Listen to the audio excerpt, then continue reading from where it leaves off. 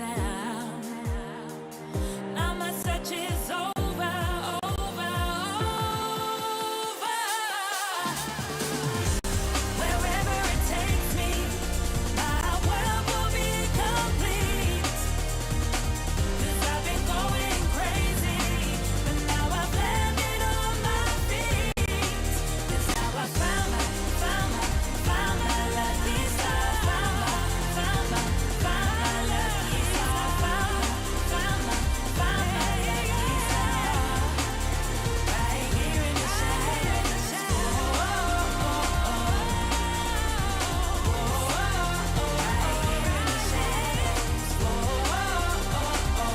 In the shadows.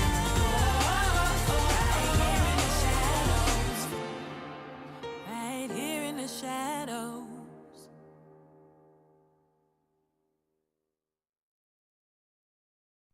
Running wild out of my mind. Hold my breath 'cause I'm ready to make a move. Got nothing to lose. Watch me shake up the ground. Have you seen a phoenix rise? Rising up above the deep blue open skies. Knowing that the way is right. Guided by the secrets of an undiscovered life. Have you heard the ocean cry? Shallow waters carry silent goodbye. Diving deeper than the sea. What you find is what you get, and I found a part of it in me.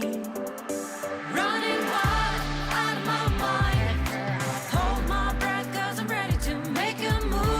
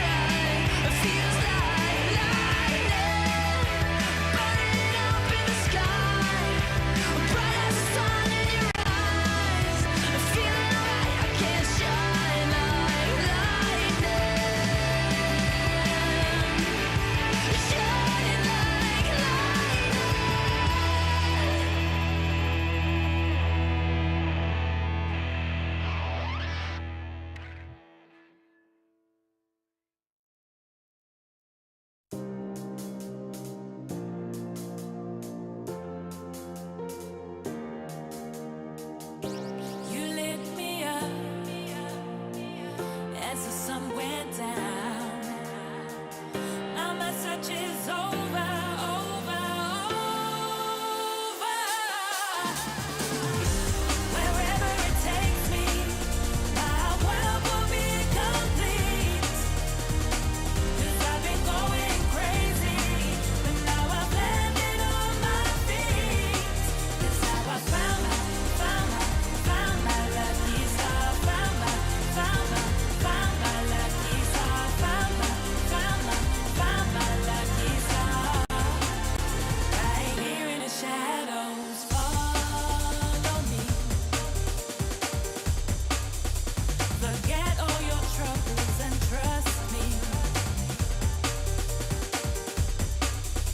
We'll do it together in harmony. Let it go and set your mind free.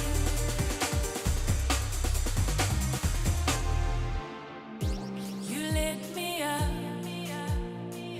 as the sun went down.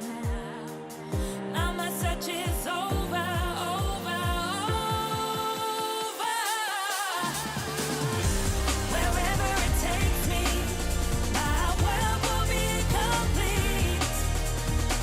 'Cause I've been going crazy, but now I've landed on my feet.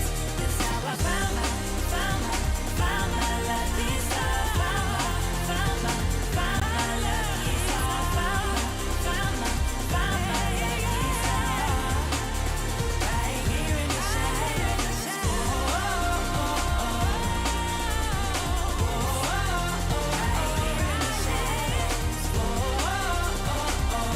In the shadows.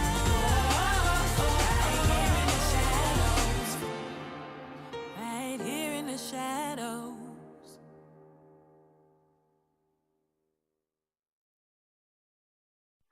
Running wild out of my mind. Hold my breath 'cause I'm ready to make a move. Got nothing to lose. Watch me shake up the ground. Have you seen a phoenix rise? Rising up above the deep blue open skies. Knowing that the way is right. Guided by the secrets of an undiscovered life. Have you heard the ocean cry? Shallow waters carry silent goodbye. Diving deeper than the sea. What you find is what you get, and I found a part of it in me. Running wild out of my mind. Hold my breath 'cause I'm ready to make a move. Got nothing to lose.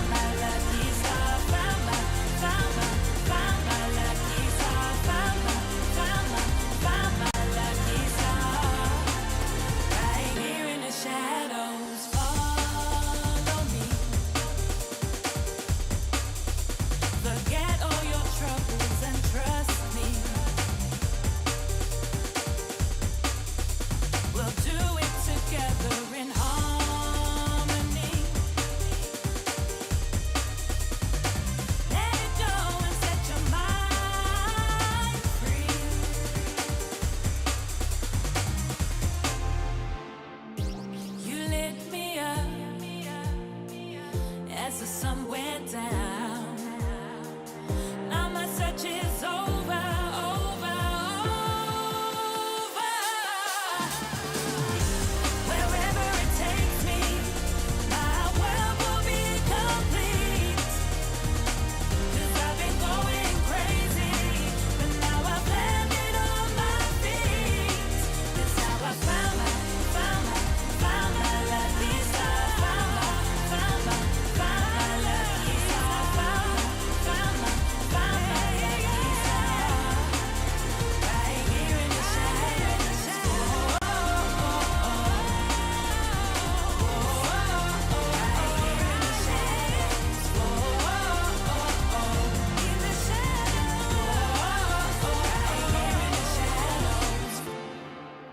Right here in the shadows.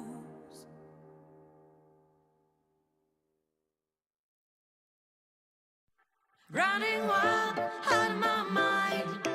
Hold my breath, 'cause I'm ready to make a move. Got nothing to lose. Watch me shake up the ground. Have you seen a phoenix rise? Rising up above the deep blue open skies. Knowing that the way is right. Guided by the secrets of an undiscovered life. Have you heard the ocean cry? Shallow waters carrying silent goodbye. Diving deeper than the sea. What you find is what you get, and I found a part of it in me. Running wild out of my mind. Hold my breath, 'cause I'm ready to make a move. Got nothing to lose.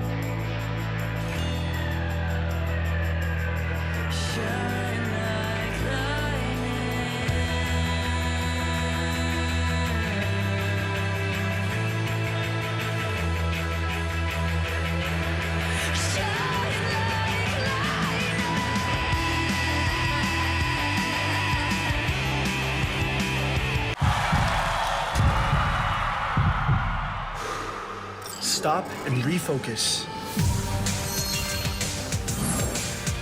Get a clearer perspective. See things from different angles.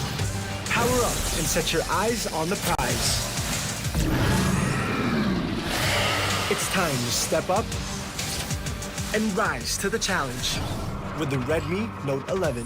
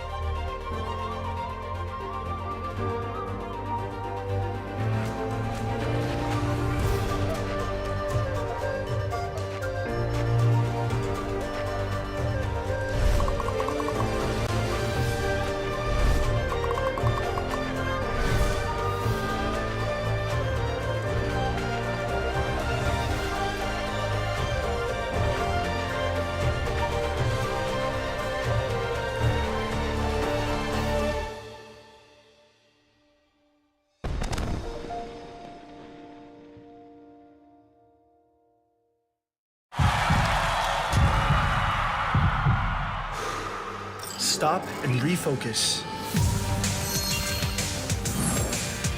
Get a clearer perspective. See things from different angles. Power up and set your eyes on the prize. It's time to step up and rise to the challenge with the Redmi Note 11.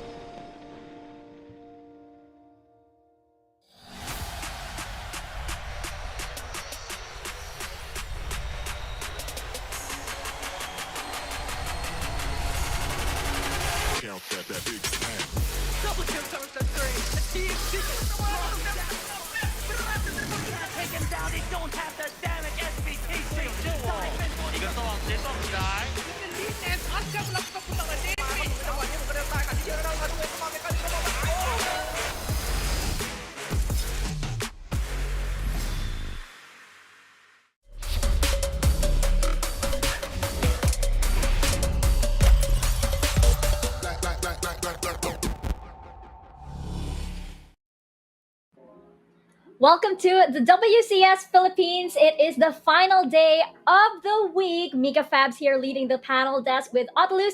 And welcome to Potch Spice. Welcome to the WCS Philippines. Hello, Potch. How are you feeling today? I'm feeling pretty nervous, excited, and a lot of emotions. You did say week number 1 is, a week where we have to find our footing. These teams and me as well are trying to find the footing here in the Rift. But I'm so glad to be sharing the desk with Autolus and Mika Fabs, the legends themselves. I'm replacing Osiris, but I hope I don't get his curse. So we'll see what happens in phase 2 of our panel desk. I think we found yesterday that it kind of transferred to me, but I think I fixed it. Hopefully, I did. I don't know. And Potch, you look like I'm surprised, like actually seeing you. Like you look a little like a Harry Potter-ish. Oh yeah, I got my reading glasses on. I gotta really invest in this game. So there we go. This is my reading glasses. I'm here to learn. I'm here. I got my Scout's Guide to the Rift, patented, best-selling novel ever. Wow. Yeah, Wow. I'm gonna reference you guys a lot. So really excited for today. That's amazing. That's a dream come true. And I think that, of course, being here with Autolus, I mean, you are in good hands. Guys, Oh, true yeah. big He's dreams. like the Harry Potter and me, I'm Pepito Manaloto or something.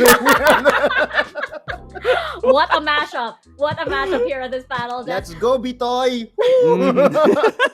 Let's jump into our series highlights from yesterday. And, Potch, I want to ask you, of course, seeing these teams in the Rift for the first time, I mean, are there any, like, standout teams that you are now rooting for? I mean, like, of course, you know that, of course, I betrayed them yesterday, but Yes, I okay. love Team Secret, but are there any favorites that you have?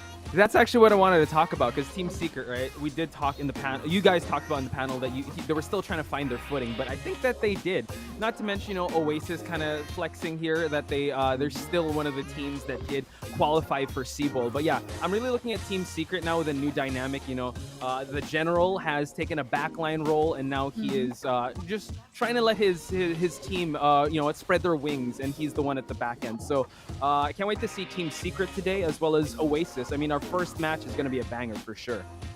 Team Secret Brox is online. I should say a lot of Yeah. different fans out there are questioning the move, but true League of Legends Wildrift fans knows that Brox brings something to the table that couldn't really be replaced, and that's the mechanics that you have when it comes to team fighting. Yeah, I know that Miz has stellar playmaking, some I would say shot calling when it comes to the leadership aspect of things, but Brox is just so good when it comes to prioritizing the right targets with his crowd control. I saw his Leona yesterday, and his Leona was so impeccable, and I'm just so excited to see more of this version of Team Secret moving forward. Yeah, it's going to be really interesting, of course, since they are still, at our Horizon Cup representatives. They are still, the representatives for the Philippines. But again, we're seeing a lot of teams step up. Autolus, of course, I know new favorites coming in. Team Underground, definitely making their mark. And Fennel Adversity, those two teams are definitely the ones that have gotten this undefeated streak. So I think for today, looking at the schedule, of course, we'll get to that a little bit later, but it looks like these two teams are pretty safe hands for week 1.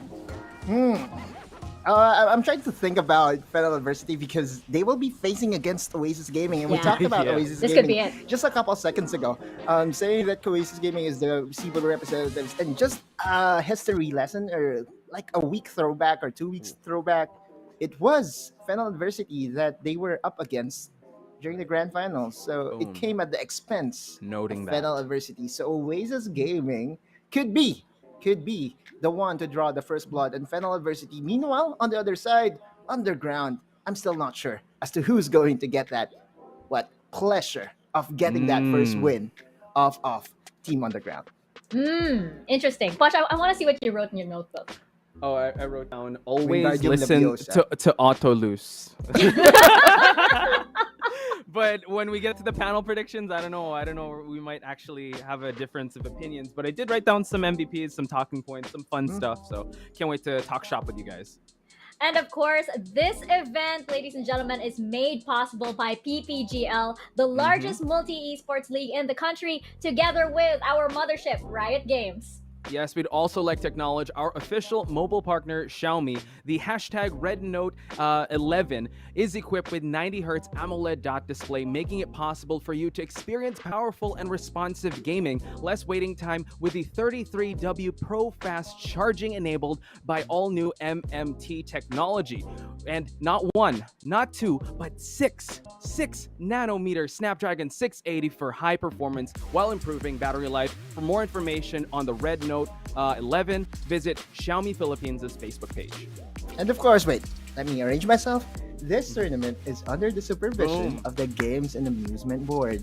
Professional. I love it. I love it. I felt like I was in like the cinemas once again, and after 2 years from the pandemic. You know that thing before the end of the Yes, Pulis ako. exactly. Let's check out once again our tournament format. I know you guys are very, very familiar with this, but Poch, because Otlus asked me, and I think it was Crazy Apple, this question at the top of the WCS. I want to know your opinion, your top 4 teams. Based on what we've seen for the past 2 days. What were your top 4 teams so far? Actually, it might kind of cross over with what Ryu and Riku said, but not in any order. I think the team that took my eye at the first day was Team Underground, the Underground Kings, I would say. The Uncrowned Kings, I call them the Underground Kings, coming back to reclaim their stake in the Wildrift community, the glory. You got Team Secret. I would have to give respect to Fennel Adversity, and I gotta also show some respect to RRQ. So those are my top 4. Not in any order by any means. And I think the first match will be some indication of that. So we'll see how that one is gonna shake out. Mine is playing safe. Like we had to rank ours. Oh, we okay. had to rank ours. Anyway, speaking of rank, let's check out our standings as of day 2. I was gonna say day 3 and jump ahead. Of course, these are our standings as of day 2. Now, Otalus, of course, the big question is, Sunsparks and Cerebrum, they have yet to get that, elusive W. It doesn't look too good today, I have to say. It doesn't, yes. Yeah. But again, when it comes to this 8 teams, we had this as the most stacked 8 teams that we ever had for a pro scene. Remember, back when we were doing the Icon series, the regular season was at 16 teams. So divided to 2, we have 8 teams that are very much qualified. The last time that we had 8 teams was during the playoffs. So you could say that Sunsparks and Cerebrum Wildrift just needs that one push, just needs that one win. And I feel that after getting that one win, momentum will be swaying onto their side and they will surprise not just me, but everyone and the viewers. Yeah, I think everybody as well. I'm really excited for Cerebrum to get that momentum, just because it's nice to see, it's nice to see a new team in the Rift. It's nice to see a new play style too, and of course you have one of the vets on that team, Evilis. So checking out our match schedule for the day, and I think it's gonna be. I think it's as we mentioned earlier. I think Team Underground and Team Secret, they seem to be pretty safe right now. And the big match, of course, is Oasis and Fennel Adversity. I think, like taking a peek at our predictions, I think we might have been split here as the panel, which is going to be interesting for our panel predictions. Yeah. The thing I wrote down in my notebook is follow Autolose, but I don't think I'll be following him in this one because, again, we're split with really? this. This is the rematch. This is what people look forward to. The rematch always does better in pay-per-view numbers, right? And if this is like a main event, we're being spoiled early on, like this afternoon. But I will have to say, you know what, the rest of the matches, it's so fitting that we're in a Sunday because any given Sunday, you were saying that Sunspark and Cerebrum Esports are still looking to get on the board. This is a huge test for them. Top 8 teams, only the strong will survive. At some point, they will have to run into Team Secret or RRQ, and today is that day. Yeah. Quite soon as well. And I feel like, you said copy Autolus. You're copying me for, I believe, for our first series. Good luck to you, by the way. I believe. I don't know. I mean, like, of course, we do have our little panel predictions here. I don't know if I should draw it. Someone has to lose, right? Yeah. Yes. I'm just thankful that yesterday it was a little mild. It was like okay, it wasn't too bad. It wasn't too bad over here. Mhm. But we did of course bring up Rocks and Hamez, and today actually we are showing a lot of love to our supports in our sort of like special spotlight over here. We've been Mhm. seeing a lot of very dynamic, I guess, supports coming out, and a lot of very dynamic picks. Of course, the most surprising and the most popular one for good and bad reasons being Yumi. But I don't know. I want to know actually. I want to test maybe me and Otilus can do this. Which which supports you think we'll be Right. seeing today? Okay. Yeah. So I will lead this since I know Yeah, you guys you'll have be the more umpire. Let's more go. veteran experience. So we're not gonna do the meow meow connection for now. We'll just bench Aw. that conversation. But I'm gonna run down some. Sorry, yeah, no cats allowed for now. We'll see. I'm gonna run down some champions, and you guys tell me thumbs up, thumbs down if we're gonna see it. So we're gonna start off with Rakan. Oh, I think we're definitely gonna see Rakan. Okay. Okay, all right. I'm Okay. going for a thumbs down. Really? Oh, No, okay. no. Only because it will be banned. Okay. Okay, I think so it will be banned I- against The whole day. Adversity. No, Just but to- the whole day, right? Whole day. Or Okay. this So series or the whole wait, day? should we include or should I do a thumbs up if I think it will be banned or? If it will be Uh, banned. It This will is be confusing. banned. Oh, sorry. I think Will it will we be see banned. them? Oh, it will be banned. So that's a thumbs down. Like, will we All see right, them? so I'll today? be thumbs doing a down. No, thumbs down. I think we're Okay. seeing Rakan. And just to add some Okay. context, we did see Dragon and Rafi use Rakan in their matches yesterday. So and we did see Rafi get MVP with Rakan. So I do understand why. I think it will Otilus be banned. Okay. Next one, we got to bring out Galio. MVP yesterday. Thumbs Galio. up. Definitely seeing Galio. Oh, seeing some Galio. Nice chunky. And what about Set? Thumbs up. Okay. I also think think about it. I don't also know. think we're seeing Set. Yeah, Mm. I it's think not you're seeing. it's not a question of if we are going to see said during the drafting phase, but more of like, will it be banned? Will it be the day that teams will finally show respect to the boss? Because the Zed boss, is yep. definitely a very good champion in the support role. Oh yeah, 100%. And we saw that from Dragon. We did. We had it. Last one, Thresh. What do you think? Oh, definitely. Oh, that definitely. Mhm. Definitely. Oh, there we go. Definitely Boom. seeing Set. There we go. Just some quick fire rounds. Hopefully, I mean, this isn't the consequences yet. It's just thumbs up, No, thumbs down, and then a nice icebreaker activity. But I think the main event that people want to see is that the predictions. But yeah, go for it. We'll get into that a little bit later. Nervous laughter. Nervous laughter. Yeah, same here. Oh yeah. We'll get into that a little bit later, but of course, our first series of the day is ready. Oasis Gaming versus Fennel Adversity.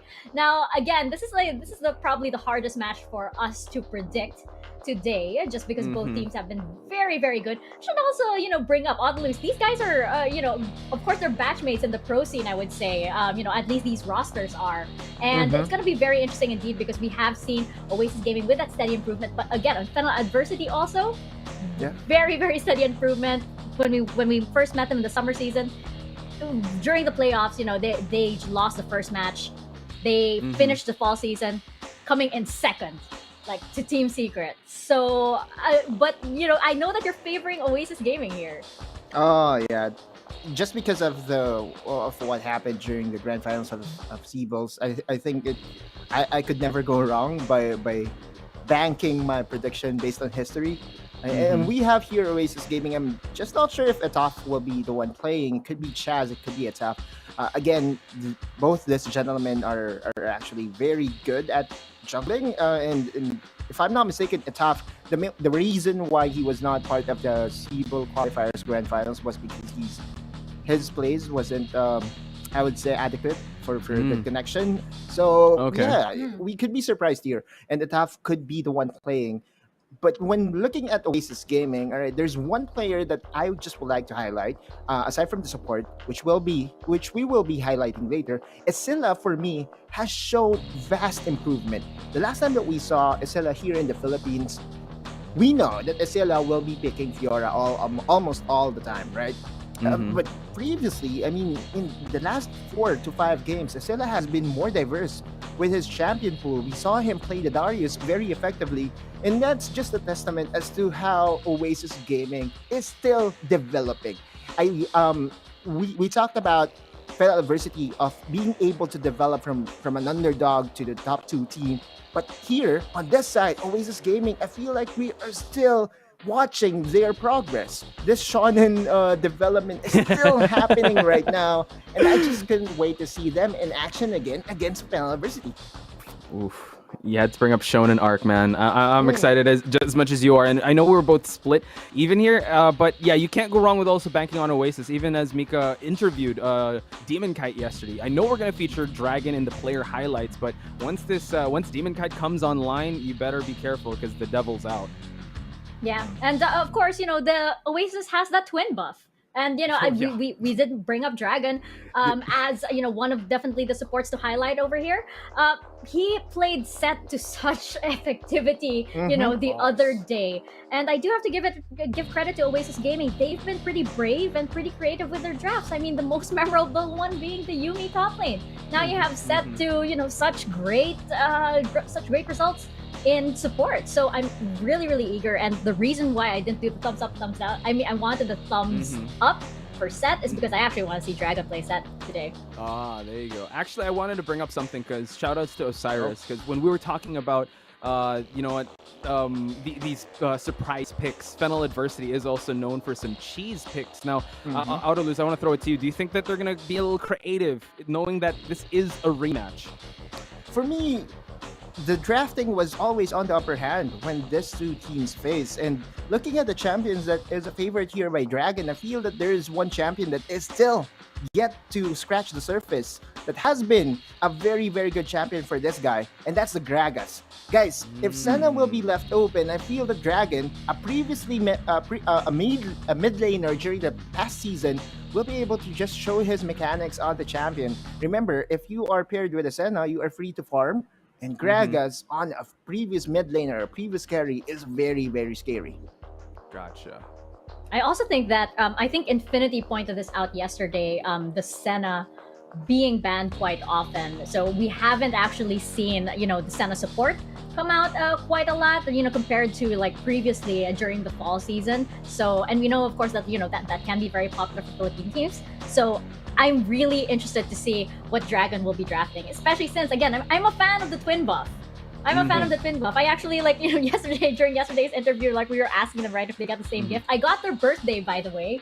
I believe. I got their yeah. I think somebody in the community pointed out their birthday. So, I don't know. We'll see. I mean, I was surprised because the gift that they mentioned was actually possible. So, I mean, oh, yeah, the figurine, right? Yeah. A 60K figurine, yeah. Oh my gosh. I was worried it was going to be like a house in lot. Yeah, that's fine. Hopefully, so 60K is okay for Mika. Mika will be sending you my wish list as well, okay? Oh, wow. I'm going to save you, Mika, because we got to talk about their adversaries, the one that faced them in the grand finals for Cerebrum. Let's look at Fennel Adversity, because Fennel Adversity is yet to have a loss in the record, and they've been looking pretty hot, but I think today seems like, it's not going to be an easy Sunday for them. They're definitely going to put their undefeated streak up for grabs, and Oasis might stake claim to this. Guys, let me get your thoughts on Fennel Adversity and how they have been performing so far in week 1. Let's start with Autoluz. Well, the last time that we saw Fennel Adversity go at it against Oasis Gaming, Calm was the starting 5 in the Baron lane, and that could bring something else into the element of surprise, right? That's it. But on the other side, I know that we will be highlighting the support, but talking to Infinity off broadcast, off cam, he said that Rafi has the highest KDA in the league right now after 2 days. Wow. And that just goes to show that, I think they're ready for this rematch. I know that this is just the first series, but this is going to be a total banger. Fennel University, known for their defense, we will see if their counter punches will be enough this time against Oasis Gaming. 1-2-1-2. Mika, I want you to chime in here also, because we kind of have the same thoughts on how this match might play out, but who knows? I know. Yeah. I mean, okay, they have the twin buff on the side of Oasis Gaming. we do know that they have the Boggy buff over here, and that's mainly Yeah. because, Oh, of yeah. course, we have Rafi coming here Eagle. for support. Hey, shout out to Osiris over here, who was like, I believe the Boom. first one to address Look at that the guy. Boggy in the room. My Look at God. Look at that. What is this? Look at What is that. this? Look at I that. mean, come Look at on. that. Is that player or model? Let's go. Yeah. I mean, if there are any, if there are any brands out there that want to get a model or something, look at this guy. Wink, wink, nudge, Look at nudge. this Yeah, guy. exactly. But yes, indeed, look at that KDA.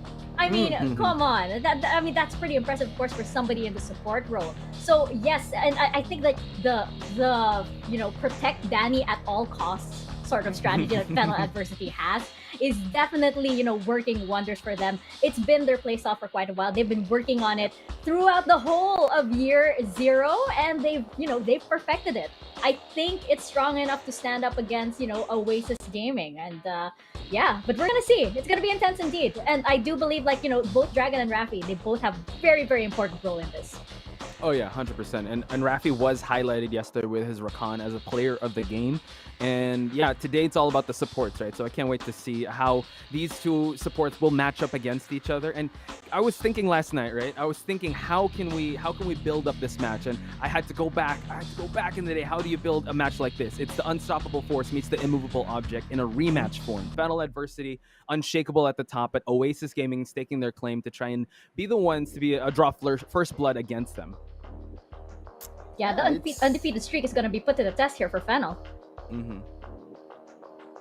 And let's see. I want to have a close look at the comparison between the supports here. If we could bring that up, I think there is a very, very big, very, very glaring contrast between the playstyle of the two. If you look at the damage per minute, I think that says a lot. Damage per minute of Rafi, he's more of like, I'm gonna take care of you. Don't worry. Alright, I'm here for you. I'm not going to be throwing Wingman. damage. Yeah, there we go. Inside. Meanwhile, Dragon, a previous mid laner, is all about damage. The killer instinct is still there.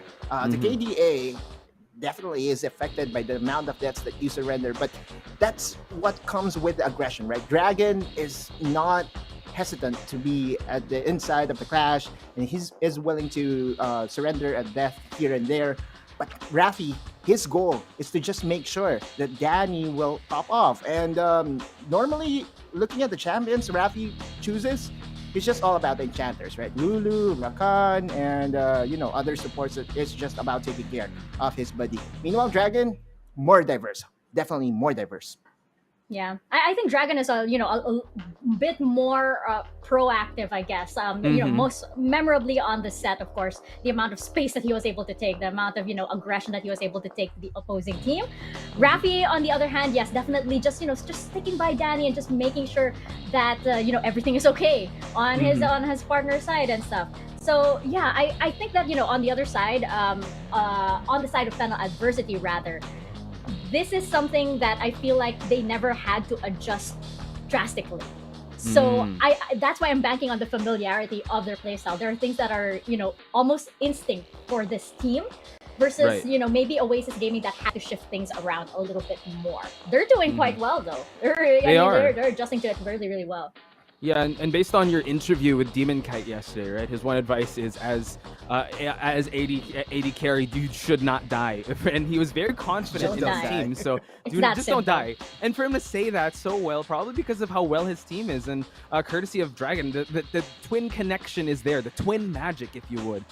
So it's really interesting to see because Fennel Adversity does have that chemistry, but that chemistry still was no match in the Siebel qualifiers, and we'll find out if Oasis still has their number come the series today.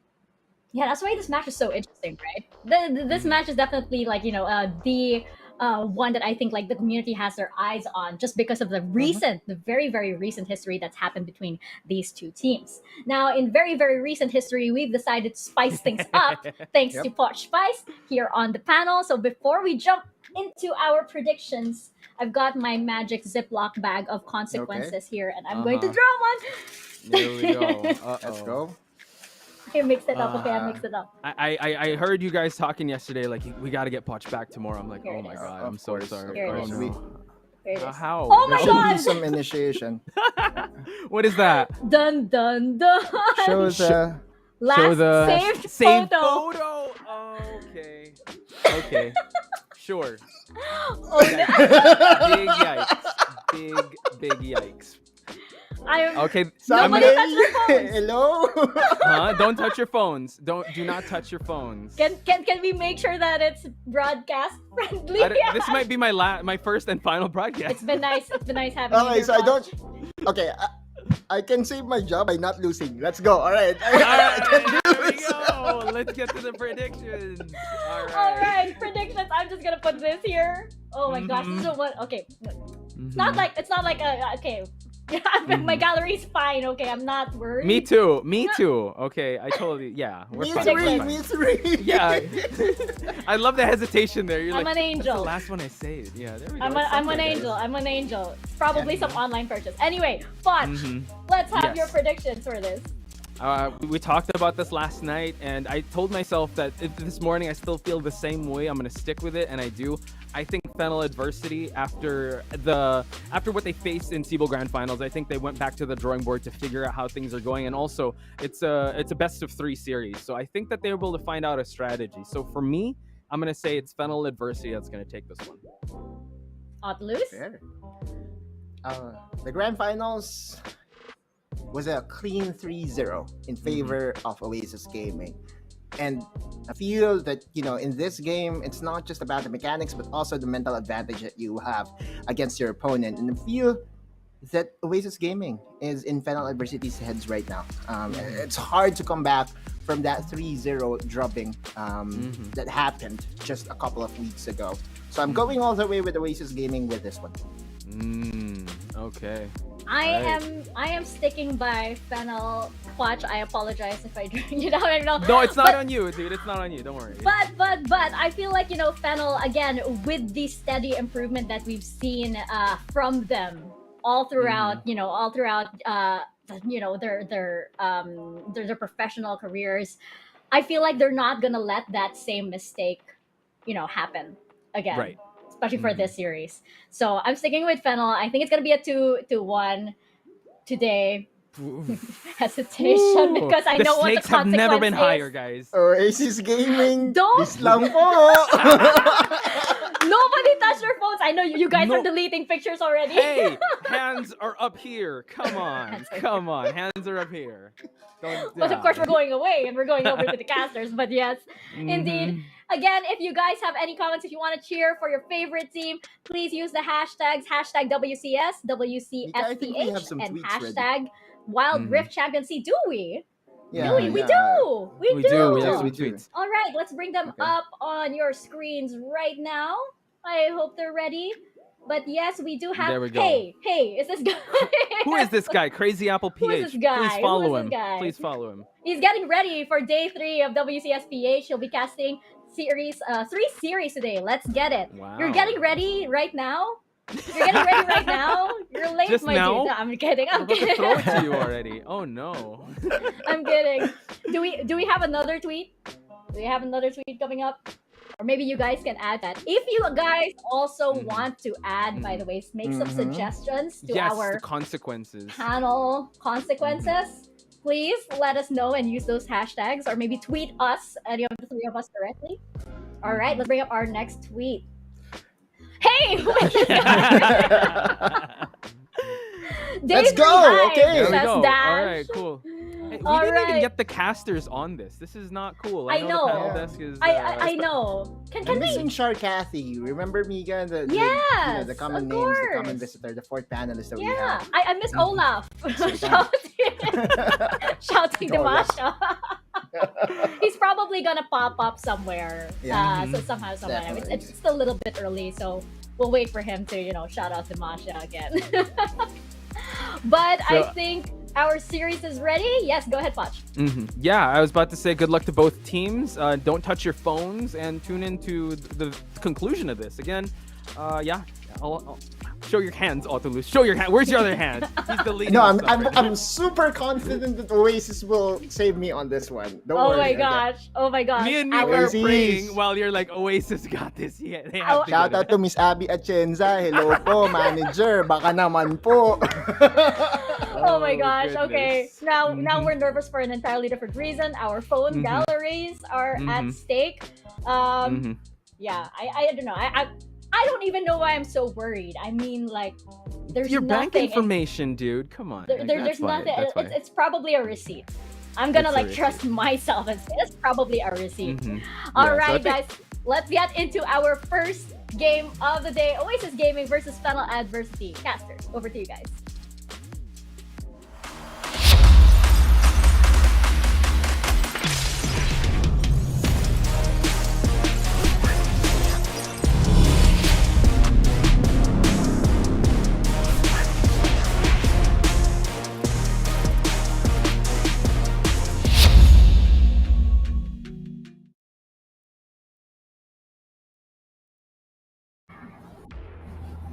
Thank you very much, panel. It has been great for the first day and the second day of Wildrift Championship C Series. And now we're back for day number 3. I'm Infinity, and this is Crazy Apple right beside me, joined for the cast today, and I am exhilarated. And I don't know about you, Crazy Apple. How are you feeling today?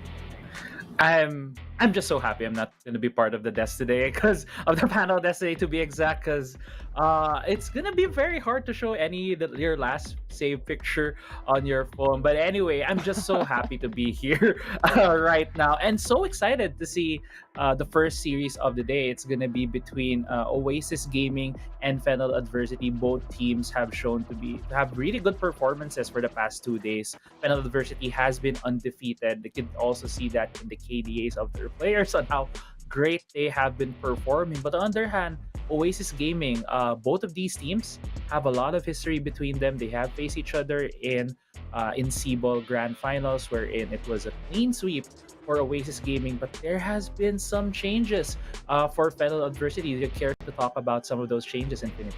Yeah, and I'm glad that you mentioned about the grand finals in the past tournaments that both Fennel Adversity and Oasis was a part of, right? With Oasis swiping Fennel Adversity in that one, and prior to that, it was Calm who was part of the draft or the starting 5 of Fennel Adversity, and now with some changes in this draft that you were priorly talking about for Fennel Adversity, we don't know what's going to happen for Fennel Adversity. Is history going to repeat itself? Or is Fennel Adversity ready to change their path, ready to change history here and apply their improvements from week number 1 of WCS? We've seen Rafi play here today for day 3.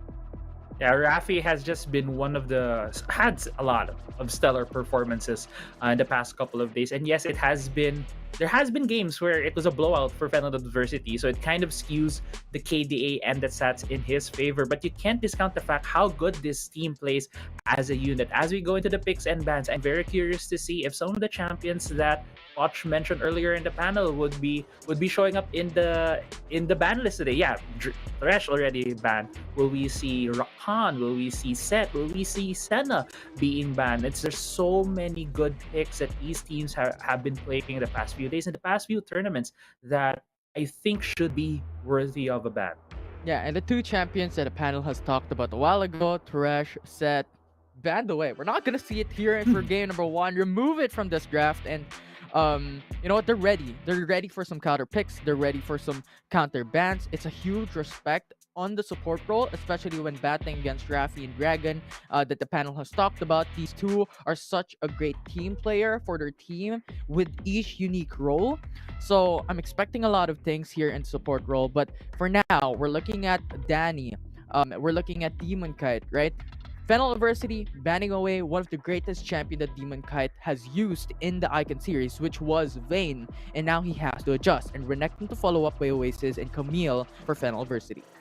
Yeah, and to add to that point, to the Demon Kite and Danny, well, in a way, a show match we're going to see here today between these 2 great marksman players is that Demon Kite has been shown to play non-marksman in the bot side of the map. He has been playing a lot of Morgana, a lot of mages there. So even though if you do ban out a lot of his champions, maybe have a lot of these marksman bans, you don't necessarily ban this guy out. He might have a lot of pocket picks in his hands. Although personally, I would love to see these 2 guys just duking it out with these highly mobile or late game marksmen.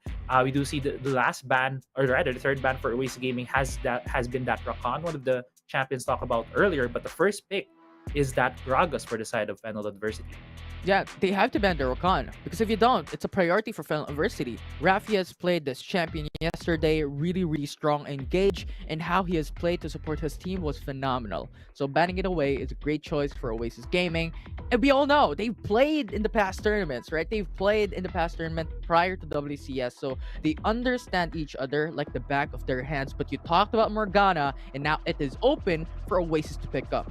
Yeah, Morgana is such a good pick. I feel like, especially in the first couple of picks, it's so flexible. It can go into different roles. It can go to the dragon lane. It can go support. It can also go mid or jungle. And especially, it's super dangerous on the hands of Oasis Gaming because Demon Kite can very well use this champion. Although Thresh has been banned yesterday, we were seeing a lot of these Morgana Thresh bot lane duos, which I feel is a very easy lane to play just because of a lot of that CC and safety early on into the game. So it kind of makes sense right here to early pick that along with that Darius. But on the other hand, it looks like we're gonna see one of those classic marksmen Yeah. on the hands of Danny with that Kaisa pick.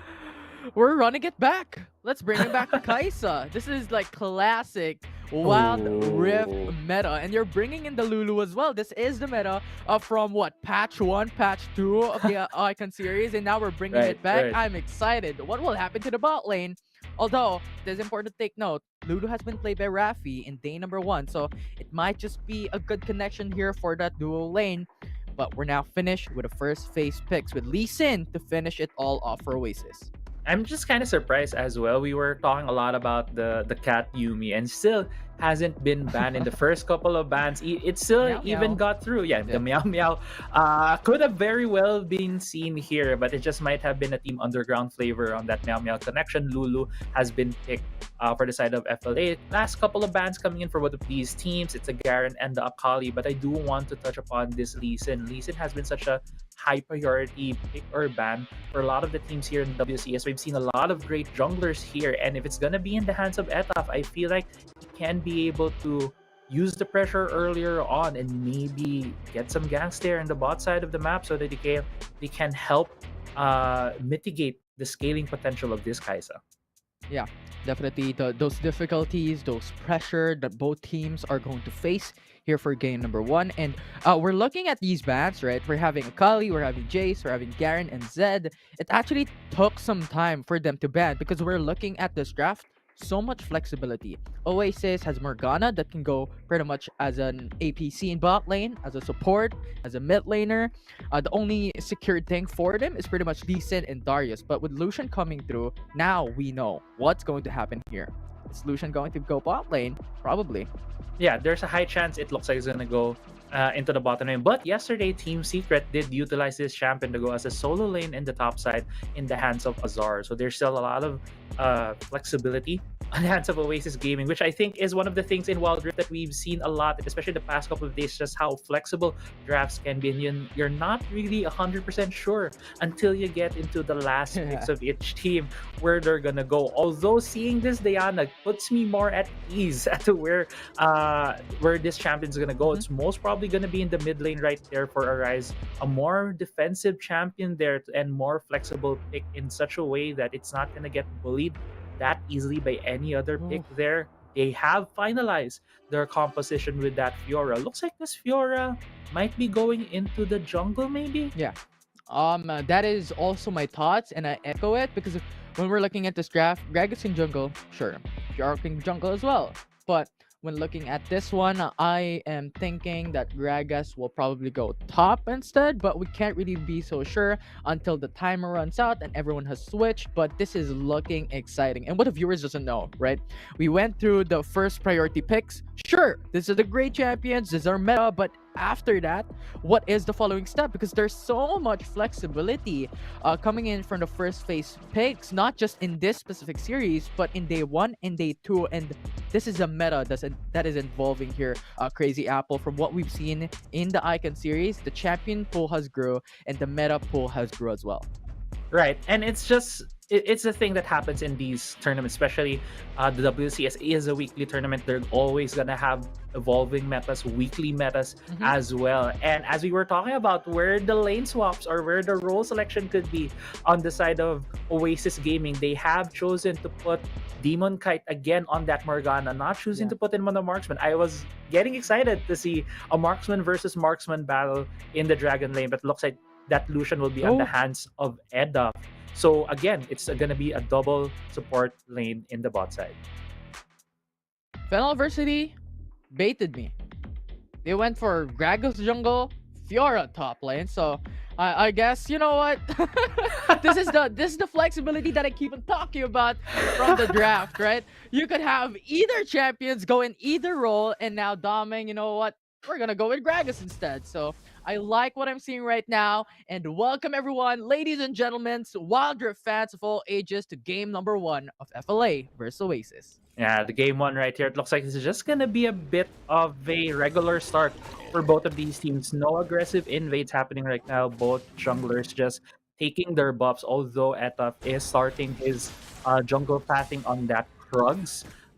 It means that he's gonna be full clearing his side of the jungle. On the other hand, Doming is starting with his red buff. Looks like he's gonna go next for that Krugs as well. I think one of the things that we might need to look at here in the early game is where these junglers are going to gank first. Both of them are really strong in the early parts of the game. I think when it comes to strategy, it's pretty good to enable your either your both of your solo laners to get ahead. Because if you do get, for example, Edaf here, get him ahead against this Diana, you can just keep bullying her in that mid lane, so you can have easier access to the Rift Herald and to the Dragon later on. Absolutely. I mean, think of it this way. I think the top laners in the solo lane is more on that safety precaution. If something doesn't go well in the bot lane or the mid lane, there's still just a someone that you can lean on the back, right? And that mid lane as well, when you're talking about mid laners, is just so strong, rotating in other places. But now we're going to have a fight. It's now Alistar Dragon. being CC'd. First blood for FLA. Yeah, first blood for FLA right here, but the chase keeps on going for Oasis Gaming. Etaf gets 2 quick kills. Yeah, and now Rafi is now in danger. The flash is going to be forced.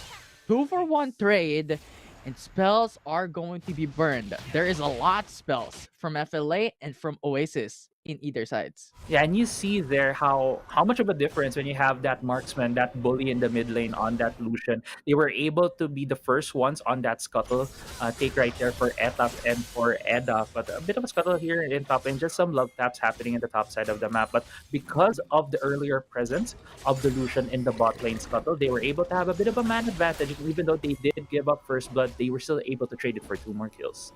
Yeah, and I think it's more work for Oasis, not just in the aspect of getting more kills, but also burning 3 flashes for 3 flashes. So that is an even trade on spells burned, but getting more kills. So more value, more worth, and that is what I keep on talking about. This aggression with so much CCs from a Morgana being in the bot lane alongside with another champion that can support CC.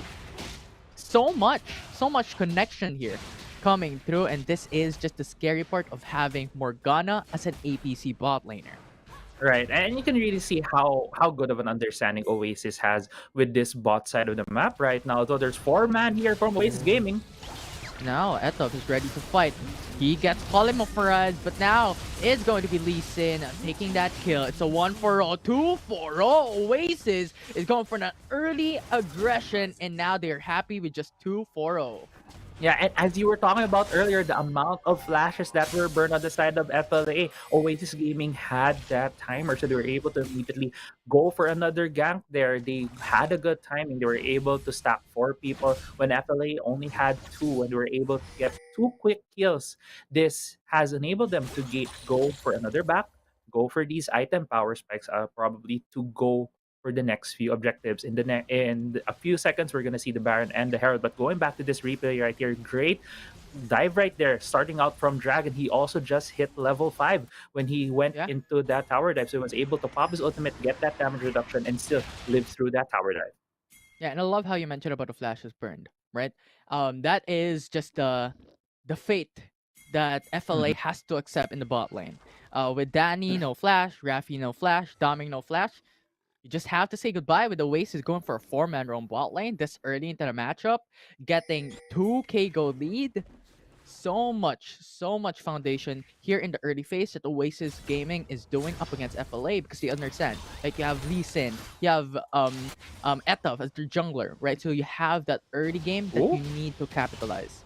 Yeah, and while we're talking about that, there has been a lane swap for the side of FLA. They have decided to put Rafe and Danny into the Baron lane right here, but the Herald's being started. Arise getting caught here. Massive root coming in from Oasis Gaming, getting the kill from Arise, and now number advantage is in favor for Oasis. Rift Herald, it's going to be a piece of cake from them.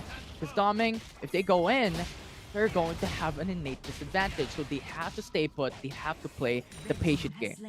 Yeah, they do have to play the patient game, especially Oasis Gaming has just been putting in the pressure. On the side of FLA, they had a lot of people up there in the Baron side of the map. Yes, Arisen right now is taking this tower right here, Asila as well defending his own lane. But still, the rotation coming from Oasis Gaming, when they saw that FLA has done the lane swap with Danny and Rafe in the top side of the map, they immediately answered by getting the Herald because they knew they were stronger. If they were challenged, they can pick someone up, get that quick kill, and get the objective. And now, Oasis Gaming, it seems like this Dragon Take is going to be uncontested. Yeah, and I think we just have to understand, right? That Fiora is scaling in towards the late, having a strong split push potential. Pretty much, FLA just need to wait for that 10-minute mark, 12-minute mark, because Kaisa is also a late game scaling champion, and Oasis has to firmly attend to those early game lead so that they may able to get that advantage and be on par with them in mid game, late game. And with that said and done, they take the turret in the mid lane as well. And Oculus has talked about this a while ago. If the first turret in mid lane is up, there is a chance. But now that it is down, I don't know. Yeah, with the first turret down in the mid lane, it just opens up the map for Oasis Gaming. I love how you pointed out that there's a lot of late game scaling on the side of FLA. The Fiora, the Kaisa, when you get to that late game, they are going to deal a lot of damage against the lineup of Oasis Gaming. But that's the caveat. They need to get to that late game. So destroying that mid lane turret just accelerates the game for Oasis Gaming. Right here, you can see Arisen is very much respecting Esila and Dragon here, taking the top side because they don't have they don't have a lot of vision on their side of the jungle. Etaf could have sneaked in from the mid lane as no information was presented there and maybe had the tower died. But there is an answer from FLA here. Oasis Gaming looks to defend. Demon Kite is here to go as well. There is a ready flag, but Explosive Cast disengages, but Gragas is there on a dangerous spot. He dies now, double flash, gonna be burned, but Dragon flashes in as well, but a 2-man knock-up, and Oasis just jumps under the turret, gets the triple, and now Arise is in danger, getting pinned down. 4 kills for Oasis. 4 clean kills for Oasis. Look at their health bars. They're all super low because how far they chased into that turret, but getting that 4 kills was super worth. Esila as well reinforcing the party right here, just blocking any signs of defense coming from the side of FLA. And look at the replay right here. Great route coming there from Demon Kite, coming in from the river, being able to hit it. But the flash from Dragon, the double knock-up on Danny and Rafa just sealed the deal right there. Arise coming into the party pretty late. Yes, is able to hit a lot of his abilities, but it wasn't enough. The damage has been done for the side of Oasis Gaming, and because of that, they are now 9-1 in kills, and they have destroyed all the outer tier turrets. Yeah. Just who is this guy? This Dragon, absolutely a strong team player, but now another fight occurs as Edom goes in, tries to get the kick, but Arise still going to be safe, and Draga's going to be traded. Jungler no more for FLA, followed up by the ADC, and Oasis has smashed 2 more champions once again for FLA. And Esila right here going against Arisen, gets the 1v1, even goes for the tower dive, just going bad to worse for the side of FLA. They need to get this game under their control if they still want to have a chance of winning. All of their outer turrets are gone. They are 9,000 gold behind. This might just be the sign of their first loss here in the WCS. Oh, that's a scary statement to make, but I do understand because we have entitled Fennel University as of yet to be undefeated. alongside with UDG, which has won 2 series and 0 losses thus far. And now with how Oasis Gaming has been playing this early game and capitalizing these kills, these early game leads to objectives such as the Ocean Dragon, 3 turrets, and now the Rift Herald, there's a strong opportunity for them to win this matchup. Yeah, indeed. And they have just been chaining all of these objectives. They have taken the Herald. In about 12 seconds, the Infernal Drake is gonna come up. And I feel like this is gonna be the time for FLA to just make a desperation play. They are very much far behind. It is an Infernal Drake. It's just gonna keep on stacking when it comes to the damage for the side of Oasis. And it looks like FLA is trying to look for a way to get in, but doesn't look like Oasis is gonna give them that chance. Yeah, Infernal Dragon is going to be important for Fennel adversity. Actually scales out on damage, this is what they need, but Oasis Gaming, you just have a very strong cow in the front line. I'm gonna protect my teammates, so you can't just go in because you're gonna get knocked up. Even if you have Doming dashing over the wall, if you get knocked up, those flash not gonna matter. You have Demon Kai to follow with CC, you have Etof with the kicks, you have Esla with the hook, so much risk in going to the Infernal Dragon. So I think Fennel adversity right now, we all know that with this controlled aggression gameplay, and they're following it through. We're at a huge disadvantage. We have to play conservative up until that 15-minute mark. We're gonna wait for Kaisa, for Danny. Yeah, but the thing is, even if you wait, but again, there's a pick here. Oh, so much CCs, and now Arise going for the Moonfall, only connecting onto one on the backside, but gets killed. Explosive Cast tries to disengage, but they can't. It's going to be Oasis collapsing in the top lane. They get the triple, and Arise in, the one left on the top as the lone wolf, but it gets smashed and eviscerated by Oasis Gaming. Yeah, Oasis Gaming again catching out at Fennel adversity. I believe Arise was the guy in the tribals, maybe trying to suss out a place, trying to put some position, but he didn't know that he was standing on the board. And Oasis Gaming was able to catch him there, able to start off the fight, able to get 4 more kills on their side. And if earlier on it was going from bad to worse, that was just a disaster for Fennel adversity. Worst to worstest? Possible. Worst comes to worst. Worst comes to worstest. So I don't even know. It's a really difficult task right now for Fennel adversity. Now that Oasis Gaming has secured the 12k gold lead, the Ocean Dragon, the Infernal Dragon, alongside with the mid lane first turret. So this opens up the left quadrant jungle, bottom quadrant jungle, and now Fennel adversity has to think what will be our next step, because Danny still has to wait for that second core item to be completed and for Horizon to be able to split push later on. Yeah, and we saw the items earlier. There's just a lot of gold lead for the side of Oasis. It's not even funneled to one player. It's across the board. Oasis Gaming has a gold advantage in every role, and probably the closest is the support. Mid lane right now is being pushed by Oasis Gaming, but it feels like FLA is just forcing this bot lane outfielder to get some gold on their side. It's actually interesting. They're going to force the trade into a mid lane turret for a bot lane turret. And I believe, yes, Fennel adversity needs gold, but having that tier 2 turret lost for them is such a huge disadvantage and adversity, because you're losing more parts of your own jungle, and now pretty much you don't have map control at this state of the game. You only have your bot lane turret left, so you only have a little bit control for that bot lane quadrant or bot quadrant jungle, which isn't really the best. The Baron Nashor is now available. Now you lost your mid lane turret. Difficult scenario for them. Right, it is a difficult scenario, but if you have to look at it as well from the lens of Fennel adversity. I think getting a 1-for-1 trade in turrets with no deaths is already a good thing for them with how far down they are right now. But Dragon forcing the issue here. Ooh, nice knockoff coming in from the support of Oasis. Now with the zone, they have to respect. They have already damaged. Oasis Gaming is doing a double bluff once again. No vision for FLA. Ooh, And now nice catch mid right lane, there. Doming just gets pincered and he's gone in the blink of an eye. And now with jungler down, Oasis can start the Baron. Right, that was such a good catch from Oasis Gaming. They were trying to bait in. FLA, Doming was the one who was caught out, but it looks like there's going to be a desperation fight here. And now it's going to be Dragon once again, saving it to play for his teammates, baiting the Baron Nashor to get the triple, and Raffi to follow up. Horizon is batting a 1v1 up against Scylla, but the Guardian Angel is there. You can't get a kill, you can't get a pinch, and now Oasis Gaming has pushed Horizon and forced him to back away. He cannot do that for free. Horizon is still trying to catch up, and that will be an unofficial ace for Oasis.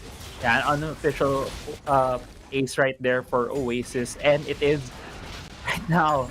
It feels like it's over for game one. Oasis Gaming able to get that delayed ace against Fennel Adversity. They are almost 20 kills up. They have the Baron. They can just set up the death push right now and finish this game for Fennel Adversity.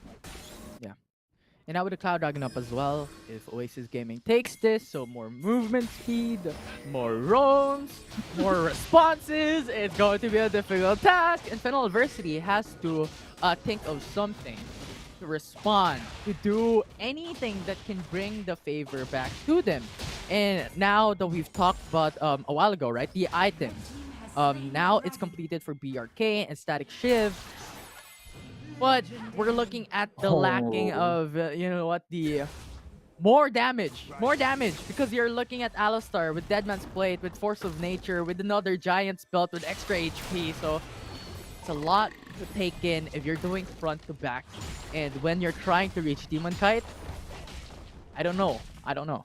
If you look at the items, man, it's just so unfair right now for Edap and for Arise. I understand why he just got killed right there. There's 4 items for Edap right now. Looks like it's gonna be the death push. Edap though 2v1ing with Danny and Rafa. But yeah, nice pick right there for Fennel Adversity. Yeah, 1 for 1. It's a mid laner traded for the mid laner. Now Oasis Gaming has secured the inhibitor though in the mid lane as well, so it's natural lane pressure from here on out for Oasis Gaming. Yeah, it's just gonna be lane pressure. They're just gonna keep on shoving both the mid lane and the bot lane turret, waves for the side of FLA. Only the inhibitor turret on the top side is the one available as a defensive structure for Fennel Adversity. Let's see here what they can do here. Danny and Rapid looking for some kills, but doesn't look like they can convert it to anything. Yeah. And what we've just seen from that item check is the Arise's gold is divided by 2 of the gold of Edda.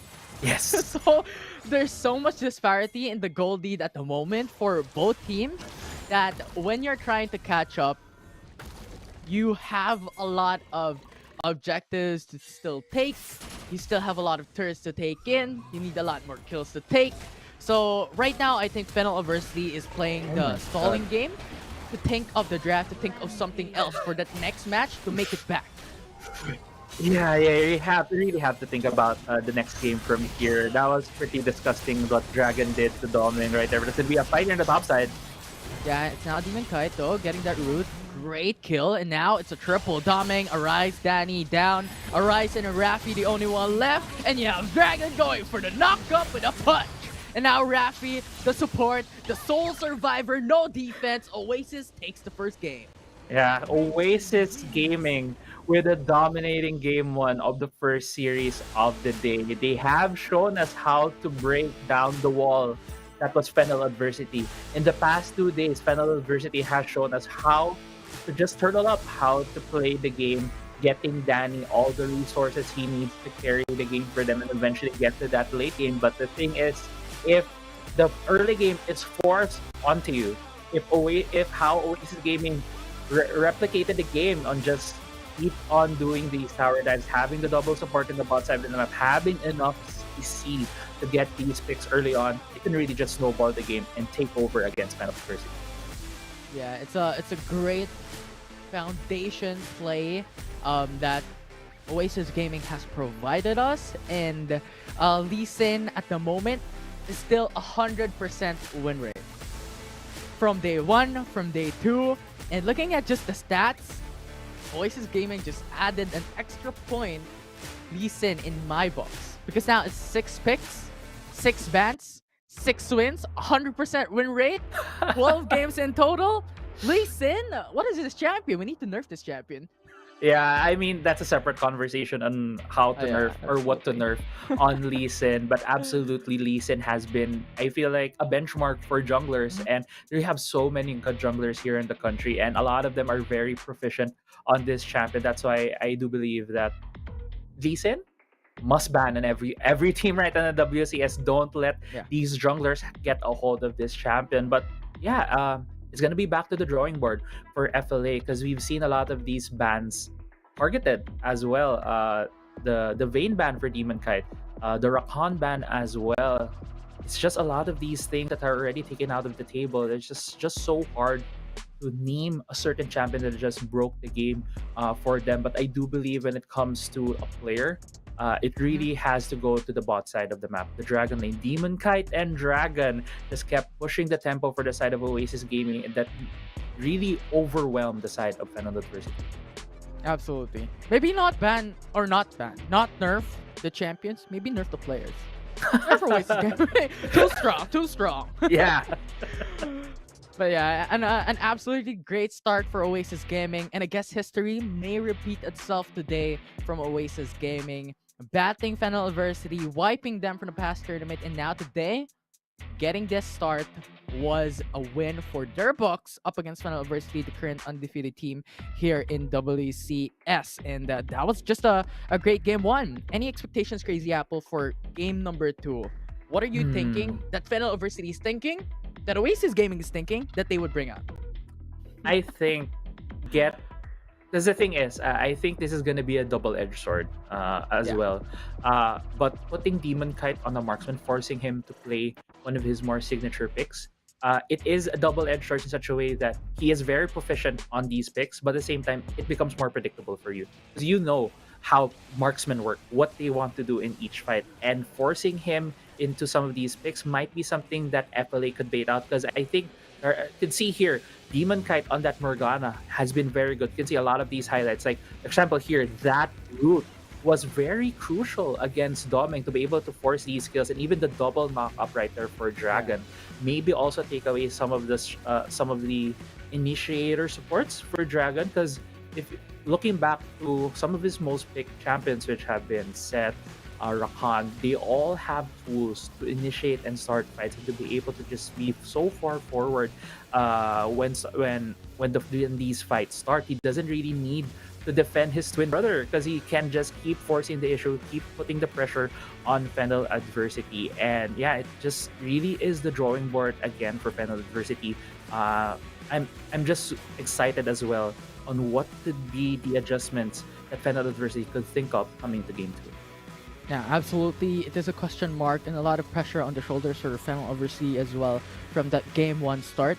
What will they need to do for game number 2? And of course, what we've seen from that game, from these highlights, right? The mechanics of all the players of Oasis enables them to do such a thing with 22 kills, I think was the standings at the latter stages with kill standings in comparison to 2 to 5, I think. So I think it's really just a big difference that we've seen from Oasis Gaming here today, and I think they're just hiding or they're hiding their trump card. They're just waiting for that big punch, and today is the day. Yeah, and if you also think about it, I think the past couple of games, Oasis has not really utilized ETA.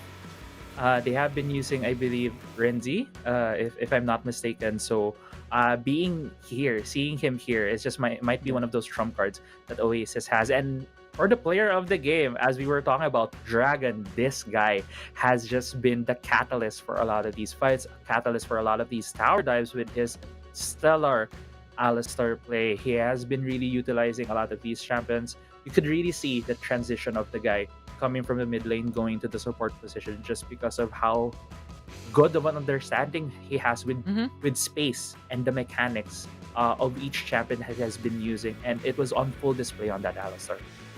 Twin buff.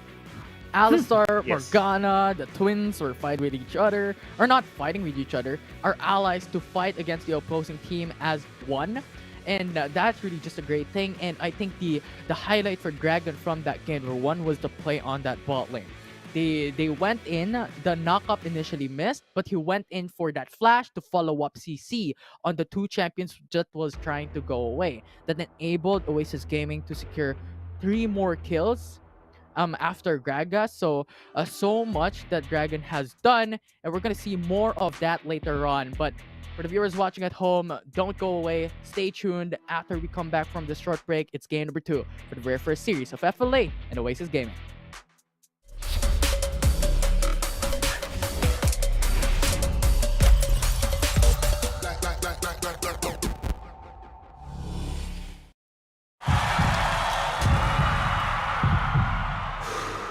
Stop and refocus. Get a clearer perspective. See things from different angles. Power up and set your eyes on the prize. It's time to step up and rise to the challenge with the Redmi Note 11.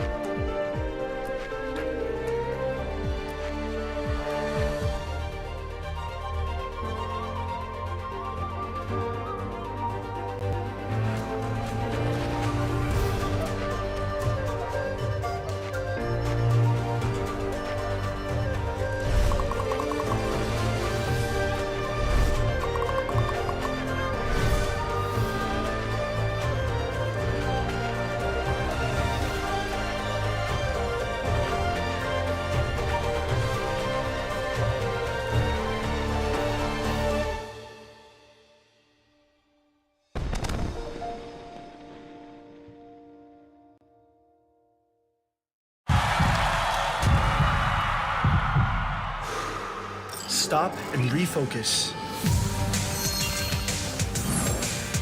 Get a clearer perspective. See things from different angles. Power up and set your eyes on the prize. It's time to step up and rise to the challenge with the Redmi Note 11.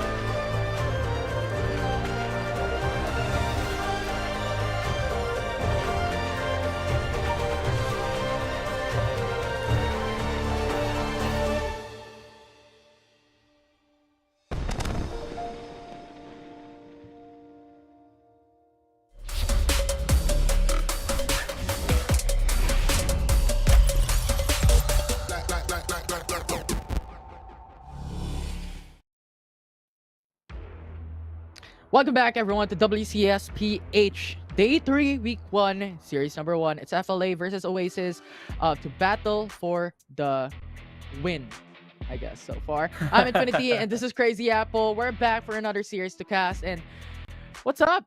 Crazy Apple, that was just an accelerating game number 1. It definitely was, but at the same time, you could really see how much Oasis Gaming kind of read the book that is Fennel Adversity at this point.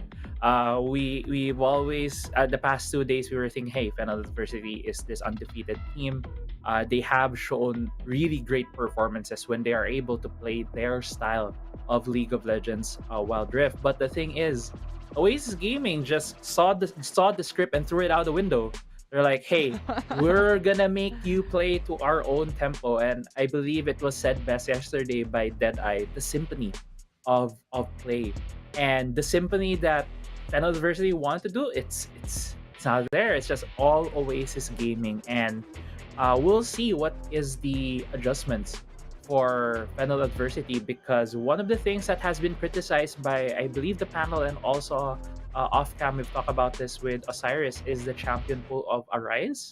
It's one of those things that has been banned out previously by Oasis Gaming in their previous meetups in other tournaments. So we'll see here if that's still gonna be the case. It might really squeeze out what's the rest of the champion or combinations that FLA could do, or it just might or could they pull something out?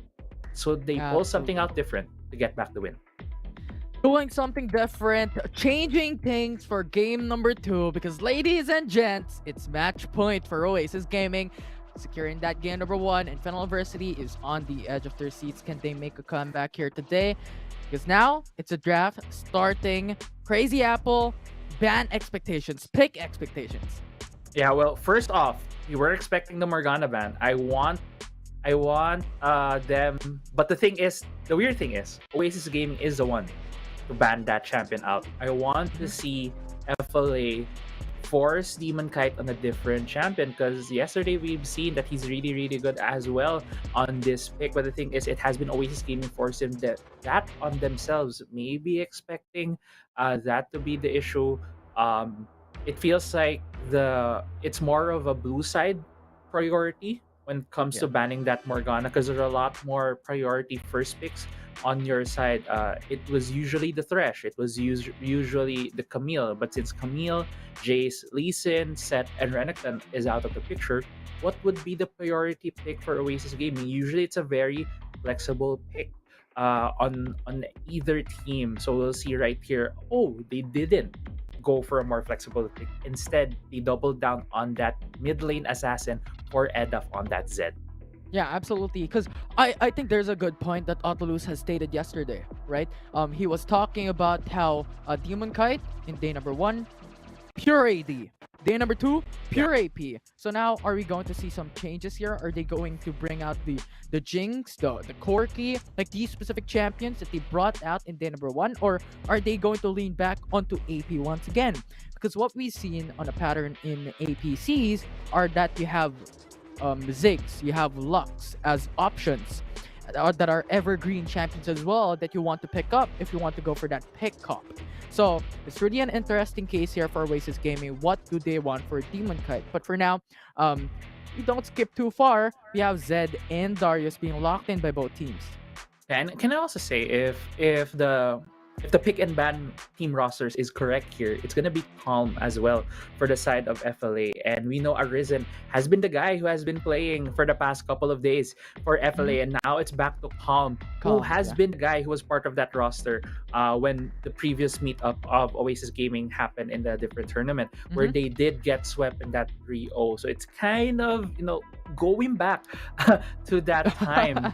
I'm not sure if that's a side of things to come, but the thing is, you could put players that are more familiar with the other team. But I do see what you reacted to. It is gonna be the Vayne pick for Demon Kite.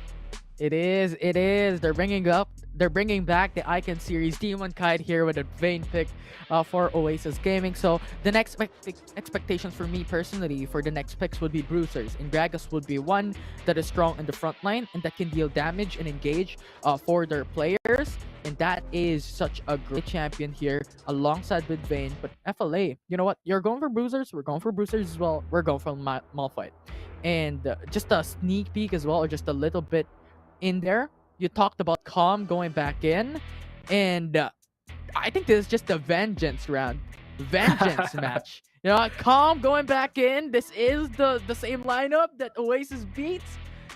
Maybe FLA just has the Calm brought back into this lineup and just smashes Oasis game.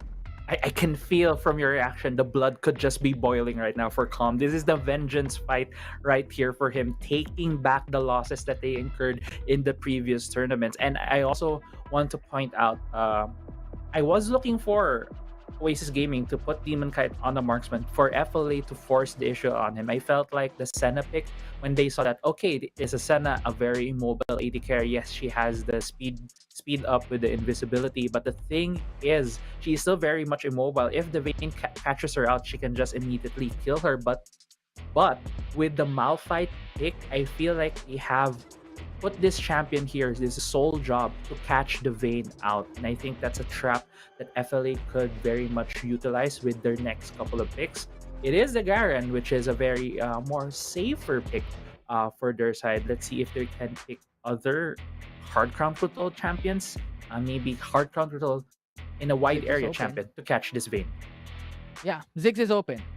FLA is missing an AP champion. They're missing this big burst potential. So Ziggs is a great champion that they could pick up. But Yuumi from Oasis Gaming has been locked in. There's no Meow Meow connection so far, but there's a Meow in Oasis Gaming. Only one Meow. The cat's out of the bag. Yeah. She's coming out on, hopefully, in the hands of Dragon, because we've seen 2 days ago Escilla using the cat, using it at the top side of the map. And as you've mentioned, the other cat is still open. This could still be a pick for Eta. Yeah, and yesterday, or the past days that we've talked about having Yuumi in the crew, when you have this hyper carry champion such as Vayne, such as Olaf, to be an unkillable champion, Yuumi here is a perfect slot for Oasis Gaming to utilize, and I'm excited to see, is this going to be another addition to the win rate of this champion, right? So really excited. And now Fennel Adversity know they went in for the Kazakhs instead of the Ziggs, so they're solely depending on that infinite scaling Senna to be their ADC. Yeah, it's gonna be the Senna to be the infinite scaling ADC, and I'm not sure if I can say this now, but I feel like Oasis Gaming just won this draft. I definitely feel that, just because of, I was talking about how they need FLA needs to force Oasis on getting this Vayne, but the thing is, when they saw it was a Garen fourth pick for the side of FLA, there is no chance to putting a different the fifth pick is gonna be a jungler. At most, it could be an AP jungler, but since Gragas is out of the picture, Diana is not popular in the jungle. They can't go for any AP carry anymore, and putting that Yuumi to pick with their composition. FLA, when they have a Senna, they group up. They're always in a tight ball. And what does Yuumi do with her ultimate? It's a big AoE in a straight line that just snares and stuns everyone. And if FLA is this big ball inside the Senna invisibility miss, Yuumi can just stop FLA in their tracks. So FLA needs to be very creative with their engages here to be able to beat Oasis in these fights. But as it stands, I feel like Oasis Gaming has a simpler composition to be able to take this series against FLA. Simpler compositions, a lot at stake. Match point for Oasis Gaming. Welcome everyone to game number 2. And when looking at the draft a while ago, I just gotta put it there.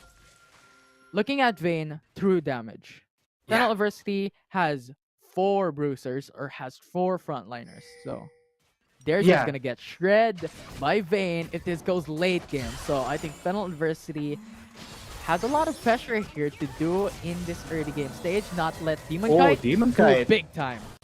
Yeah, Demon Kite almost taking down Rafe right there. Even the Ignite being burned for the side of Dragon, also the Ignite being burned on the side of Danny, but only a heal. But there's one more summoner, which is the heal that was burned by Rafe. Demon Kite still has his flash and that barrier. That's super work for their side, and immediately Demon Kite showing his prowess on this champion, already going toe-to-toe against the Danny Rafi bot lane. Yeah, because looking at this dual lane, Fennel University cannot do anything as well. You have Danny, sure for pokes, you have Rafi for pokes as well, but you don't have that consistent damage, especially for Rafi, especially with no ADC. They're just playing that mid-game fight, the mid-game game, because at the moment, Vayne has that advantage. At the moment, yeah, I do agree. Vayne has that advantage as a bit of a priority here in the mid lane, trying to really shove this lane out. But both junglers already is there. The scuttle is being taken by both Rafe and Danny for the side of FLA here. Looks like they're gonna look for maybe a possible gang here in the top in the mid lane, but Doming secures the scuttler on his side. So yeah, just both teams helping out their junglers to get more ahead in their counterparts. But the thing is, I feel like with the compositions we see right now, not really a lot of early game action yet, maybe compared to the first game. I do believe when we get to the objective takes in the Baron, in the Herald, is when we're going to see some of these face-offs from both of these teams. Yeah. And now, I believe this early game to be a bit of a stagnant phase for both sides. Olaf needs that mid game, Vayne needs that late game. Yuumi is just probably going to stick with Vayne. So we're probably looking at the mid game, late game climax for both these teams. And looking at FLA as well, you're looking at Rafi, they're going late. You're waiting for that level 5s, for that ultimate to be ready for them to engage. Right. So while we're waiting for that, while there's no action, we could maybe talk about a bit what are the possible fights that we're gonna see later on and the interactions of each champion right now in the field. The thing with the Senna mist that is so good with a lot of these engaged champions is that they're essentially invisible inside the mist. You're not exactly sure who is inside there and how small the map is here in Wildrift. It's very dangerous to just immediately think that there might not be any big threat. But the thing is, there's a lot of threats on the side of FLA. There is that the Malphite, there is the Darius that can just single a target out and maybe kill Demon Kite, maybe immediately take out the Olaf it caught in a bad situation, or the Zed. But the thing is, for Oasis Gaming, the way to counteract that kind of danger is to essentially group apart, to go in from these different parts of the map, to flank the members of FLA so that they can't ball up and rely on the Senna to deal a lot of the damage. So those might be the fights that we're going to see later on the mid to late game. Let's make sure to look at the ward, the division that each team has, because information is going to be king this game. Or, instead of being separated for Oasis Gaming, separate Fennel University instead. Right? Because you have Esila with his ultimate. So if everyone goes to the shadow of Senna, go for the ultimate for Esila. Now everyone's disengaged. Right. Yeah, everyone is disengaged. They can't group up as a unit, which has been the strength of FLA, that we keep talking about how good they are in team fights, and that's because of how much they can stick together as a unit and look at targets and basically say, hey, we're gonna kill this guy. But right now, with the objectives up on the map, both teams looks like there's a bit of a handshake going on, although I feel like FLA is gonna have a bigger advantage by taking out the mid lane turret. Yeah, and Vayne can't do anything because that's 4v1. And Fennel University understands if we take that mid lane turret, we have the prio onto the dragon spot and the Rift Herald spot. And now they're looking for that mountain dragon. It's really, really strong. A lot of HP that Oasis Gaming has to punish before they can take it down. But I was looking at the Rift Herald. I believe this to be a huge priority if they want to secure this early game for themselves, have that great foundation for that mid game, late game. I think Fennel University has more value to it than Oasis Gaming. Yeah, I agree. I think they do have more of a priority on that, but there might be a fight happening here. Exile's going in. Explosive cast actually disengages. Now the Rift Herald goes to the side of FLA, but Oasis Gaming takes the 1-for-1, a 2-for-1, and Oasis Gaming is collapsing against Fennel Adversity on their own jungle, and Olaf gets the double. Yeah, Olaf gets a double right here, but ends up still going in against Calm. Looks like it's gonna be the kill finish here for Demon Kite, getting the kill right there under the turret. And I believe the Herald did go the way of Fennel Adversity, but the fight has been won by Oasis Gaming. They also have the Drake, and with how things stand, they have a lot of they have a couple of juggernauts. They have a late game composition as well, and as the other casters have been talking about, Dragon is the better objective if you're looking at the late game. But the thing is, with that Rift Herald take for Fennel Adversity, it allows them to be able to break this map more open and utilize the miss with the Senna to maybe catch some members of Oasis off guard. Absolutely. Break the map open. However, I don't think it's getting aced for Rift Herald. So multiply 5 kills to 300, 200 gold each. That's like 1,000 gold in favor for Oasis Gaming with only 300 gold for Fennel Adversity from that fight. So it definitely isn't worth it. Only have that push to go up against. And now 3v1 in bot side, it's going to be Ed up with that ultimate onto Rafi, but is not able to escape. And he's gonna get smashed. I wonder how he got that far into the game. Maybe not expecting that there's more than one member of FLA there. But again, it looks like it's going to be another handshake for both of these teams. Oasis Gaming has a lot more members in the Baron lane. They are trying to take down the first-year outer turret. But the Rift Herald has been summoned to bot side. I'm not sure how worth this trade is going to be. But with FLA members retreating away, the outer turret hasn't even been taken. Yeah. And that's the thing, right? That's the important caveat for Fennel Adversity at the moment. Rift Herald, yes, we've secured that great objective in this early game, but we've lost our 5 members in that fight. And now Oasis Gaming, 3k gold lead in their favor, having the Mountain Dragon, and this is gonna scale more towards that mid game. Late game, Demon Kite, with coordination for that late game scaling, is going to punish, because with that Dragon, Yumi Shield, with that heals, with the CCs alongside the Demon Kite, potentially going in for what, Blade Dancer, Phantom Dancer, so much defensive capacity. But now Fennel Adversity has punished Oasis Gaming with that kill onto Esela, but Ethop is not ready to back down. They're going for that trade. Danny falls, and now they're going under the turret. Rafi is OHP, and now Zed comes through, assassinating one, wants to go for more, and Daming is still going to live for another day, and they're going back in. Demon Kite gets the double, and they're going through and through and through with a 3-for-1. Yeah, it's going to be a 3-for-1 in favor of Oasis Gaming. I believe that fight was all started by FLA. No, in the end, it was still a 3-4-2 because of Estella. But Calm right here trying to get the kill on Demon Kite isn't successful.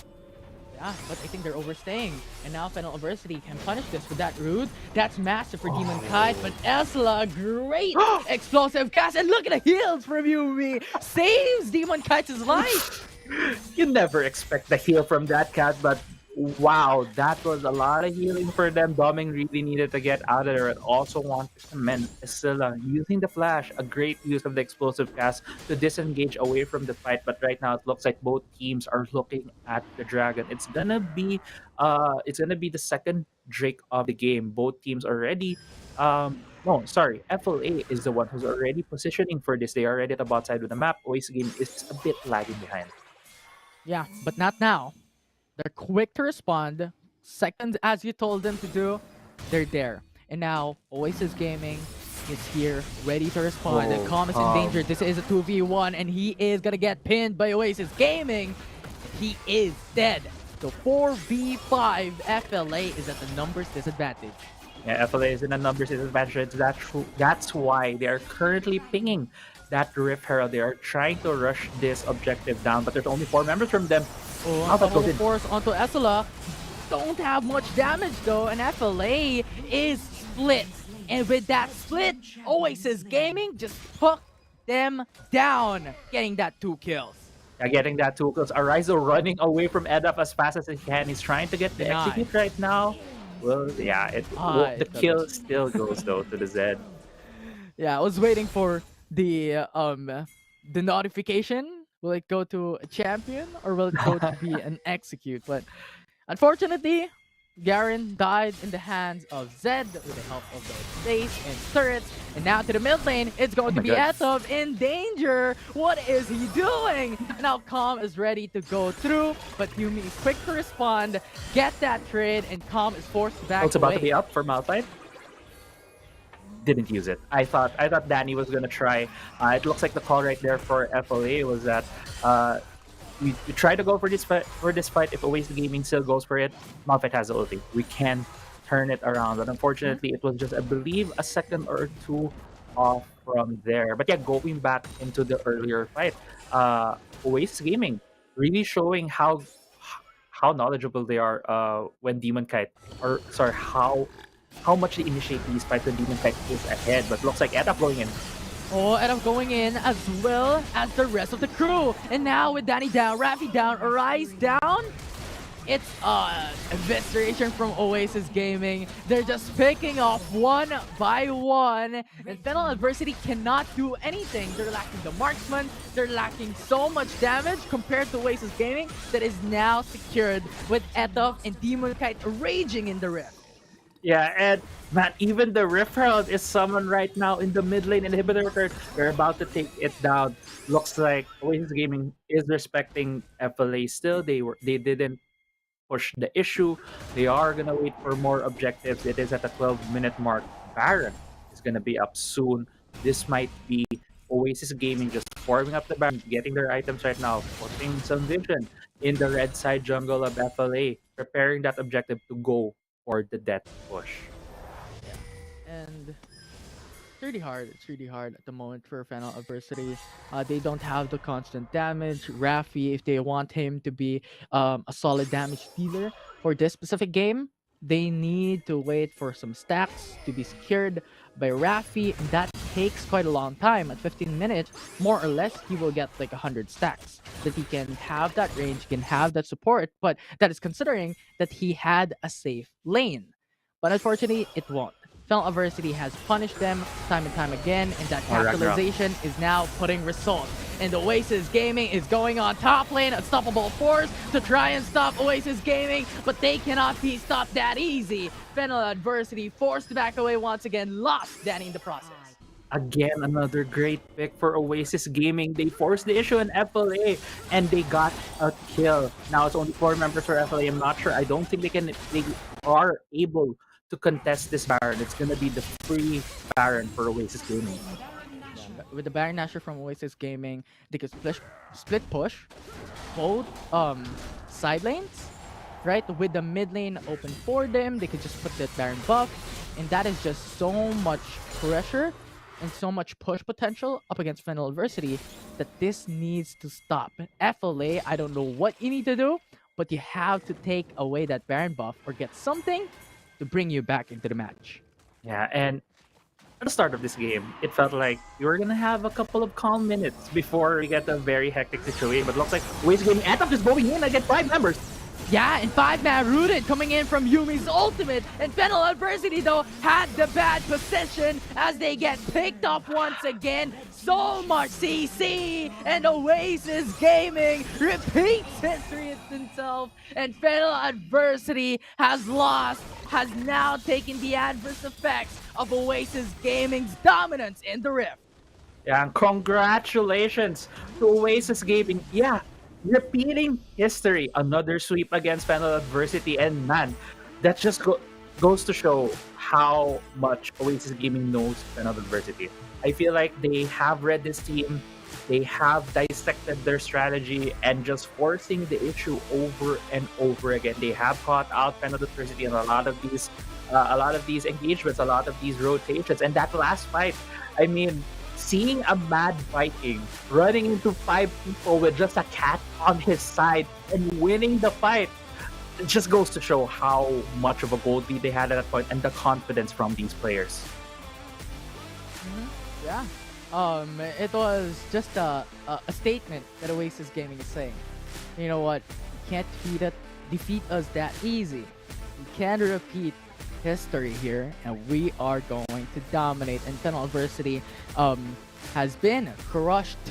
Their hopes of removing that curse has been crushed, and Oasis Gaming is back in the game. And looking at the standing at the moment, winning that series, now Oasis Gaming is now 2 wins, 1 loss for series. So this is just a great start for Oasis Gaming in the first week of WCS. Yeah, definitely a great start. Yes, they did lose their first series to RRQ, but the thing was they had a lot of creative juices flowing in them. They were also able to get game 1 there. So this team possibly could have been on an undefeated streak by today. They could have been a 3-0 at the end of this week. But yeah, they are currently 2-1. I feel like the power rankings from me and the other analysts and the other panelists are just so screwed right now. It's all over the place. Week 1 has definitely been one of the most exciting. Well, it's only been week 1 and has been so exciting to see these teams. And yeah, just Oasis Gaming. I should eat my words. Never get coaching advice from me. Don't let Demon Kite get that vein. Yeah, and you know what? Otto's from the panel. His guess is correct. His prediction is correct. So I guess Oasis Gaming heard this prayers a while ago, and now they have won. So far, Ottolus is safe. Yeah, from that punishment. The risk this man takes, but it pays off very, very much. And right now we're going back into the highlights, and see here, it's the first big fight happening for both of these teams. You see how well Demon Kite and Dragon utilize the Yuumi ultimate. Even Demon Kite just tumbling to near the wall to make full use of the Yuumi ultimate right there, really sealing the team fight for the side of Oasis Gaming. And from there on, with a 5-1 lead at that 8th, they were able to snowball the game. Yeah, this is a bit of a mistake on the side of Edda, but we were seeing Edda doing these kinds of very cheeky, aggressive plays. But going back to this next fight, though, Oasis Gaming, you can see really the strategy, how much this team has practiced with Yuumi, the confidence that Etap has on this Olaf to just come charging in while the cat is on him. Goes to show that Yuumi could be a must-ban champion, not only for Team Underground, which I've seen used by Arthas, but also for Oasis Gaming.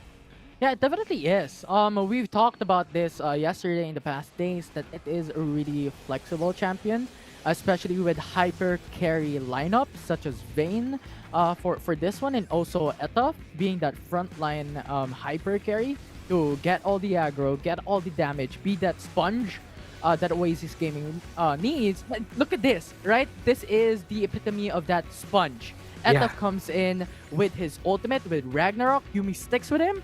So much heals, and anti-CC, you're just gonna get a smash, and you can't just stop that push coming in from Oasis Gaming.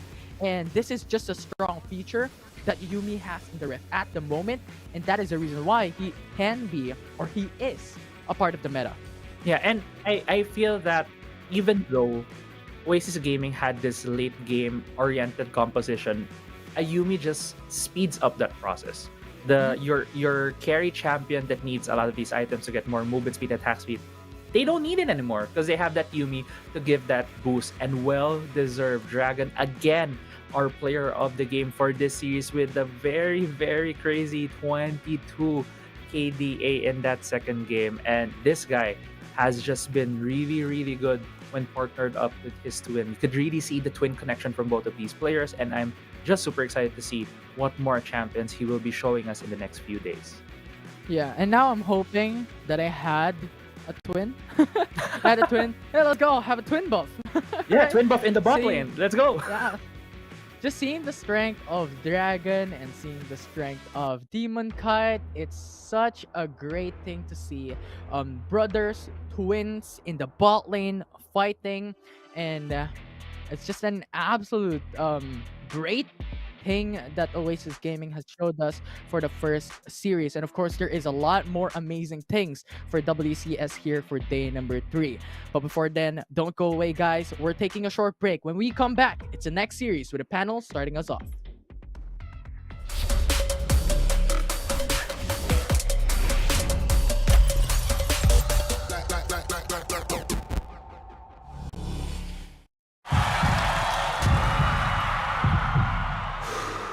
Stop and refocus.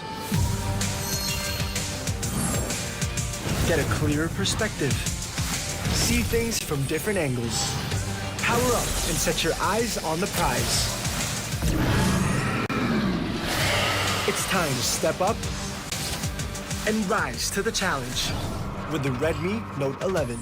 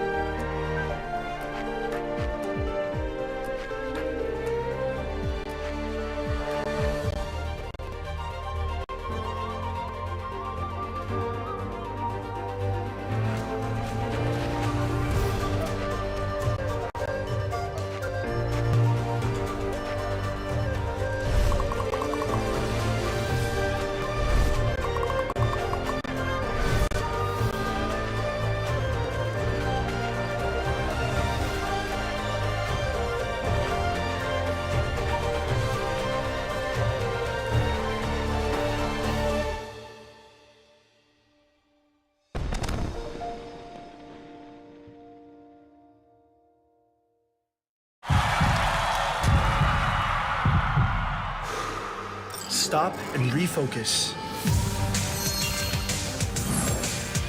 Get a clearer perspective. See things from different angles. Power up and set your eyes on the prize. It's time to step up and rise to the challenge with the Redmi Note 11.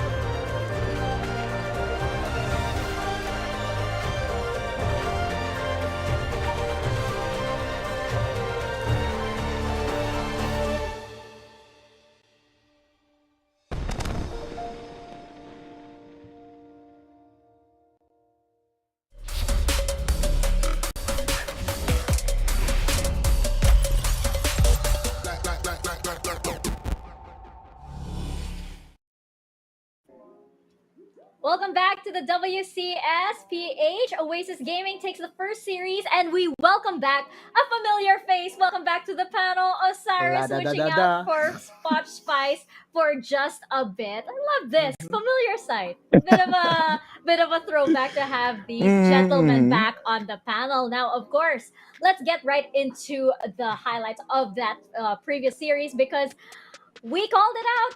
Dragon is just pretty amazing, and Osiris, he got double MVPs, and he played two very different support champions. Yeah, and we saw the mechanics of a mid laner converting into a support. But I just wanted to say to the viewers right now that yes, I voted for Fennel Adversity. So the curse might kick in, so I'm not really sure if I am still there. But yeah, we saw how good Dragon, for how many tournaments we saw him just playing Gragas, it was the same initiation that kind of felt all over the map. So this time around, we saw Alistar. We saw him being chosen by RRQ mains. But this time in the hands of Dragon, it provides a different kind of air. And at the same time, game one was a bit different, right? We saw 3 minutes. They are tower diving. Upon 6 minutes, FLA, they are giving huge importance to their mid lane turret because it kind of opens up the map, the jungle. But what happened? 6 minutes, they are already exposed. And as how fast the game is, the highlights also is already at game 2. That's how it ended as in a jiffy, right? Otto? Yeah. Just want to say, pare, na-miss kita. Pero, yeah, on game number 2, it's fairly different, right? A different support, but annoying still, nonetheless. I expected, the teams to respect Yumi, but I guess, FLA, again, with the mental advantage that Oasis already has against them, right? Just the respect that is being thrown at them, prioritizing Gragas just to take it away from Dragon is respectable. But on game number 2, we saw that, when Zed was picked, normally FLA would be happy with having the Garen, and that's the thing, right? Having that Garen, having that Malphite and Darius, you have a very beefy front line. But with the addition of Etaf, now everything goes haywire. Because if Etaf is actually just engaging onto your team, just like this one, the steamroll, and have a cat beside him, things just doesn't go the way, or just went the way of Oasis this time. And again, kudos to the coaching staff of Oasis. I feel that against Fennel adversity, I feel that whenever the draft happens, they already have an idea as to what Fennel adversity is drafting. After showing their hand, okay, so IPIC said, oh, they will pick Garen. All right, so after they pick Garen, okay, so we know what to do next. We'll pick Olaf, we will pick Yumi, and that's the element of surprise, and that's the advantage that they have against Fennel adversity. It's not a knock against Fennel adversity, but a challenge to them. It does appear that they have a kryptonite in Oasis Gaming, and they have to solve that really, really fast, really, really soon, the next time that they meet each other. Yeah, and also Poch told us that the cheese strats coming in from Fennel adversity is quite expected.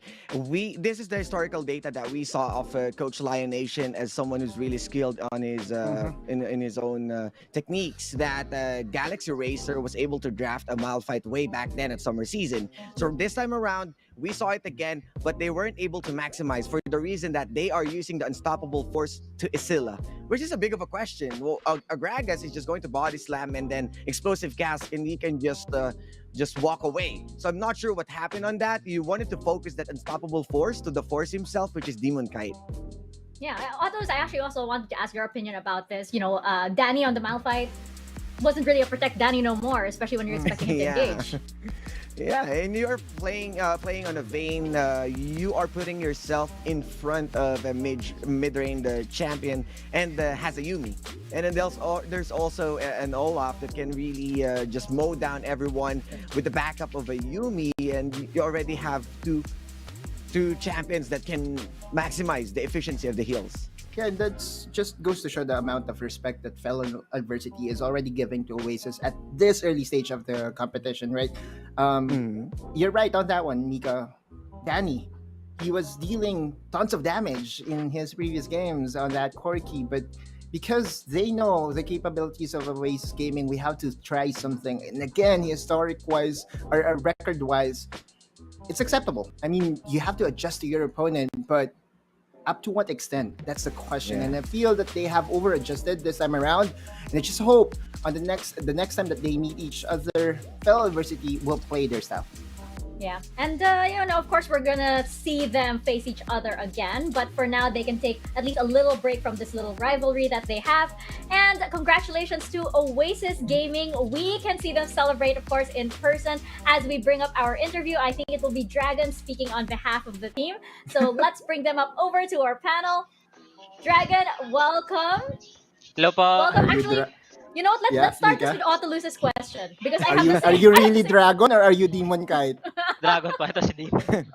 Okay, all right. Okay. So there's a little bit of proof. So Dragon, I have a question for you. Of course, you have double MVPs. Two very different champions. What's your mentality playing those two very different champions? Na si Yumi mas madalas mag-AFK, let's say, a little bit more passive, and Alistar, who is very, very strong on the engage. Actually po, same lang naman sila na, Ay, sa Yumi ako mag-start, kailangan mo lang talaga i-maximize yung, pag-save ng kasama. Tapos, ang laki kasi ng bigay na utility talaga ng Yumi. Like, nakita natin sa UDG na, kukunat yung kasama pag nakadikit ka sa kanya. Tapos, ang laki ng heal na binibigay. Sa Alistar naman, more on engage kasi siya kumpara sa Yumi. So, mentality, iniisip ko lang din talaga na, kung saan babaga yung playstyle ko, kung ano ginagamit ko na ka-champion, talagang gagawin ko yung best ko para malaro yung specific na champion na yun. There you have it. Adapting to each champion, di ba? And syempre, Dragon, we've seen a lot of diversity from you. Ang dami mong champions na laro in the support role. I do have a more informal question for you all. Lahat kayo na nasa Oasis Gaming. How are you guys celebrating after a very successful first week? Actually, wala pa kaming plano eh kung magse-celebrate pa kami. Pero kakain nata kami sa kakain lang siguro kami. Wow. Tama, Ano ba sama. gagawin? Kakain lang, kakain. Wow, Samju? Practice din. Siguro Samdi po. Tas Tapos kumain. practice ulit. wala na lang kain-kain. Practice na ulit. Back into it, back into the grind. Osiris? Yeah, hi Dragon. Yeah, it's been a while. And just wanted to ask, we saw Di ko your po marinig siya, transition. Si Sir Oh, Osiris. sige, alam mo na. no, Alam mo na yan. no, no, Practice go na back, natin go to. back, go back, I will be go back. translating for Osiris Dragon. Okay. Osiris. So, Toulouse, watashi wa Rojin desu. And no, I'm just kidding. Yeah, so transitioning from support to mid lane, what's the difference? And the same as question that was what we asked from Orthros, that what are you doing when you are sitting on a Yumi? Like you are on a different champion, just riding around. So yeah. Okay. So Dragon, hindi mo siya narinig, no? Hindi po. Wala Hindi, okay, talaga. sige, alright. So the question is, how was the transition from the mid lane to the support? Ano yung pinagdaanan mo with the with the transition? And second question is, kapag Yumi ka, kapag naka-downtime ka, di ba nakasakay ka lang, anong ginagawa mo? Binabasa mo ba yung sa mapa or nagda-draft ka na for the next game? Okay. Sa first question po na actually nahirapan din ako mag-transition sa support kasi ang laki talagang pinagbago ng mid to support. Kaya minsan nga nasasanay ako kumuha ako ng CS kay Golden kay Demon kay tas nagagalit siya. Why Pero not? pero ginagawa ko talaga yung best ko na kasi sa LoL PC pa lang nagsusupport na rin ako sa kanya eh. Bago talaga ako lumipat sa support, nag-practice talaga ako malala, tapos nag-dobot kami lagi ng kambal ko para masanay talaga ako maglaro ng support. Actually nagpa-progress pa rin, nag-a-adapt pa rin ako sa support habang patuloy pa yung kasi mahaba naman yung series, marami pa kami mga kalaban. So doon talaga ako mas matuto pa ako support. Then sa second question naman, ano po yung question? Yumi, ginagawa ko. Yung Yumi, yung Yeah. pag di ba nakasakay ka lang. Ang ginagawa mo pag nakasakay ka lang. Ginagawa ko lang nagbibigay ng info sa mga flash. Binibilang ko talaga mga flashes ng kalaban. Alos lahat ata ng flash ng kalaban. Pero minsan di ko din nakukuha. Pero madalas flash, tapos binabantayan ko yung mapa kung saan yung kalaban. Nagbibigay ng info. Ganun po. That's a luxury Kasi that you importante have pa lang yung kapag flash. yan naka-Yumi. Opo. Yeah, exactly. 2 minutes and 30 seconds, diba? Right. So, Dragon, ako naman, my turn. May question lang ako. During the first game, I was talking to all the other casters and all the other talents, and I was telling them na parang yung movements nyo, parang kayong iisa, diba? Yung movements nyo parang rehearsed, diba? Pero parang sobrang in-sync nyo. Meron ba kayo, as Oasis Gaming, meron ba kayong mga TikTok na parang sumasayaw din kayo? Kumbaga yung in real life yung chemistry nyo pagdating sa mga dancing moves? Di ko alam eh. Wala, May kami ni plano ba? Golden lang, siguro. Pero I think meron this is a nata. challenge for you guys na diba? Mag-start na. Kasi grabe yung chemistry niyo eh. And I would love to follow that account din, man. Bagay kayo ni Timon kahit. Diba? Something na TikTok kayo na doble. Sumasayo din po kasi kami dati ni Demon Gate. Sampol! Joke lang, di na kami marunong. Oh my gosh! Wag na po. Alam mo na yung sunod. Isama Sunod, mo na yung Dragon. dalawang backup dancer, si Sixto, tsaka dyan si Isila. Ayan, sama mo na sila. Pas na iyan. Next time. Para makapag-ready kami. Oh, okay. Sige, promise. okay. Promise next time, ha? Mm. Yung TikTok lang po na. Okay. Kamay lang ito gumagalaw. Okay, well, of course, that means we can look forward to Oasis Gaming's next win because we have something in return for all of the fans. Now, Dragon, do you want to give any shout outs or maybe a message to all of the fans that are awaiting your dance number with Demon Kite? Okay. Ganun lang din po. Salamat po sa lahat ng sumuporta. Tapos gagalingan pa namin sa susunod namin mga laban. Asahan nyo na mas nilalakasan ko pa sa support kasi kakalipat ko lang sa pagandaan nyo. Ooh, nowhere to go but up. Warning shot. Thank you so much, Dragon, and congratulations once again to Oasis. Thank you po. Thank you. All right, you guys. That means we have a little teaser. So on Oasis, pwede naman yan. A little choreography here on the thing. Start with you, Mika. If I pass it over to you, Osari. Oh my gosh, it's so confusing. The other Yeah. side, other side. Dito na, Mika. Papunta na sa'yo.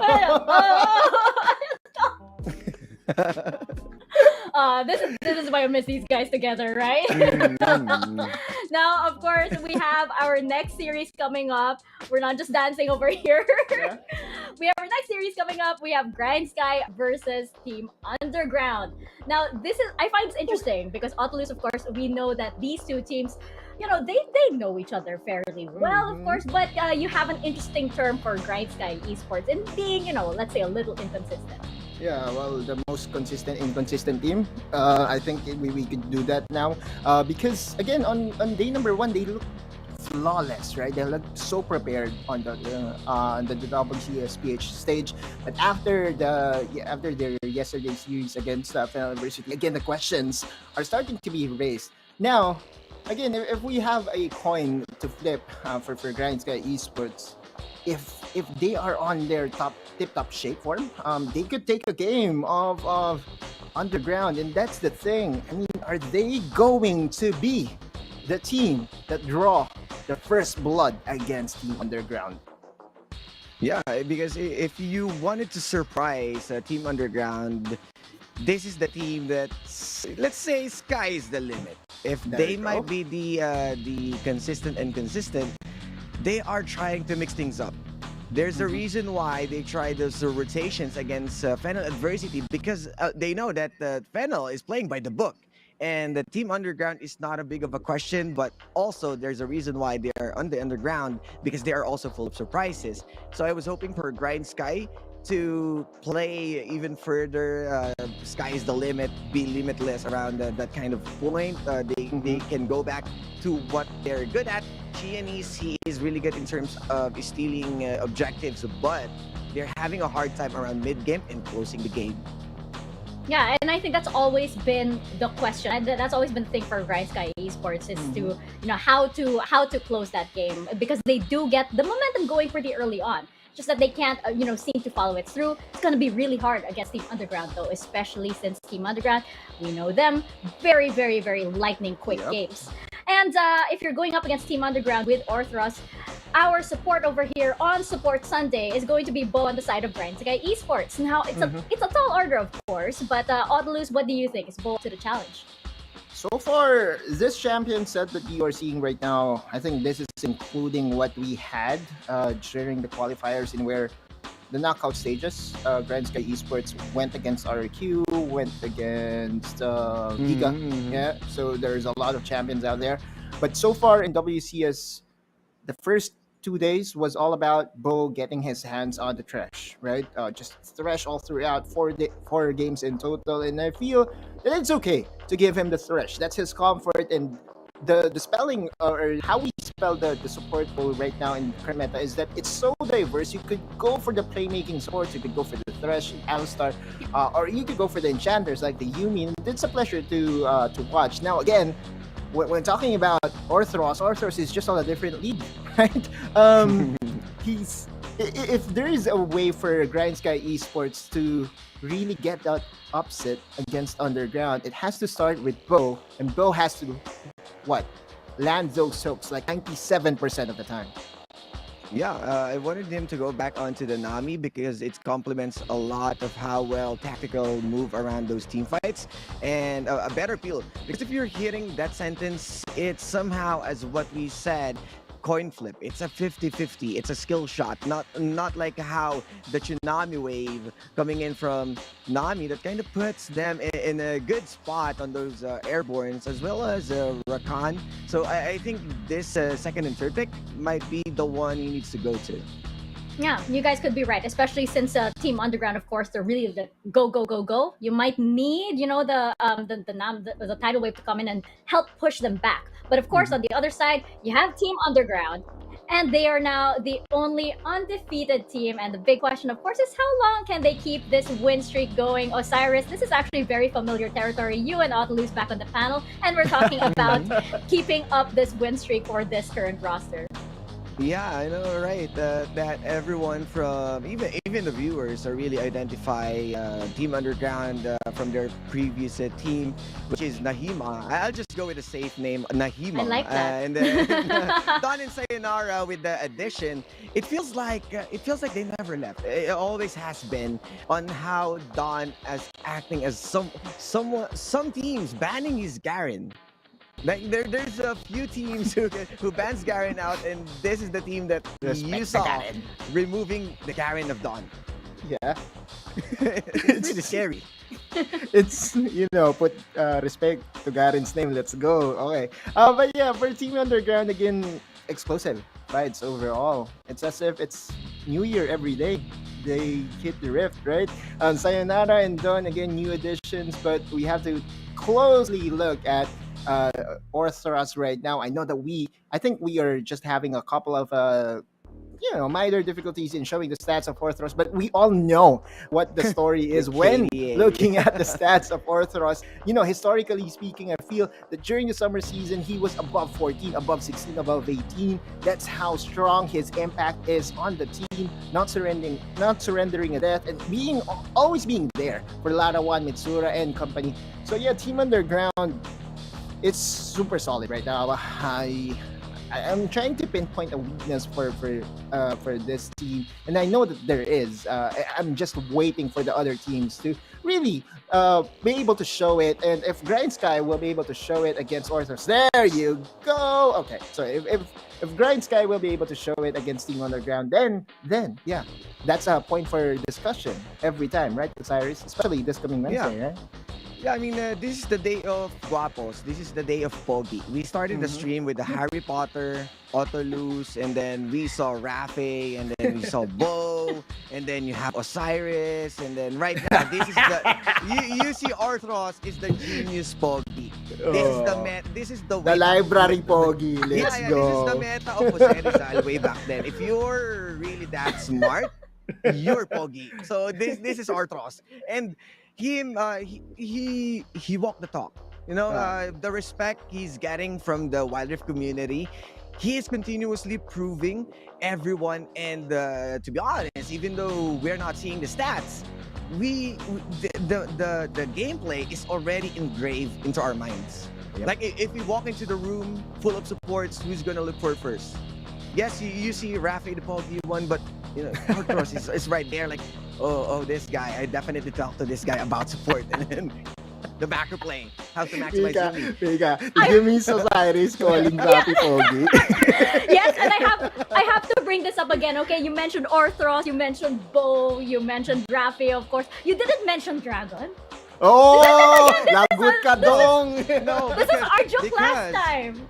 Because Dragon, he kind of shared the spot with the With Kara. Demon Kite. With Demon Demon Kite. Kite. So They share the they're Pogi. half-half. Yeah, they share the They share the Poginess. So it's kind of you That's can see true. them in the support room because you're seeing also Demon Kite.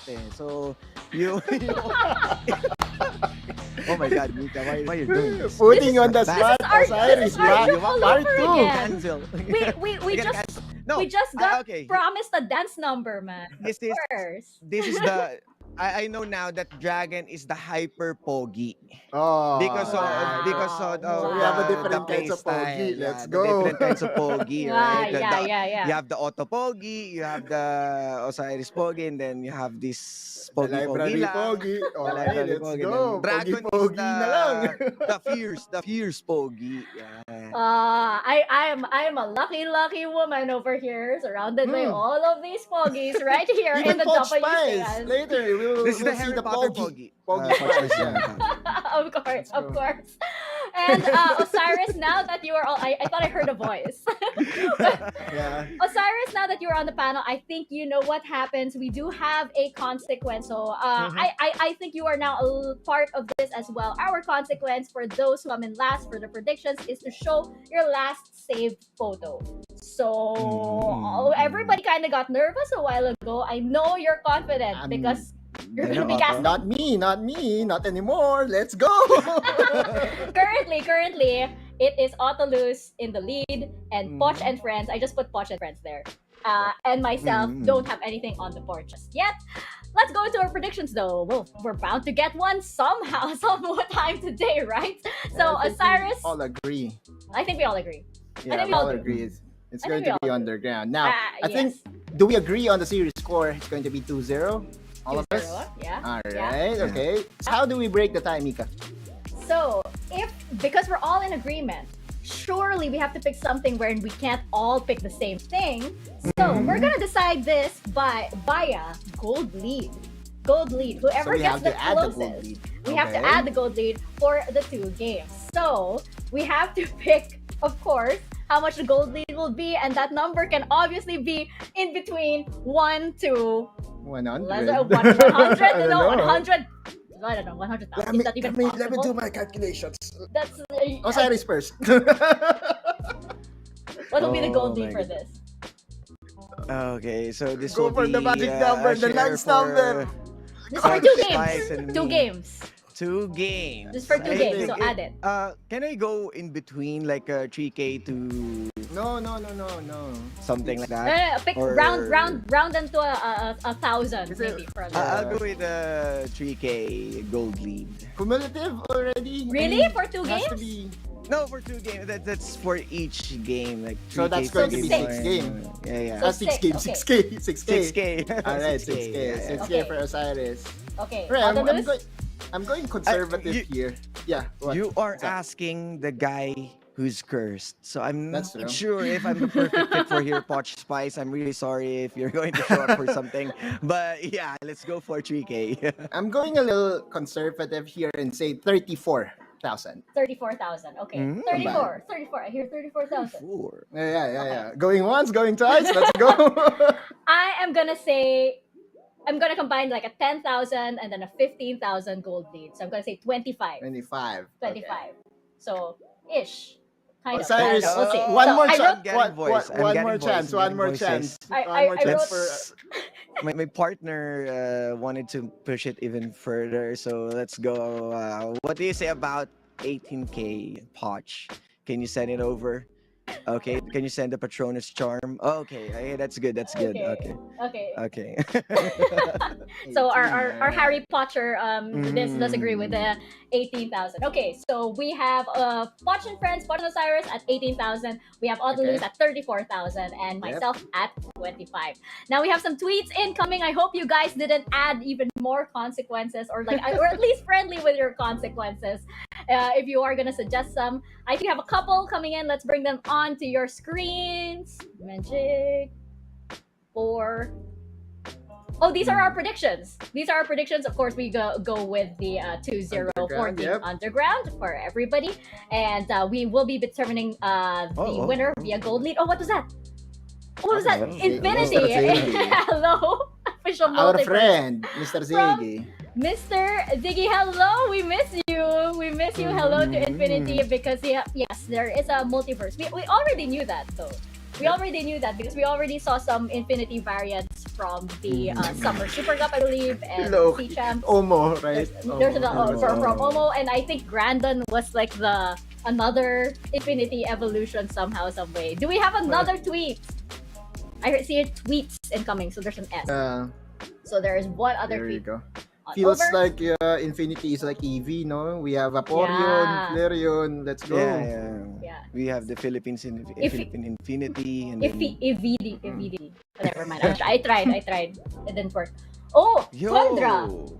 Tundra says Yasuo pick when, please. Oh. I'm not a Yasuo fan. So I'm like, My no. brain is actually thinking right now, Cyrus. What do you think? Yasuo. When will that happen? Yasuo is okay. If you have a Senegragas composition in the bot lane, It should be mostly coming out from SPTC. Oasis Gaming or Underground. We'll They see. love Yasuo. Not unless he'll just mid lane. let's see. Oh, remember Team Secret has a Yasuo, right? That's right. Tatsuri does play Yasuo. And So we are on the rise of APC, so definitely Yasuo will it not is be absent it is for the very whole season. very very possible. Yes, that's going to happen. Oh, And oh my gosh, Cheesin, Overlord hello. from Hello Cheesin. there, Our big- Overlord. My pick of the day, Grindsky versus Underground, RQ We versus salute. Sunsparks. These two should be pretty close. Really? Okay, that's interesting. That's interesting. I of course I have my own thoughts of this, which is displayed here on our panel predictions, but that's really interesting. Nice to hear from you, Cheesin, of course. Watching from beyond the screen and from beyond the seas as well, overlording over all of the regions for the WCS. And now, of course, we proceed over to our second series of the day. This is Grind Sky Esports versus Team Underground. Casters, over to you guys. Let's go.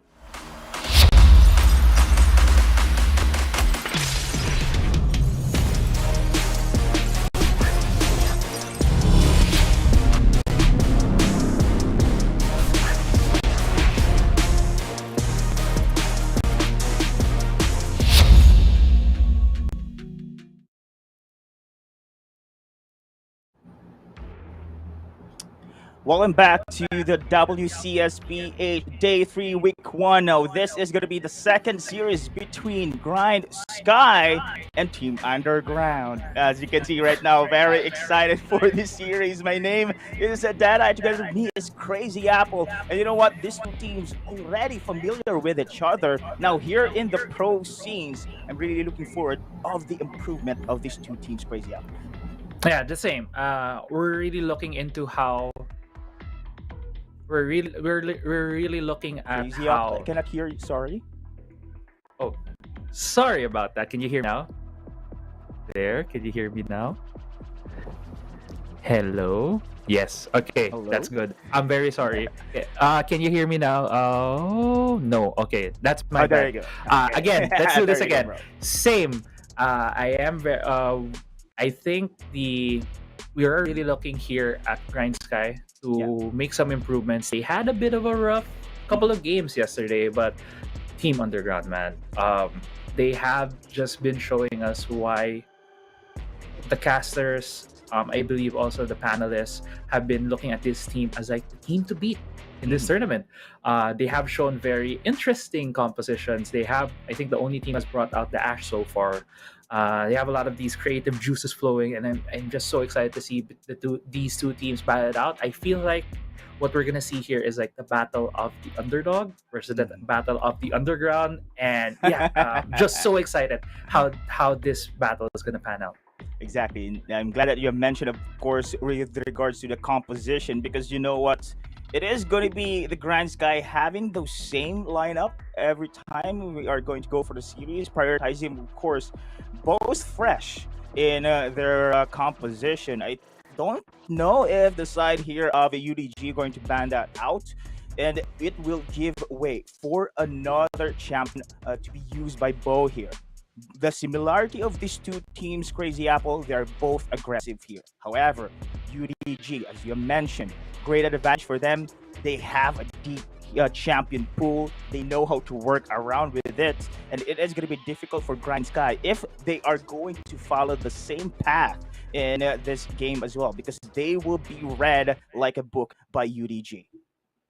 Yeah, I mean that's one of our expectations coming into this match right here, because these two Grand Sky has been a bit, easily read by other teams at this point. It's the Qeon show. If he can perform well, the team's gonna perform well. So make sure to really take this guy out of the game. We have seen Bo being more of a supporting character. He is a support as well, but his plays on the Thresh are immaculate in itself.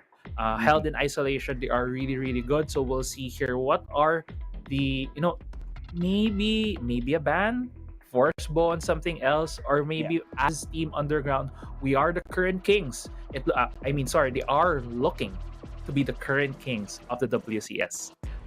And I might just let the Thresh go through, see how Bo performs in this kind of stage, and make it a litmus test of how we can deal with it moving forward, because Orthos is also a very good support by himself.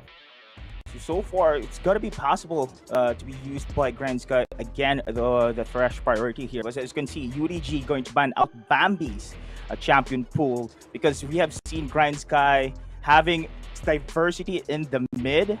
However, Other Chinese one, Bo here is using the same champions. Of course, Kha'Zix, Rengar there for the comfort picks, both fresh. And I don't know if Grindsky will secure those one because with the comfort picks, Grindsky can utilize their composition very, very well. And I do expect, of course, new changes from this series against UDG.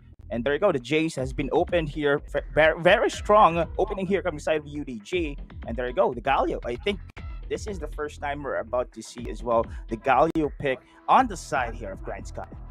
I think it is the first time we're going to see the Galio pick. They have followed up immediately with that Jax. So it kind of shows already where this Jax is going to go. A high chance is going to that jungle role for Xiaomi, although it can still be flex in the hands of Honte in the Baron lane. But on the other hand, the Jace pick for the side of Team Underground, it's one of those strong picks that you take out immediately just so you already have these priority picks on your side, which is also very much flexible. And again, I can't believe this. We haven't been talking about the ban set just of how much history we can talk about these two teams in the past couple of days. But another cat has been released. It's going to be released onto the Rift. It's going to be on the hands of Orthros. And we have seen Orthros yesterday with the immaculate plays on this champion. He has been really good at figuring out when and where to jump to and when to use the ultimates, when to use the heals. Because as mentioned by Autolus, this champion has a very short mana pool. So how you utilize when to use your abilities is that I feel like the standing where to know how good you are on this one. But the counter pick is the response coming from Grind Sky is that Lulu, probably for Bo. So it's exactly. So this is going to be somehow Grand Sky Esports translating into a hyper carry, a 4 protect 1 strategy right now. On the other side though, giving away the Yuumi, giving away Garen as well. And these two champions just two champions are the key for winning the series against Team Secret. And now that it's being given away by Grand Sky. No respect bans whatsoever for them. This is very bold action for the side of Grand Sky because the teams right now respecting the Yuumi pick coming in from UDG. But let us see if this is going to be the game that Yuumi's UDG have the bane or be countered here with Grand Sky's composition. There is one respect ban though for Grind Sky, and I love that they immediately responded with this, is banning out that Rengar because it is the Meow Meow connection as dubbed by Dash, and they took out one of the meows. It's only one meow on the field right at this point. Even picking the Jax on the side of Grind Sky takes away some of these hyper carries that may be the partner of the Yuumi. Let's see what could be the pick for Larawan. Larawan is one of these players who's really, really good at hyper carry champions. He may pick I feel like Akaisa could be good here, just seeing there's a lot of AD damage right now for their team. They have picked the Ziggs, which is pretty good when picking for some of that poke, some of that magic damage to counteract the range that's going to be coming out from the Corki. And the last pick for them here is this Riven. This just goes to show what Team Underground wants to do, and it's to brawl, and brawl, while this Ziggs is just gonna throw the bombs as supporting damage for his team. All right, so I think UDG here probably it is gonna be a mid Garen or a jungler Jace here. So many flexible, of course, champions right now coming in from them, but for sure they are just going to go for a roaming support strategy here, enabling the jungle champion for the side of UDG, which they have mastered already. So Yuumi will be the key as well. On the other side, of course, Grand Sky, last pick it is going to be the Renekton. And we have seen, of course, Renekton's stats right now when it comes to this competition is skyrocketing here. But you know what? Still having the Yuumi open as well as Garen here on the side of UDG, it's going to be difficult for Grand Sky. And also, this is going to be a different composition we're seeing coming in from them right now. Exactly. It's not the early game gankling killing jungler that we usually see on Xiaomi's. Kha'Zix was left on the board, but instead they went for this Jax. It's gonna be more scaling on their side. There's gonna be a bit of support for him as well with the Lulu and the Galio. The Galio can just jump on him when he's in danger. The Lulu can use the Whimsy, can use the shields on him as well to speed him up. But I do believe the Whimsy might be of smarter use against that Riven, because the Riven has a high chance to come in along with the Yumi, and you need to really stop this Yumi from just keep bouncing around. So a lot of intricacies, a lot of interactions that we're gonna see between the champions that have been picked by both of these teams. But on the early part of the game, it's gonna be that Ziggs and the Yumi in the bot side. We don't usually see Yumi's having a big of an impact in the early game, especially her poke is hard to hit. But I feel like if there's two things you need to dodge in the bot side of the map, it's gonna be easier to hit at least one of them in that matchup. All right, here we go. Welcome, ladies and gents, once again to the second series here on the third day. Team Underground versus Grand Sky Esports Game 1. And you know what, Crazy Apple? Mid Lulu. Here we go, coming in from Bambi. And I do think, of course, Arthros here will be a roaming support indeed, trying to enable this Sayonara on the Riven with Lara 1 on the Ziggs, easily going to clear the waves here, secure his lane priority from themselves. And look at the poke here. He alone here can do that one, and it's going to be a difficult situation indeed for Grind Sky to control the bot lane. Yeah, the bot lane, there's a lot of poking immediately happening. But if that's very curious positioning right there for Bambi in the mid lane, that goes to show they're really looking at the funnel for Chianese. She was really holding the lane there, waiting for the big wave to come in. And look here, Chianese is catching the wave in the turret. But there's a lot of fighting here happening in the bot lane, a lot of trading between Bo Tactical, Lara 1, and Orthos. But again, look at where the Jax is going. Look at where the Lulu is. They are at the top side. Rift Scuttler. They're really focusing Chianis here. I was mentioning earlier, this Jax is more of a late game champion, but if you funnel all that gold, he can get to that point faster. And first blood has already been given towards the side of Grind Sky. Exactly. And we know that Grind Sky here has somehow a key victory conditions. If Chinese won, has a great game, it has a high win rate for this team to grab the bag. So they are indeed funneling Chinese here on the Jax.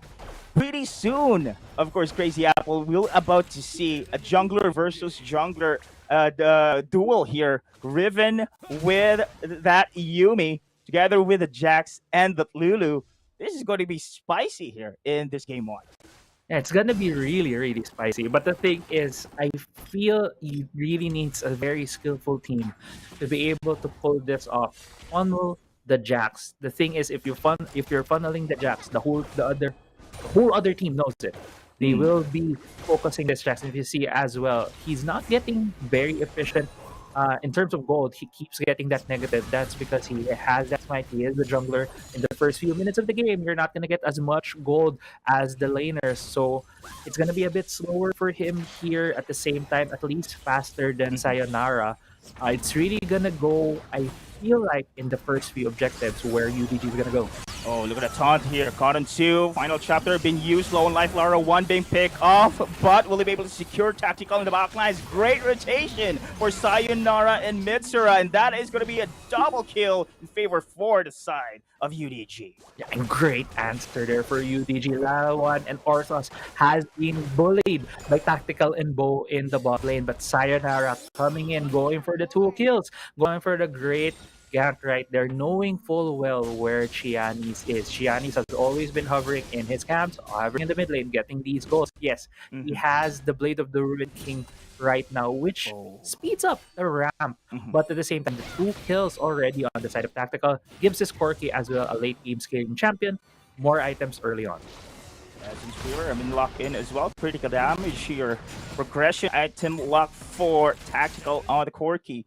And so far, when it comes to the composition for Grind Sky, I'm pretty loving it.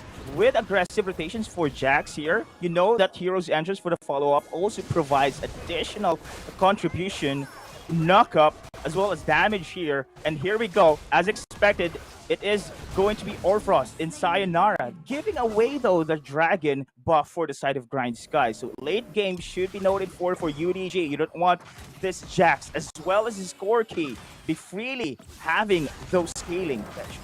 And this seems a bit uncharacteristic of Team Underground. Yesterday and even the day before, they have been the team who's always at the objective first. But there you could see they were slightly late. Grindsky was the team who was there at the 4-minute mark, and because of that, they were able to take it almost uncontested. There is gonna be a trade here. Rift Herald is taken by Grindsky. It looks like they're gonna focus this Baron lane outer tier turret, but the bottom lane turret has already been taken by UDG. The Herald though hasn't been summoned yet. But they will still continue to put pressure here in the bot, despite, of course, the Rift Herald being taken here by Grindsky. The mission there for the early game to secure the first Blood Tower will still be going into the side of UDG. So far here, great trade coming in from UDG there. And Grindsky should somehow make plays in order to compensate as well those losses here. As you can see, bot lane is the priority for the side of UDG in order for this Yumi and the roaming potential for Sayonara as well be enabled in this mid game.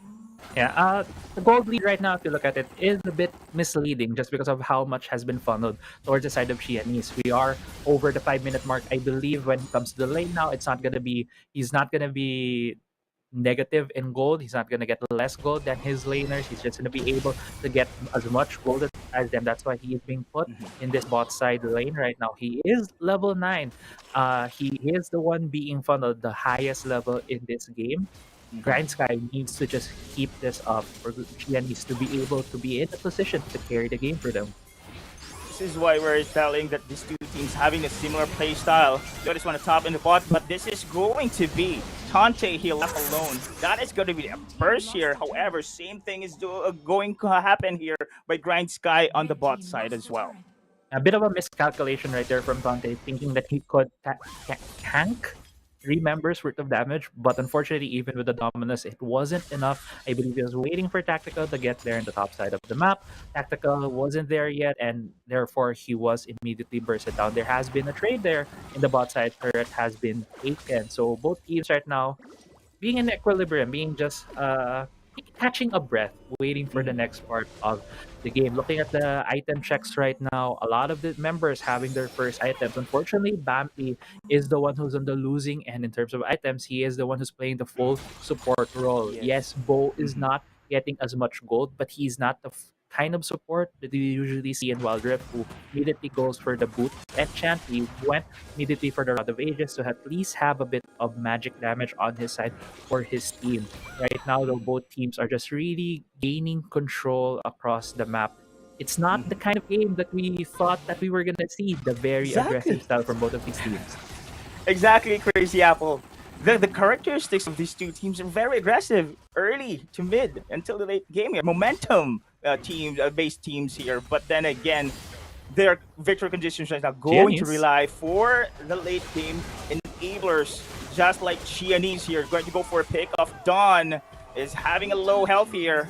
One bonk it. That is going to be a kill once again for Grindsky. Yeah, and that's a different version of the cat. Like Lulu was the first. Exactly. Yeah, was the first kind of champion that does that. She buffs you up, speeds you up, gives you more attack speed, gives you more movement speed to be able to chase down targets. And we just saw that interaction between both of these teams. Now, second Drake is about to be up. The Rift Herald was forced to be summoned there in the mid lane because probably they ran out of that timer.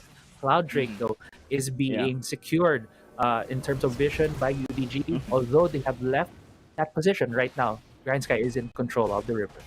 Yeah, they are indeed in control here. Will the babies go for a contest? Sayonara, final chapter, still being stolen there with a Mega Portal Bomb. Here comes the Hero's entrance, knocking up the rest of UDG. Great positioning for Grindsky. Going to go for the pursuit. Xiaomi very so confident, but he is out of position. So far away indeed. A follow-up on the backlines though for Grindsky. Secures another one, but re-engage. Underground here. looking for more blood. Tante joining in the fray in the last minute there. And this is going to be again a re-engage with Yumi joining in. It is going to be Mitsura having the firepower. And here comes the chase against Tactical here. Under the turret, Valkyrie out. That is going to be a poke. Orfros here joining in as well. Diving in. And I do believe that was an unofficial ace for UDG. It is an unofficial ace. Qeon is though still on the chase looking for that catch, but Don looks like he's gonna escort his friendly kitty right here. Chianis needs to run away from the Garen, but the Garen doesn't give chase. There you go, Rift Herald once again. Chianese is here, Bo as well. Numbers advantage for side of Grand Sky. Contest is up. Negative for bomb. No more this time around for the steal. However, it is going to be Grand Sky having those damage coming in from UDG. Bambi falls. Chianese fall down as well. Tante and Bo running for their lives. And Justice Fund trying to go for a fight back. And it is going to be Underground backing away themselves. Too much action here. Mitsura. Crazy Apple. Speaking of which, Mitsura! What? Orfros is here as well. And that is somehow a risk being taken here by UDG. But they will transition for this target takedown in the mid. I'm sorry, I shouted into the mic right there because I can't believe Mitsura was in the middle of three people. We have been seeing a lot of mid laners today being very much aggressive. But going back to the Dragon Pit fight, it was stolen by Larawan with that ultimate and then the overchase from Chianese. If there was a thing to nitpick in that fight for Grind Sky, they had the momentum. They had Chianese in a position, but Chianese ran too far forward of his team, and it felt like Grind Sky had a split call. They didn't all want to go for the fight in the jungle. Some of them went to the mid lane. If you've noticed there, Tante was in the mid lane. He was never in the fight until he was very late, as you pointed out, along with Tactical. When Tante was in the fight, Tactical was backing away. And Team Underground noticing that, capitalizing on it. But Chiani's though going for the fight. Fight it is. Hero's entrance with a knockup once again. The taunt is there. The damage for Chianese on the Jax. And no answer for UDG. Flashes out. That is going to be a poke though for Tactical with a follow-up. Man, oh man, very much online. Grind Sky here has the momentum. Good answer right there from Grind Sky. They were still able to take back control of the game right here, getting another turret in the Baron lane, but a 1v1 in the bot side. Sayonara going to Tante. Oh, this is going to be a duel indeed. Sayonara, 50 health. Dominus is up though. Very tanky Tante on the Renekton. However, Chianese low on life. There's Babby there for that shields as well. Dawn cannot chase. Yumi with a clutch heal as well. Oh my goodness. Orfros, during the drafts, Crazy Apple, we have mentioned, is this the game where the Yumi pick for UDG will have a weakness? And I think you have pointed out that Lulu is also somehow a similar play style, a taste of your own medicine, UDG.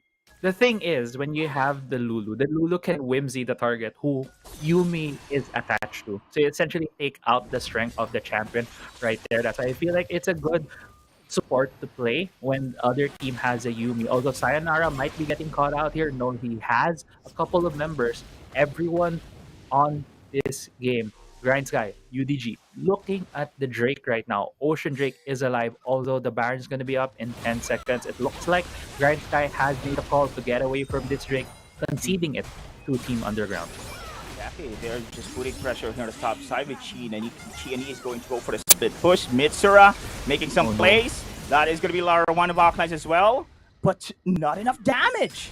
It is going to be Grand Sky having that sustainability. Now that is going to be a big sign here that Grand Sky can really brawl that UDG team this moment time around.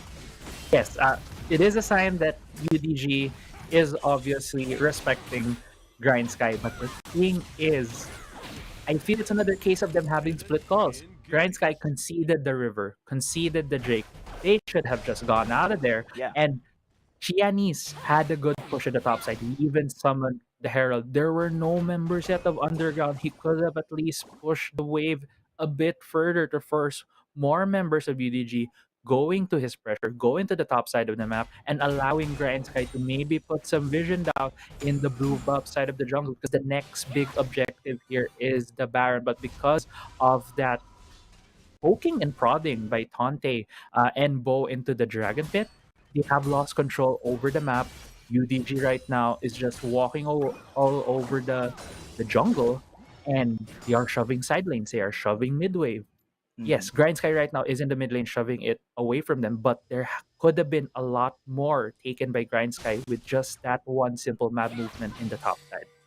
I really love the optimizations coming in from Grindsky as well. That is very basic here. Executioner's calling will be taken in for that grievous wounds. The ability of the healing will be cut off from the side of Arthros here. And yeah, and you mentioned as well, I really thought that it's going to be Qeon going to push through on the top lane push, but decided to go back away.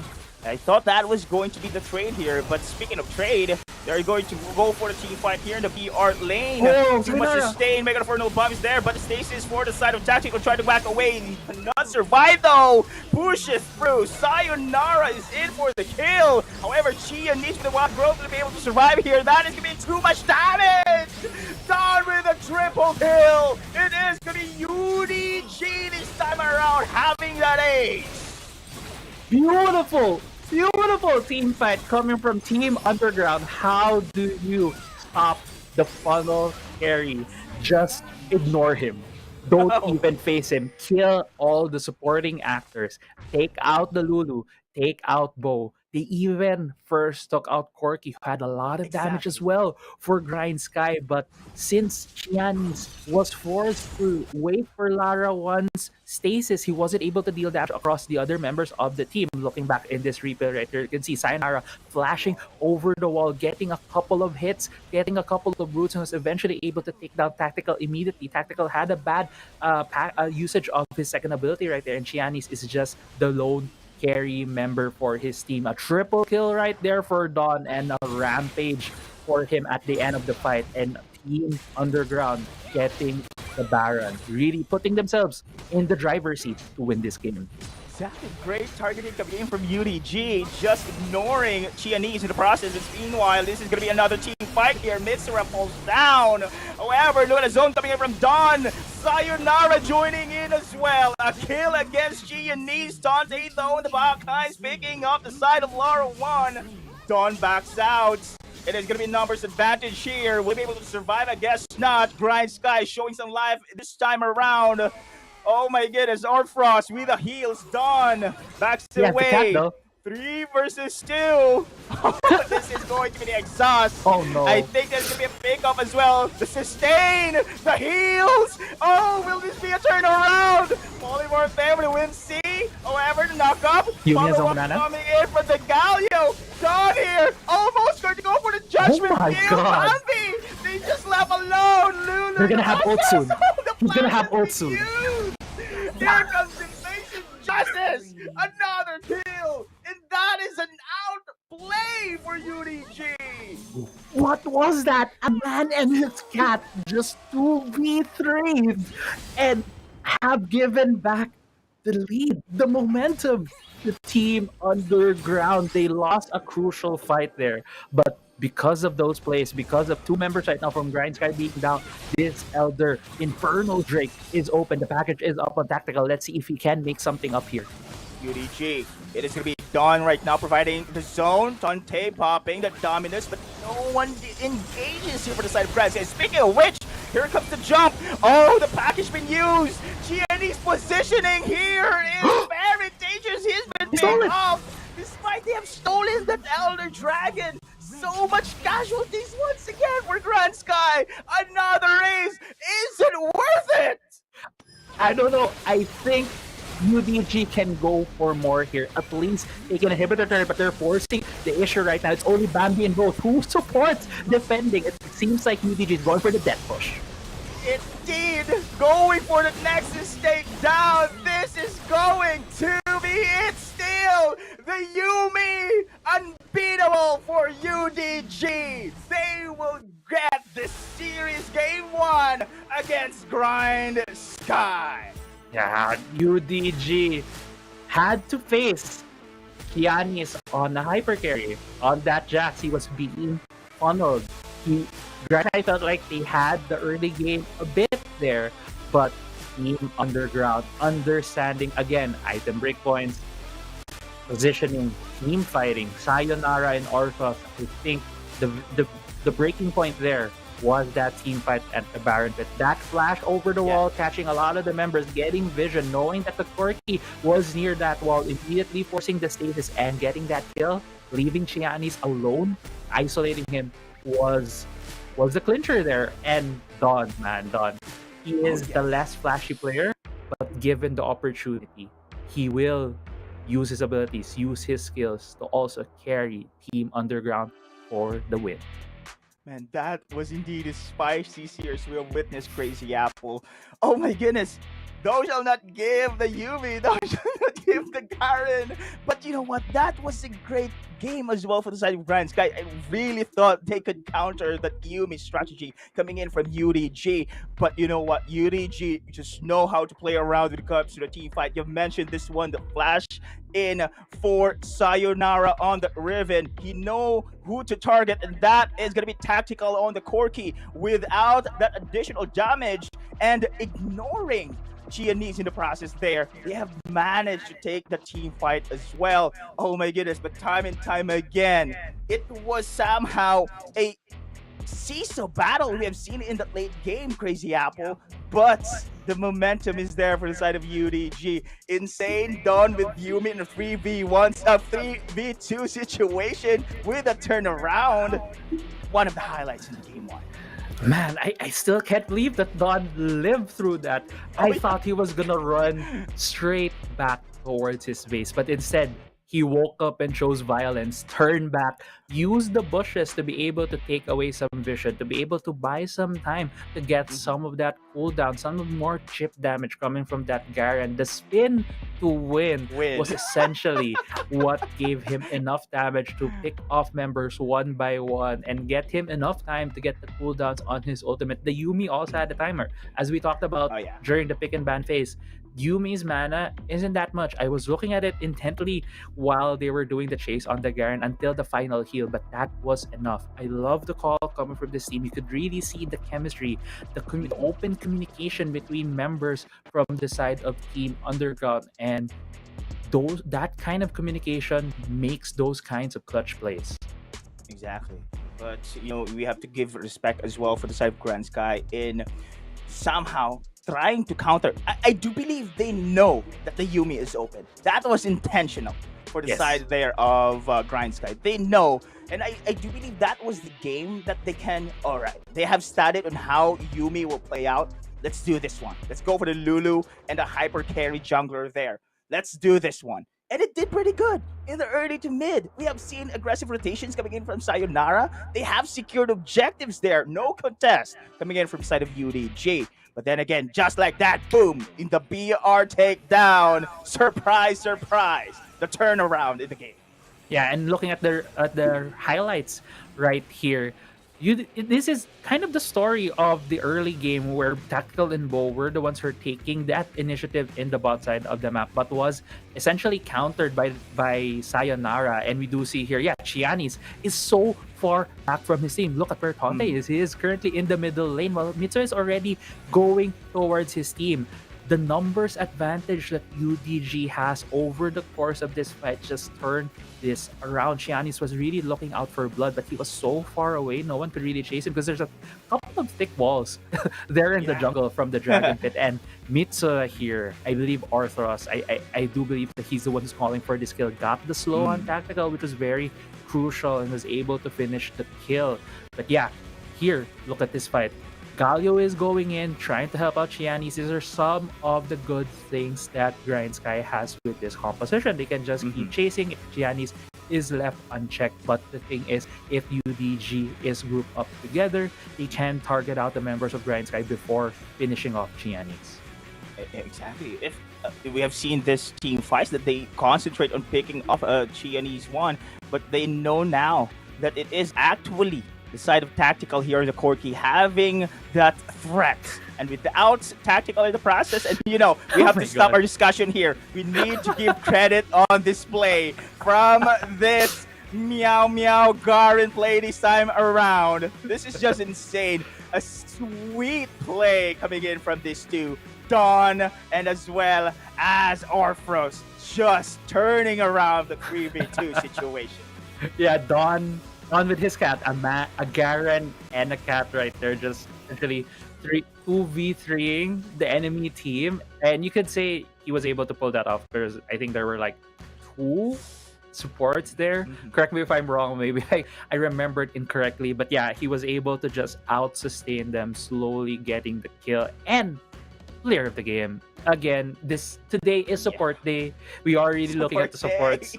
It's another Yuumi on Orthos with, wow, he did 10,000 damage as a Yuumi in this game.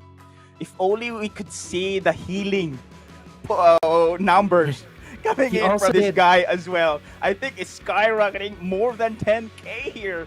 I think, man, can we dub him here in our first week? The support guy. I mean, Orphros has been very consistent here in his performance all throughout. Yuumi.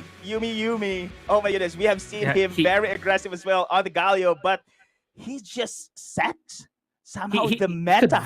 He could very well be the support god right now, also with the 100% kill participation, essentially facilitating every fight for his team. And yeah, it's the first week. If I think after this series, if we're gonna see another explosive, other great performance from Orthos, you could very well say he is the player of the week. He is the player to beat from every team. He is the best support right now being shown in week 1 of the WCS. Wow, what a series, Crazy Apple. But that is still the game 1, ladies and gents. Will we be able to see again another Grindsky composition that will counter Yuumi in the second game? Or just ban it? Permaban Yuumi. And there we go. We'll just go for a quick break, ladies and gents. This has been your Casters Data here together with Crazy Apple. We will be right back.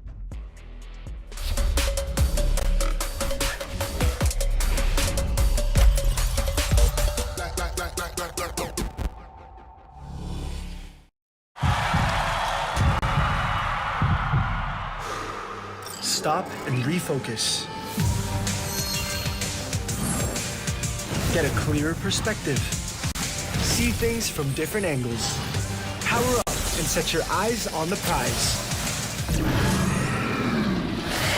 It's time to step up and rise to the challenge with the Redmi Note 11.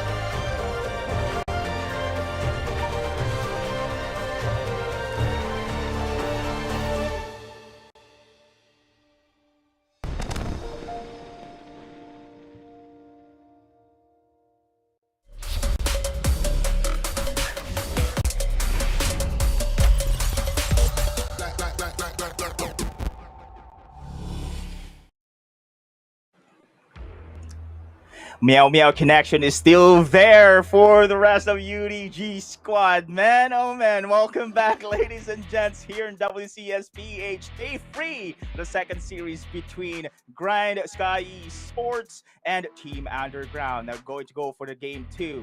Again, Perma Ban Yumi, ladies and gents. That is going to be the only witness we are going to see against UDG. But let us see. That was a great game though for Grindsky, as it said a while ago, Crazy Apple. They did their best, and I think it was very good in the early to mid, but they fall short the later stages of the game. Yeah, I think what was more indicative of that game is the change in style for Grindsky. It has usually been Xiaomi's on these initiating junglers where he starts out fights. He has these Kazakhs to assassinate backlines, to be able to pick off targets and able to kill them in the fastest possible time. But the thing is, they switch it up. They put 2 supports, essentially Bo more building a bit of AP on that Galio in the Dragon lane, having Bambi concede his lane, giving a lot of that gold towards the Jax to really enable Xiaomi to carry the games. And we've seen moments from Xiaomi where he's able to really deal the damage against Team Underground. But I think the biggest difference between these two teams at that moment, at game 1, was communication. Team Underground showed they were on the same page. One play, this is what we're gonna do. For Grindsky, it looked more like this is the plan, and when the plan doesn't go through, no one has that one call to say, hey, this is what we're gonna do next. Everyone was going in different directions, and I think that was very much indicative of that. After the Dragon Seal from Larawan, they didn't know what to do because the Dragon was stolen. Tante was like, hey, I'll go mid, I'll shove mid lane, while Xiaomi was, I'm gonna go chase them down, get for these kills. But the thing is, he was going against 4 members of Team Underground with a lot of distance being covered by his teammates, and it was just so far forward there. I feel like that was very indicative of a bit lack of communication coming from Grindsky. Man, great point, Crazy Apple. You know what? That decision making, that is the main key there. You've just mentioned it, especially if your plan B doesn't work out. Grindsky somehow doesn't know how to go for it. Plan A doesn't work out. The Grindsky doesn't have any plan B, plan C here, and I do believe that is what makes them that consistent, inconsistent team. And because every time with that crazy situations happening within the later stages of the game, they just crumble down. But when the momentum is up, man, expect Grindsky to just snowball from them. And they did, of course, one of their victory conditions, funneling Sayonara in that game. But you know what? That is the difference between these two teams. The experience and the decision making. UDG know how to adjust. Despite being countered there in the early stage of the game, we have seen some of familiar strategy between these two teams, funneling their jungler as well. But it was UDG having the upper hand. And I do believe one thing as well that separates these two teams is the mechanical skills. Yeah, mechanics wise, it really looks like Sayonara has his own. Like I keep saying this, but I feel like WCS has a lot of good junglers. It's very much stacked. You see, almost all our junglers play Kha'Zix, play Lee Sin, play Rengar at some point, and they're all can carry their respective teams, and Sayonara is one of them. But I think one of the things that we really need to look at as well is the macro understanding from these teams. When to know item breakpoints, when to know to be aggressive. And the thing is, for Team Underground, it just looks like they are so much more comfortable with knowing when everyone can get to a position to be able to help them in team fights, to be able to be at that strength. I want to highlight as well Lalawan. This guy has been one of the most talked about marksman players, AD Dragon laners in the WCS, and we don't often see him play these marksmen, just like Demon Kite. He has been playing a lot of these AP mages, like that Ziggs, and he even stole a dragon with the Mega Inferno Bomb. So I feel like it's not even full force Team UDG at that point, and they were able to win the game not only relying on their mechanics but also communication and understanding of the game. Exactly. You remember the interview yesterday here? We, of course, Autolus have mentioned, of course, that Arthros.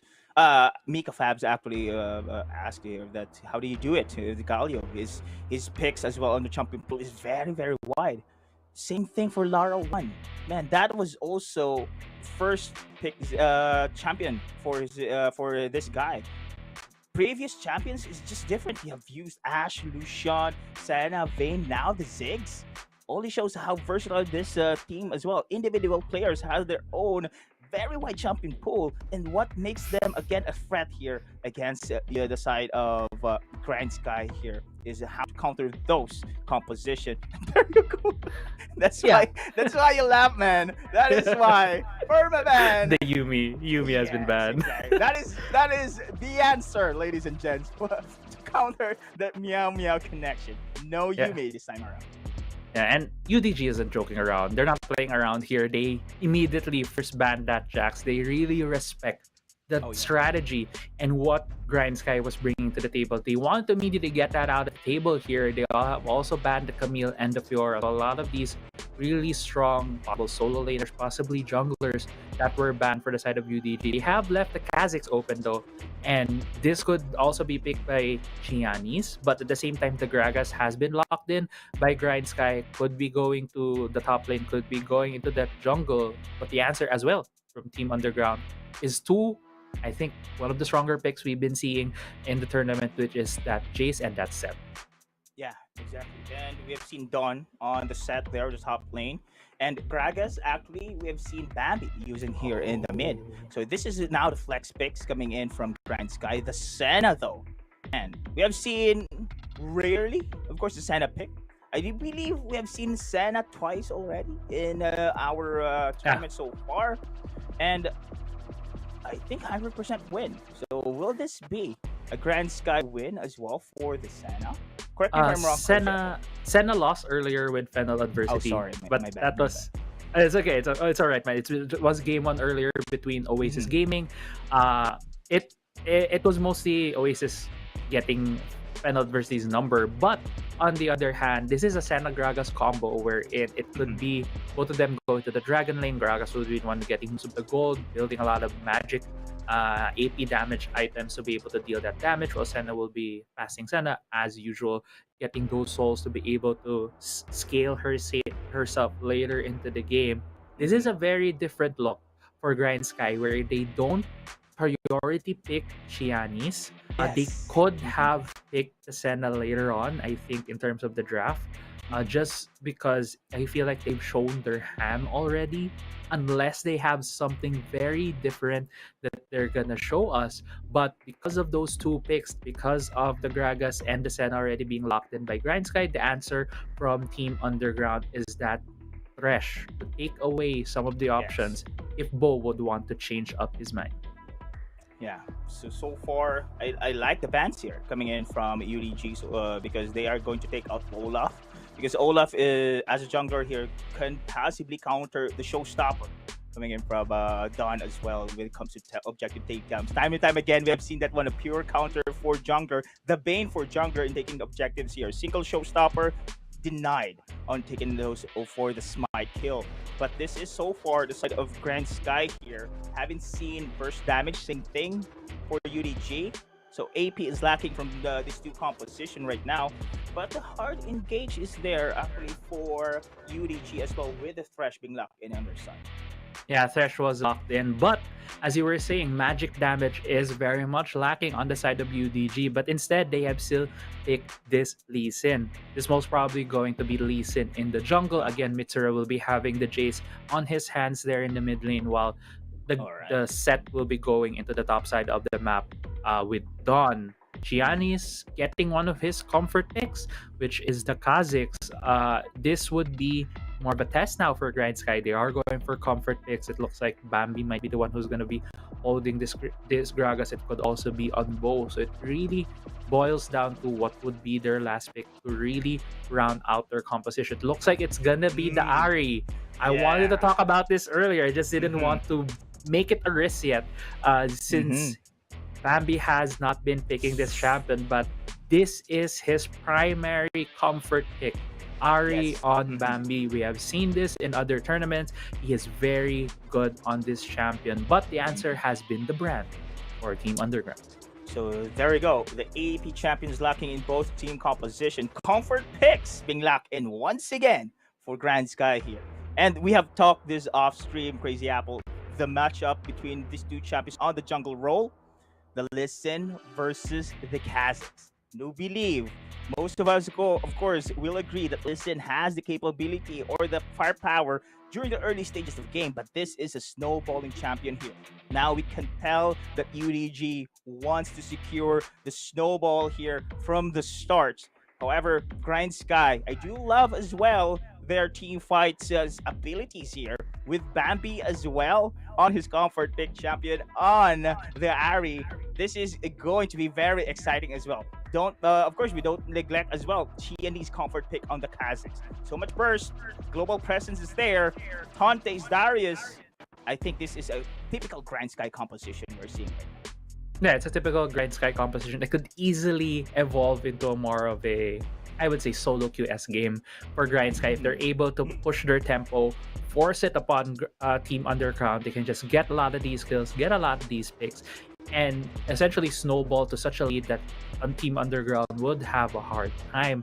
One of these things that I want to also point out that we've been seeing a lot with these Kazakhs picks is the early invade from the enemy team. They usually try to force the Kazakhs away from his first buff, and you can see here Team Underground looks like they did try that in the first few seconds already. Orthos and Lara won here, but looks like Chianis would be safely getting his red buff. The Gragas Senna on the bot. Ladies and gents, here in the second game of our second series, Grind Sky versus UDG. Comfort picks being locked in for Grind Sky. UDG, though, very aggressive lineup this time around with Sayonara and the Listen. And we do believe Sayonara is very, very dangerous as well on the Listen here. That is going to be a pretty good matchup as well with Orthros on the Fresh. Yeah, and I do believe we missed the first blood. It must have come very early into the game. The first 15 seconds, Larawan getting the first blood against Bo might have been caught with that hook right there. Chiani's looking for a gank here. Yeah, great that is slam there. Or Frost back away. He's low in life. And one more hit. And that is going to be a kill against Satchel. Look at Chianese. Heavy aggression. Nice rotation. That is going to be a revenge kill. Yeah, and good gank right there from Chianese. We haven't seen a lot of these first 3-level ganks much in the tournament, and great turnaround right there. But Sayonara, this time around it is gonna be UDG initiating that rotations. Oh, you know what, Crazy Apple, they have somehow similar play style during the early of the game. It's just decision making just separates both. But Tante with the upper hand flashes out. Oh my, that hurts a lot with an ignite popping out. But Chianis is here, trying to go for the kill. yeah, I'm sorry about that. I was thinking that Don could maybe go for the 2-4-1, but he did burn his haymaker against Tante right there, not being able to finish the kill. Chianis was still able to help out his top side, but also going back into the bot lane. Great answer right there from Team Underground. It felt like they weren't able to communicate. Bambi wasn't able to say, hey, Mitsura might be running to the bot side of the map. Tactical and Bo were very much overextended, but looks like there's a sneaky play coming from Sayonara. Sneaky it is, but speaking of which, an instant miss. Trying to neglect, of course, the potential takeoff. Great move there for Grind Sky. Very creative for Team Underground. Unfortunately, they weren't able to time it well with the minion wave. If it was just a second early for Sayonara to get there, they would have been more far forward than the minion wave. The minion wave would not have blocked that. But going back to the junglers, Chiamis is invading the top side of the map. Mitsura trying to help out his jungler so that he won't lose that much. Bambi was the first one on the rotate, enabling Chianis to steal the crowd camp. All right, we are going to talk about the late game potential here between these two compositions, Crazy Apple. Bo here, of course, that is going to be the fasting center we're about to expect here. He's going to go online, crazy damage in the late game, but hold the thought, Death Sentence connects. Lara 1, follow up, but not enough damage there. But we can see, of course, the skill sets and the synergy between Tactical and Bo. They do have that defensive on that miss. They do have the poke as well from Tactical on the Gragas. Yeah, they do have the poke with Tactical on the Gragas, but going back to your earlier question on the late game, Grindsky, I feel like, of course, they do have a better late game going through this competition just because they do have that Senna. Later on, it's just going to infinitely stack. But Sayonara going for a pick on Tante. Conte, going live here. Get back away with the proto belt. Noxian going in for the last minute there. Dawning Shadow, additional shields. Not enough though. Mitsura in the vicinity. I do believe that is a 2-for-1 trade in favor for UDG. Yeah, it's going to be a 2-for-1 trade in favor indeed for UDG. And the objectives has come up, but no team has started it off right now. I do believe UDG might be looking at this Drake just because Grindsky is the team who has more lead potential. They need to immediately stop the stacking of that Drake. But since Grindsky knows, hey, we have more power here on the top side right now, UDG is going to the Dragon, but Dawn, UDG and the team have other plans. Exactly, here comes Dawn. Remember the showstopper, trying to neglect, of course, that contest. Oh, look at the stun as well. Sayonara on the flanks, picking up tactical in the process. Another one falls down as well. Oh my goodness, UDG! With that heavy aggressive play, taking down 4 players, and will take this Rip Herald. This is the problem when you're too easily read by the enemy team. UDG already putting members in the Drake pit first of all, but when they saw that Grindsky wasn't starting it, they immediately ran to the referral, challenged it, and got 4 kills out of that, even getting the objective. Great heads-up play right there from UDG. If you look here, back at the replay, Orthos going for the hook, immediately getting Tactical. So Tactical wasn't able to start off the fight with the explosive cast. And Sayonara, with the beautiful understanding of where everyone's gonna go, immediately goes to the flank, tries to go for the kick, but gets the kill. And at the end of that fight, even gets the tower dive kill. A very cheeky play from Sayonara, but very much well earned. We are seeing somehow a tower trade here between these two. GS here taking down, of course, the top side, and will secure the first blood turrets in this game. Fortunately for UDG, they are just seconds in that turret race takedown. Yeah, and right now, Grindsky, the thing with their composition is they need to be the ones pushing the tempo. But UDG has read them like a book, and always in the places where Grindsky wants to be, needs to be. And again, it's gonna be really hard now for the Senna. Senna needs a lot of time to ramp up. She needs to be in the lane to get those souls. Now she needs to roam around the map since the game has been accelerated. The bot side turret has been destroyed. Mitsura is just hovering around there, and UDG has that understanding. They don't need to do anything aggressive at this point. They have 4,000 gold in the lead. They have item leads across the board. They can just wait for these next few objectives, get some more gold, get some more picks, and again, extend their lead from there. Now, plan A did not work for Grindsky, securing the early stage game. They're going to go for the plan B, being aggressive with a pickup against Dawn. With a haymaker, showstopper, and out of position with a as well. That was a beauty there, isolating Qeon. And it is going to be now Laura 1 in the sides, having the poke, tactical, but going to go back away as well. Mitsura will be able to go for the chase, and that is going to be Bo on the backline. Splash being used, heals as well, but the chase continues. Missed for the save for Bo, but still to no avail. Tactical falls.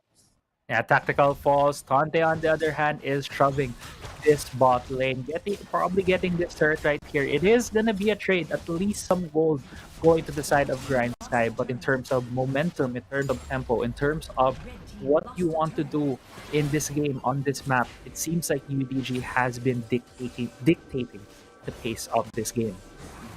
Exactly, and they are indeed having this momentum and the tempo in this match.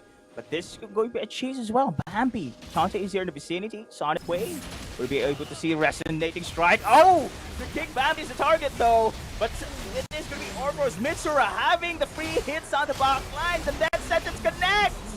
Again, Bambi there. That is going to be a kill once again. Both flashes out. UDG again having those kills time and time again. they will be given this additional momentum on their side.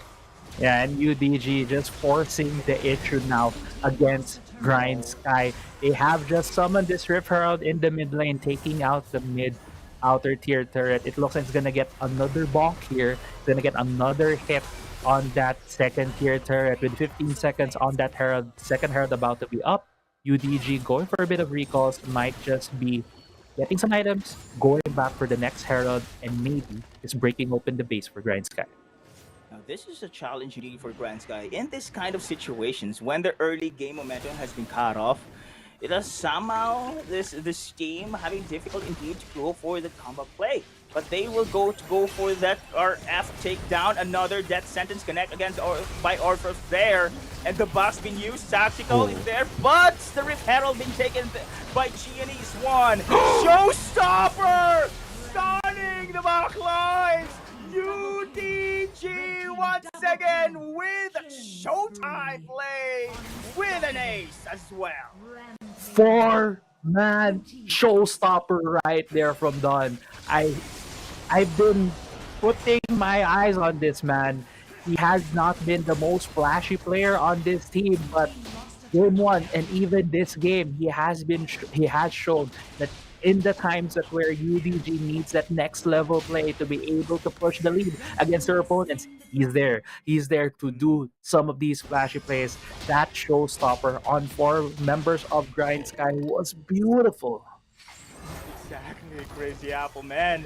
I have goosebumps in that play coming in from Don, but it is going to be Grindsky though.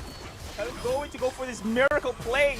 Going to go for the pickoff. Don is the target, but he is so tanky, but not tanky enough. First damage from Qeon secures the kill, hiding the brushes, but the rest of UDG try to go for the chase, try to go for a tactical attack, and that is going to be a kill. Qeon is providing space, but it's not enough as well. With Mitsura having a double kill, Bambi, Qeon is running away. Here comes the party. Sayonara with a kill, and it is going to be a disaster once again for Grindsky.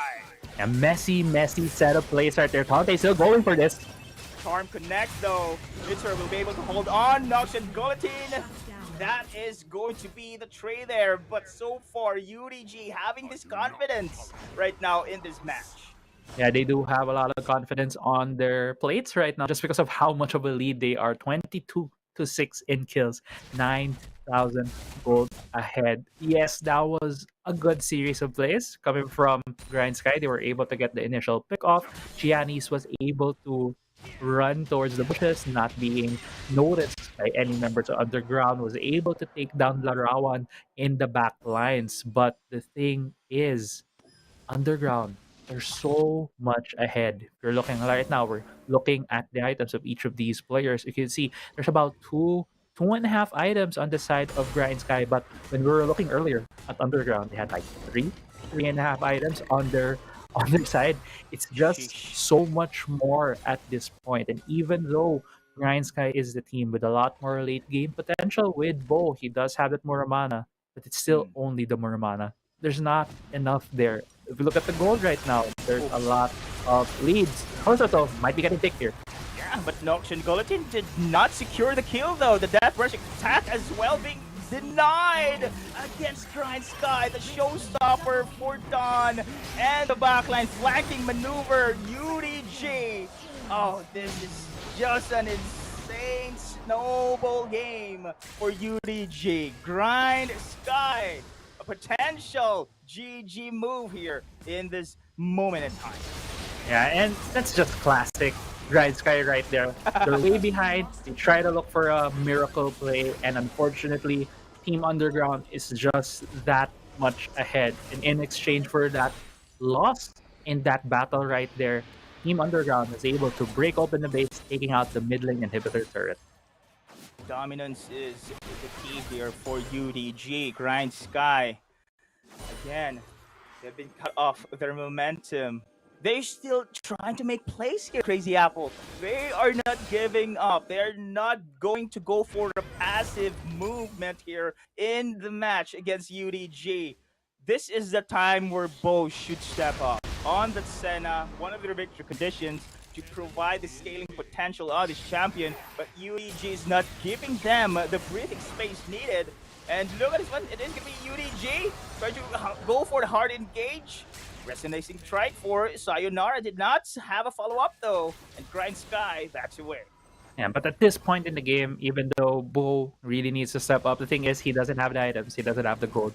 It's hard for Asana to be able to do anything, and with what we've seen with how UDG just ran down Grindsky, they just scared them away from that Barret pit. That's gonna happen in the next couple of minutes, but Dawn right here, catching out Qeon, getting the Raptors, even sealing away camps. It's just getting bad, worse for Grindsky. They have no control anymore. Bambi getting chased down by Sayonara, but yeah, gets away but burns her ultimate. I think this is going to be UDG going to transition here for the trying takedown, but Mitsura, oh, wrong way to go. It will be pick off though. That is so far the trade there, but Orpros in that sentence, and now going to initiate the G-fight once again. Bambi low and live, always there as well. Oh, the Haymaker 2 with the follow-up of the first damage coming in from Lara 1. Oh my goodness. UDG finishing this game 2 in style. UDG completing this series with a 2-0 sweep against Grindsky Esports, and that's just really, I think, what we're gonna see for Team Underground in the next couple of weeks. They don't have, they always go for the early games. They try to just settle down, not to give up as much gold, as much advantages. Mid game though, getting to the transition from early game to mid game to late game, they have that in the bag. They just know when to go, when to get these skills, when to take advantage of their item power spikes, and just clean up the fights against Grindsky. Congratulations, Team Underground. They are now the only team in the WCS for week 1 who are undefeated. Undefeated. Oh my goodness, here in the week 1. Crazy Apple. Now this is a statement coming in from this sports team. Team Underground. Remember the interview there for Orfrost from our first day. They said, we are now here and we will not need everyone to know us. Oh my goodness, because everyone already know them and they are really capable on what they can do with the Wildrift. And good game well played as well to Grindsky. That game 1 though, that was respect, man. Full of respect for Grindsky having those kind of composition. But on the second game though, that was their typical comfort pick, which is so far we can say that's the side of Team Underground knows how to play around, knows already that is going to be the staple picks coming in from Cerebrum. Yeah, it felt like Team Underground kind of challenged Grindsky right there. Grindsky not taking anything away from them. I think in terms of how they play the game, in terms of mechanics, they are at par with Team Underground. They can get up there.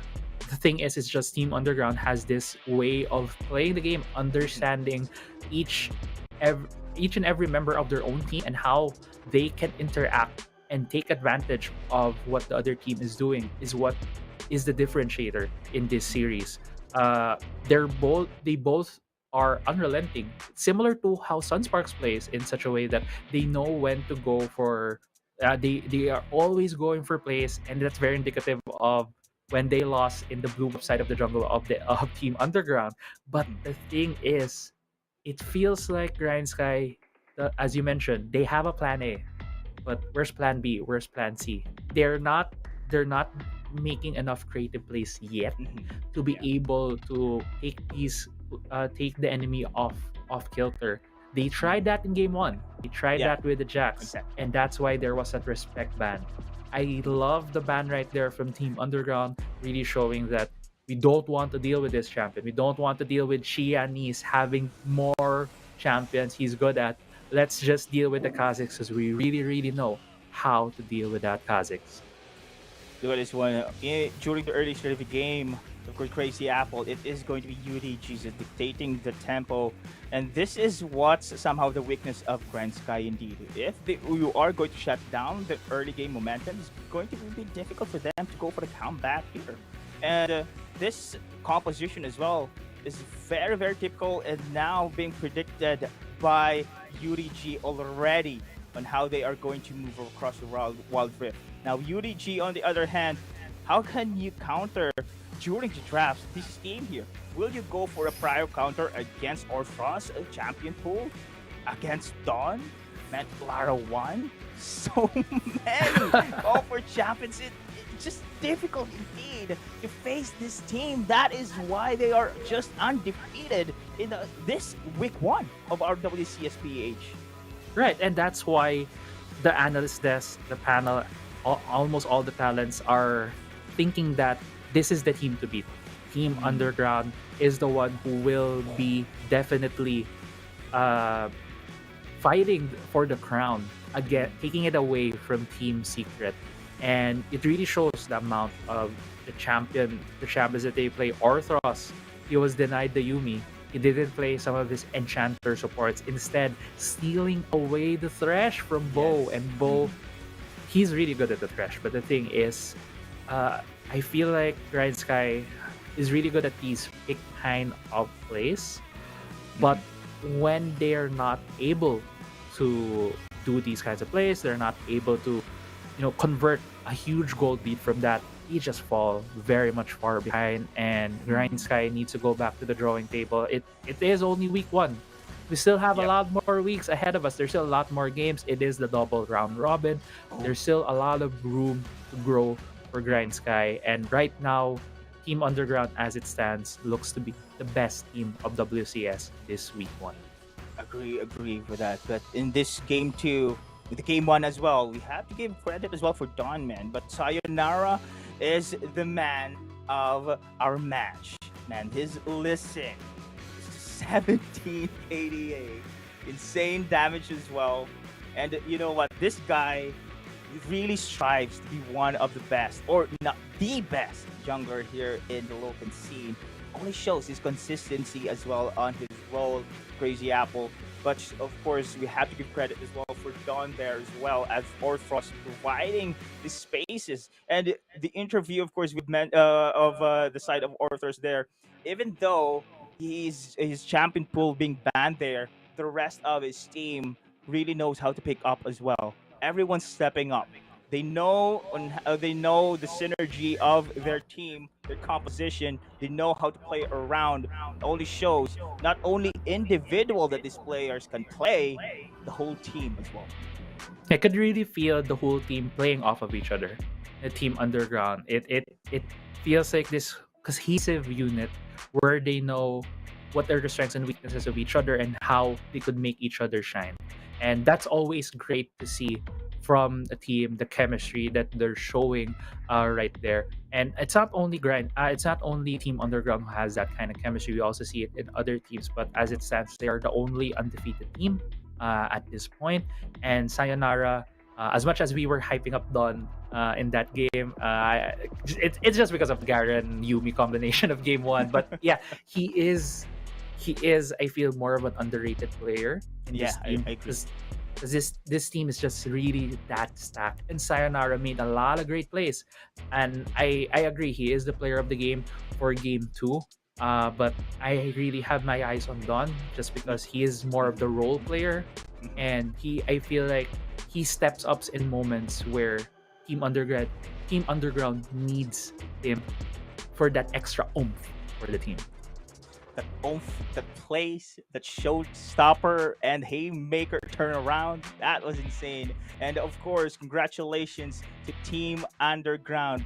Beautiful performance, still undefeated here in the 3rd day of our WCS PH. They are in for a mission indeed, but good game well played as well for the side of Grindsky.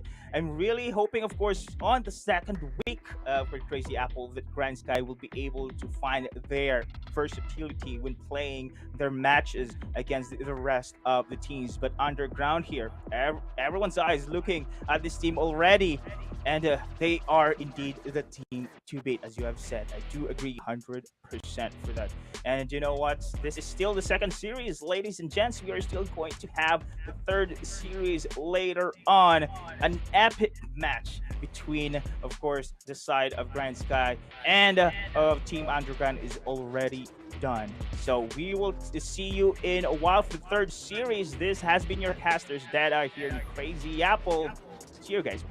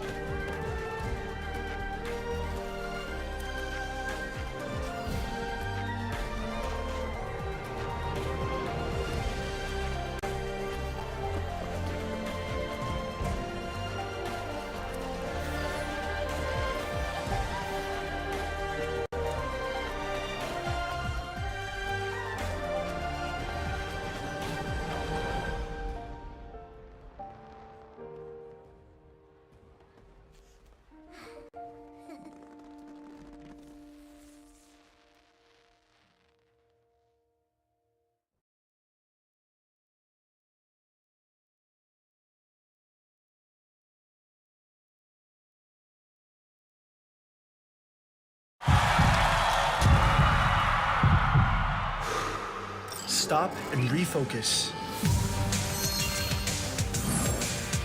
Get a clearer perspective. See things from different angles. Power up and set your eyes on the prize. It's time to step up and rise to the challenge with the Redmi Note 11.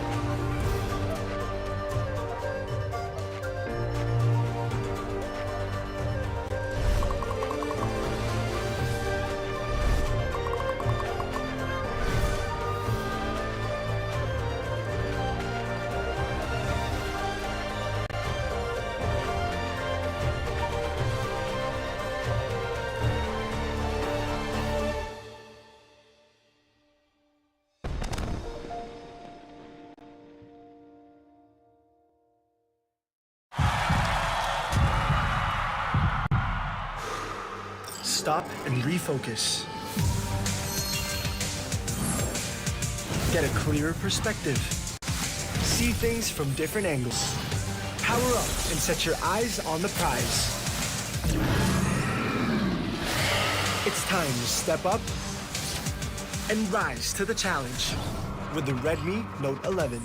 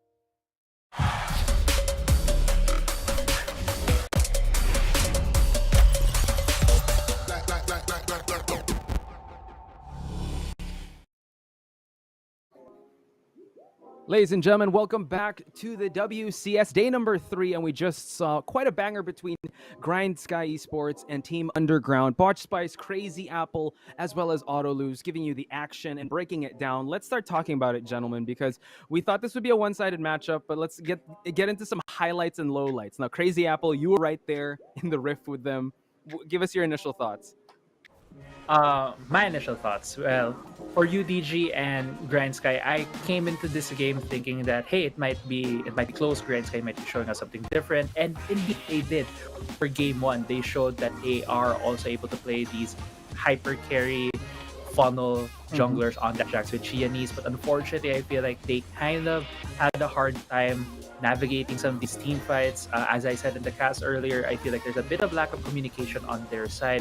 Xiaomi's had these moments where he's too far ahead of his team. But at the same hand, it really shows as well how cohesive as a unit UDG is, Team Underground. We would always say that, hey, FLA is this team who's always good at these team fights. But the thing is, for UDG, it's like controlled chaos in these fights. They always know where the other guy is and how they could capitalize as much as possible on the positioning of each member from their team. I love how you use the term controlled chaos because Right? So good. it's chaotic, but at the same time, it will end up with a 5-0, a clean ace for UDG, something that I did not expect, or no one would expect in the team fights. That's so chaotic, but Underground knowing their limits, just going at it, going ham. But credit goes to Grindsky. I feel that this is the day, this game or this series. Although they lost, they showed that they're up there. They will fight fire with fire. And on game number 1, they were almost the winner. It just so happened that there was a highlight. Yeah, Yumi and Garen, man, what was that? It's It's crazy to think about it, and no, it was tweeted by our friend XC. We'll talk about it over and over again over the course of the weekdays, right? How to stop the Yumi plus Garen connection. Yumi, by the way, shout out to Orthros, the first person to go 100% in kill participation in this league. And again, the hype surrounding Orthros is back, and it shouldn't have left in the first place. Yeah, it should. Yeah, for sure. And we did interview him yesterday. He's such a big personality, and him being on that Yumi, guys, like this is a real problem that we're experiencing in WCS. Yep. How the heck are we gonna stop this connection? It seems like the only way to do it is to ban, but I don't know. Do you guys have any initial thoughts? Yeah, ban. Ban the cap. Yeah, ban. Ban the cap. We Put it in the we ban. already have 5 bans for each team, and I think it will do you more good than harm in respecting the Yumi of Orthros. Again, this guy, when he started playing last year during the Icon series, he was playing Soraka, he was playing Janna, when everyone in the league was actually playing Alistar or the Engagers, and that's how crazy this guy is on the Enchanter supports. Now he's bringing a different side of himself. And also, I just would like to shout out Don and Sayonara. Yes. Don on that set, man. Garen on game number 1, game number 2, his set is already ban worthy because he's playing it as if it was not nerfed here, Crazy Apple. And you have to help me out with this, because with so many champions that are ban worthy against UDG, how do you plan against this, guys? I don't know. The thing is, right now for UDG, it feels like, as I think I mentioned this yesterday. I'm not sure if it was in the caster desk or in the panels desk, where I think Don is this role player for Team Underground. He absorbs a lot of the pressure. He is the guy who's playing on the weak side of the map, and you couldn't see that when he was playing that set, man. He still had enough skill, enough damage to be able to deal as much damage and to be effective in these fights. So I don't know. I feel one of the tests that we need to see Team Underground right now is how far does Don go playing the weak side of the map. We've seen him on Garen, and I think the set a couple of times now. Yeah. Maybe take away one of those bulls or one of those champions. Maybe force him on a different set of champions right there that aren't as safe to play. Yeah, and speaking of the man, the myth, the legend himself, we will be speaking to Don in just a bit. It just seems like their survivor pool, the champion pool that they're using is just so deep, and I'm really interested to get his thoughts, especially with the highlight was the Yumi Garen connection. We were screaming at Cyrus as well. We're like, oh my god, he's breaking ankles. And so there's just one thing I would like to. If we praise Underground, we also have to be critical of one thing that I have noticed in the past couple of games that they had. Yeah, we know that they have been winning, but it does appear that they surrender too many lane deaths in the Dragon lane. It feels like that Orthros and Lara 1 this time, they're winning the game. They're winning as a duo, but they're not doing it using their lane prowess. I feel that that's something that they have to fix, because surrendering lane that's against more formidable opponents or looking ahead against international competition will be heavily punished. So that's one thing that they have to clean. Okay, gotcha. Duly noted. So let's head on over to the interview with Don himself. He was not the player of the game, but we are going to get to talk to him. So let's talk to him right now. Don, congratulations. Hello. First of all, congratulations on your Garen. How did it feel like being able? Was that a 3 versus 1, a 4 versus 1 with you and Yumi? Kamusta your mindset when that was happening? Hindi ko na din ma-explain kasi grabe na rin yung adrenaline nung hinahabol ako ng 3. May nagtiwala naman din ako sa captain namin sa support kay Orthros na kaya namin yun. Yes, okay. Yeah, congrats. Ice in his veins. Yeah, he did not buckle under pressure. Otoluz, I know you got some questions lined up for Don. Go for it. Actually, yun nga mag-ano lang ako, sundan ko lang yung tanong kanina ni Poch. So it wasn't you na nagsasabi, kaya natin to. It was Orthros na nagsasabi. Because in that situation, the first instinct for me was to fly away, right? Flight versus fight, or flight or fight. My instinct was to flight. That's it. Pero kayo talaga nilaban niyo yung 3v2. So, was it you or was it Orthros or was it combined? Actually, wala talaga nagsasalita eh. Kumbaga Wow. yung Instinct. Instinct? na lang. Ultra instinct. Nung nakita ko na kaya naman. Kasi grabe din yung binibigay na support sa akin na heal. Kinaya talaga namin na yung tatlo i-punish. I mean yung dalawa pa kasi. Kind of unexpected. And it's again, it's a highlight that we will, I don't know how we will break it Call down. back to. Yeah. At the end of the day, Crazy Apple, man, Yumi Garen has to be, Yumi alone has been a menace for WCSPH to deal with. My question for you, Don, is how's the adjustment like? I know that this is not your first time in the Pro League. You've been with Liab, and now you're with Team Underground. What's the change like with with the team roster change or the dynamics of the team? Ano yung pinagkaiba, pare? Nung una kasi, bago ako pumasok dito is, parang tumatak sa isip ko na hindi ako mag-exceed sa expectation nila. Since, ayun nga, may nawalang player. So, kumbaga, pinush ko din yung sarili ko na magpursige dun sa gagampanan kong role.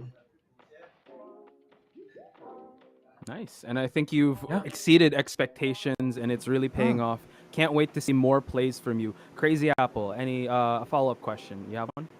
I guess my question for you, Don, is kanina sinabi ko sa caster desk and kahit ngayon in here in the panelists that I think your style with the team has been playing weak side. Is that really the strategy for the team? Not to give away any future strategies right now at the moment, any specific strategies, or my question would be, will we see a different Don? Will we see a Don na ikaw naman yung humahatak, ikaw naman yung nagkikerry for your team? Siguro, ganun. Depende pa din talaga sa gagawin namin. Okay, that's something to look forward to. Hopefully we'll see more highlights, and I'm sure we will. Don, any shout out, any message you want to give to your fans or the people watching and Team Underground supporters? You have the mic. Shout out na lang sa supporters namin. Pagpatuloy niyo pa rin kaming suportahan sa tournament na to. And sa mga friends ko, lalo na si Ate Angel na suportado kami. And yung girlfriend ko na number 1 fan ko. Hey, let's go. Perfect. Thank you so much, Don. Ladies and gentlemen, there he is of Team Underground. We'll see him again next week. Underground, still undefeated, ladies and gentlemen, here in the WCS series. So thank you so much, Don. Thank you. And there you have it, guys. Don, a man of few words, but a lot of action. A lot of fist flying action, a lot of hitting action. Something that you won't expect from someone that you use as Garen and uses that effectively, right? But I guess it's, you know what?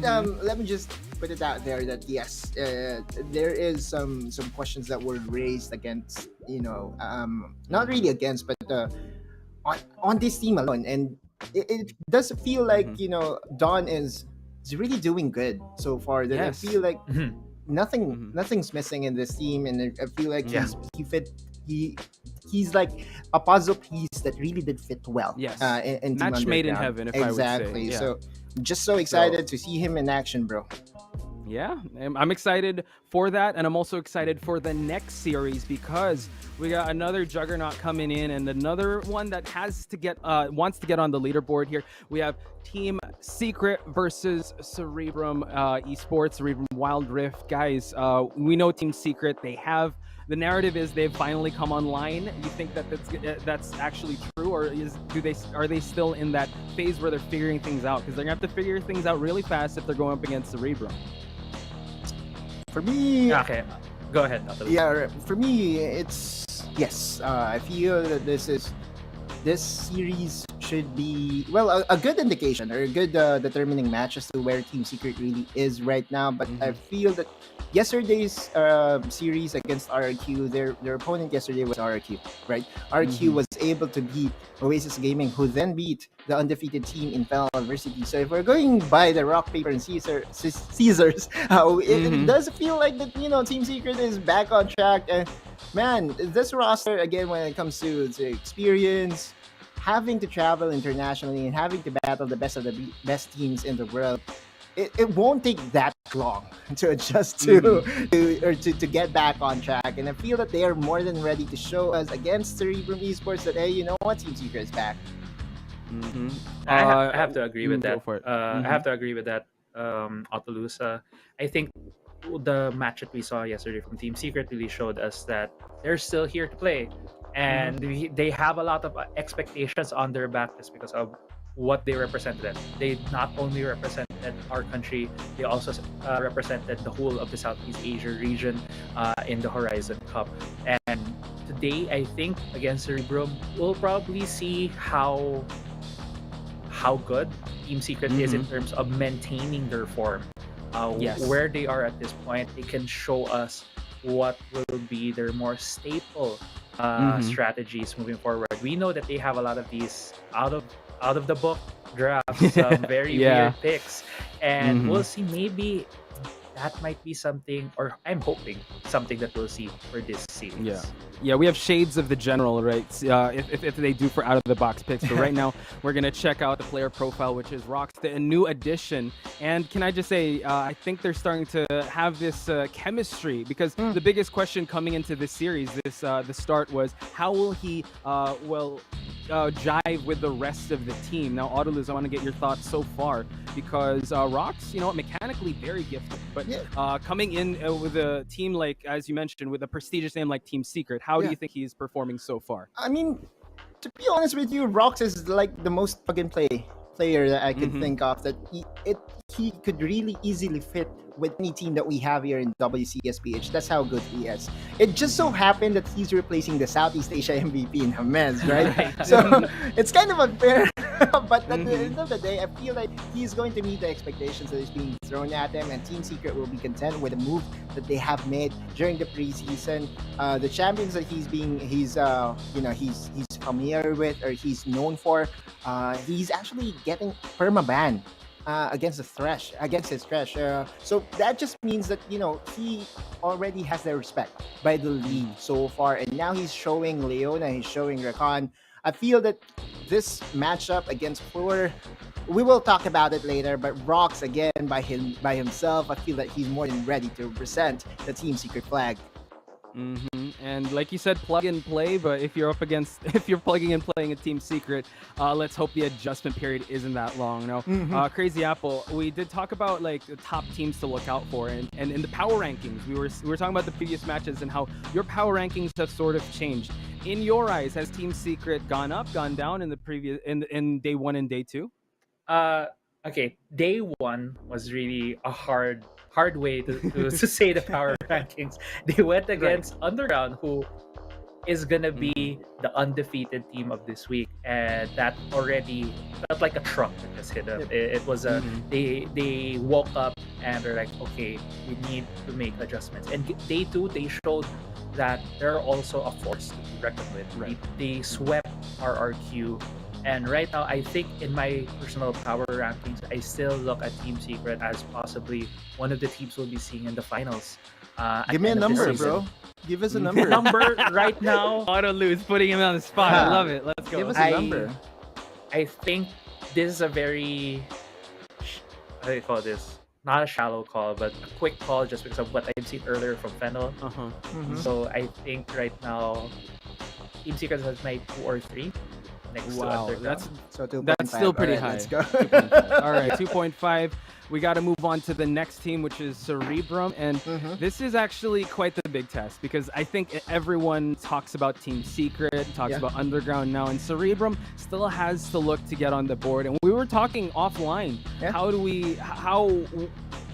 we talk about this match? Because you got to call a spade a spade. It might be a David and Goliath story. Autolus, give me like your context to what we're about to witness in this match. And it's kind of unfair for the rookie team to face Team Underground day number 2, and then day number 3. Hello, welcome. It's Team Secret this time. It's kind of, I don't know. It's kind of unfortunate for them. But at the end of the day, if there's one thing that I know about Cerebrum Wildrift, Evil is here. They'd actually try out for Team Secret, and when they were trying out, it wasn't actually.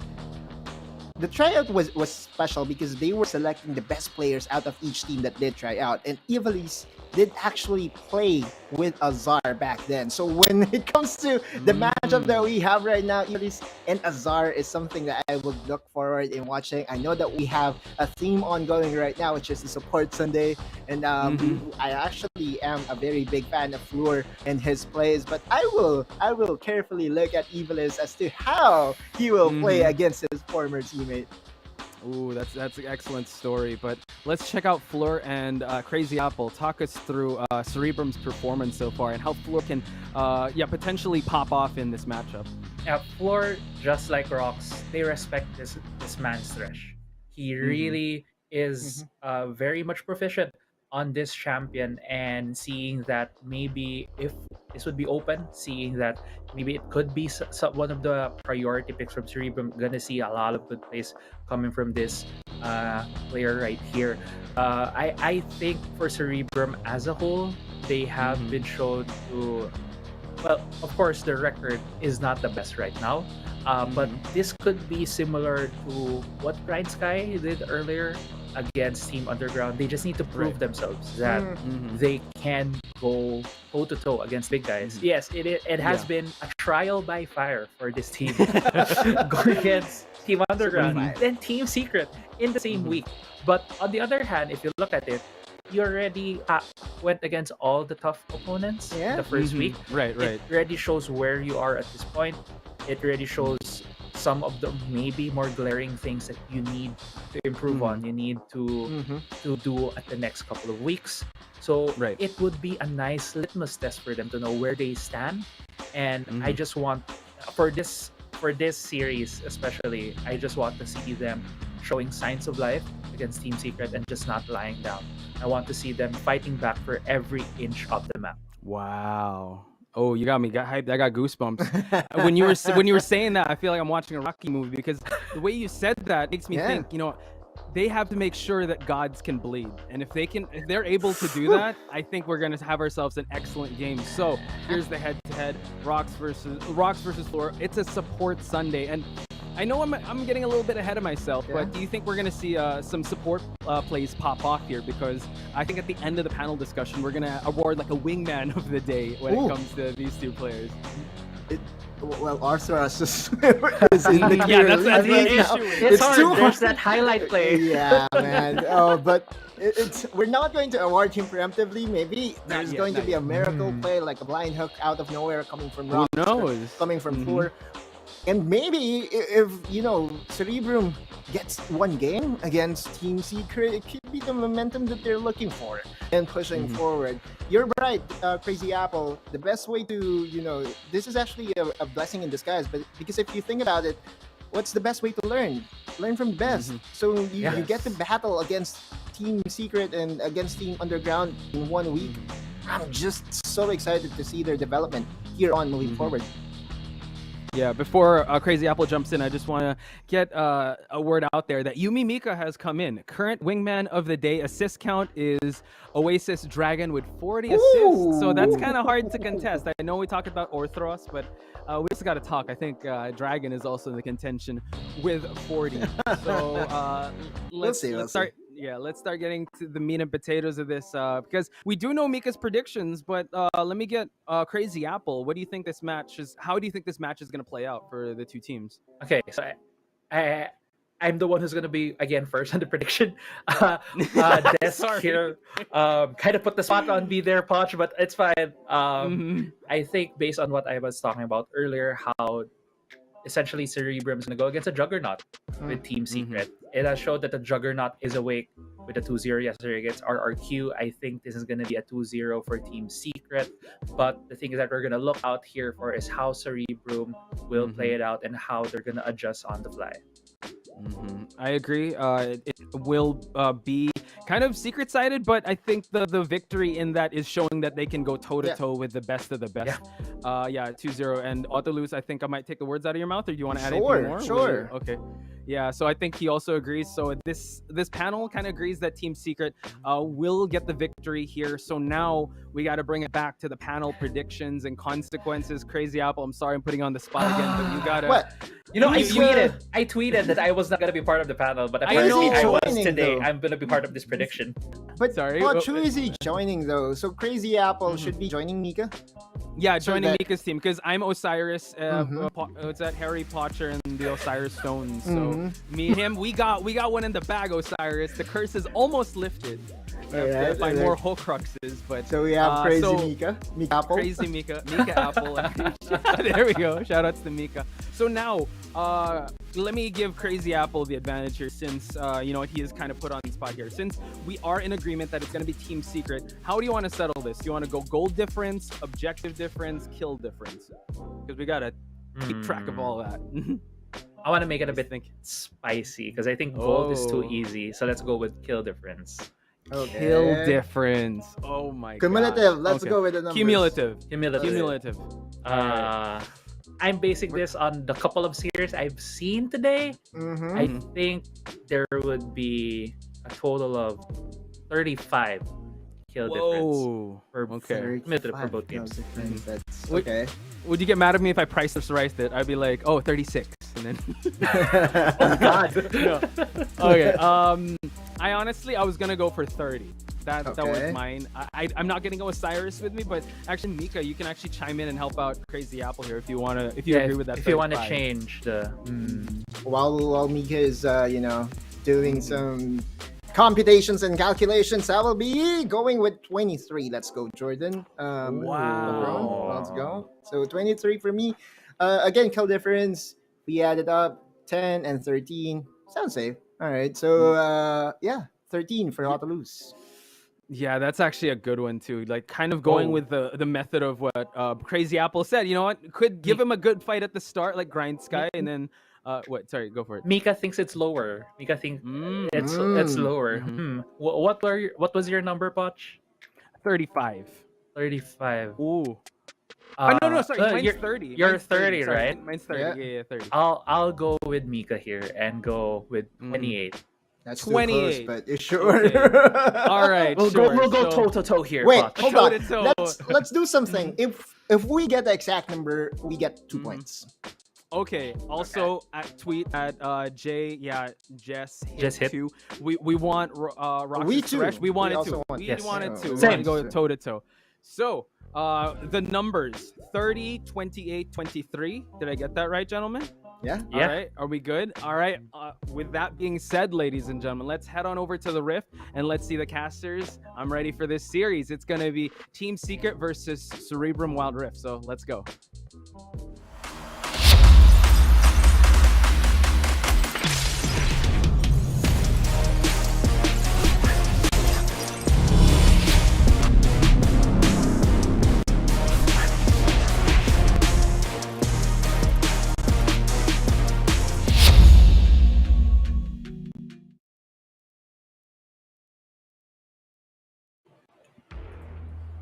Thank you very much, panel, and welcome back, everyone, to WCS Philippines. I'm Infinity, and this is Deadeye, and we're going to have Team Secret and Cerebrum Esports up next for this series.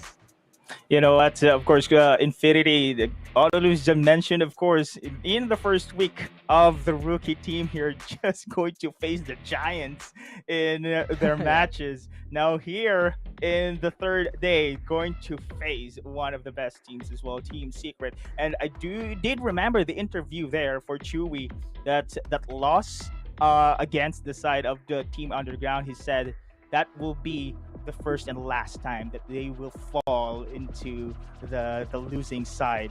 And I do believe this is going to be the start of their winning streak. But will it be true in that matter? Because, of course, big challenge as well for the side here of Cerebrum.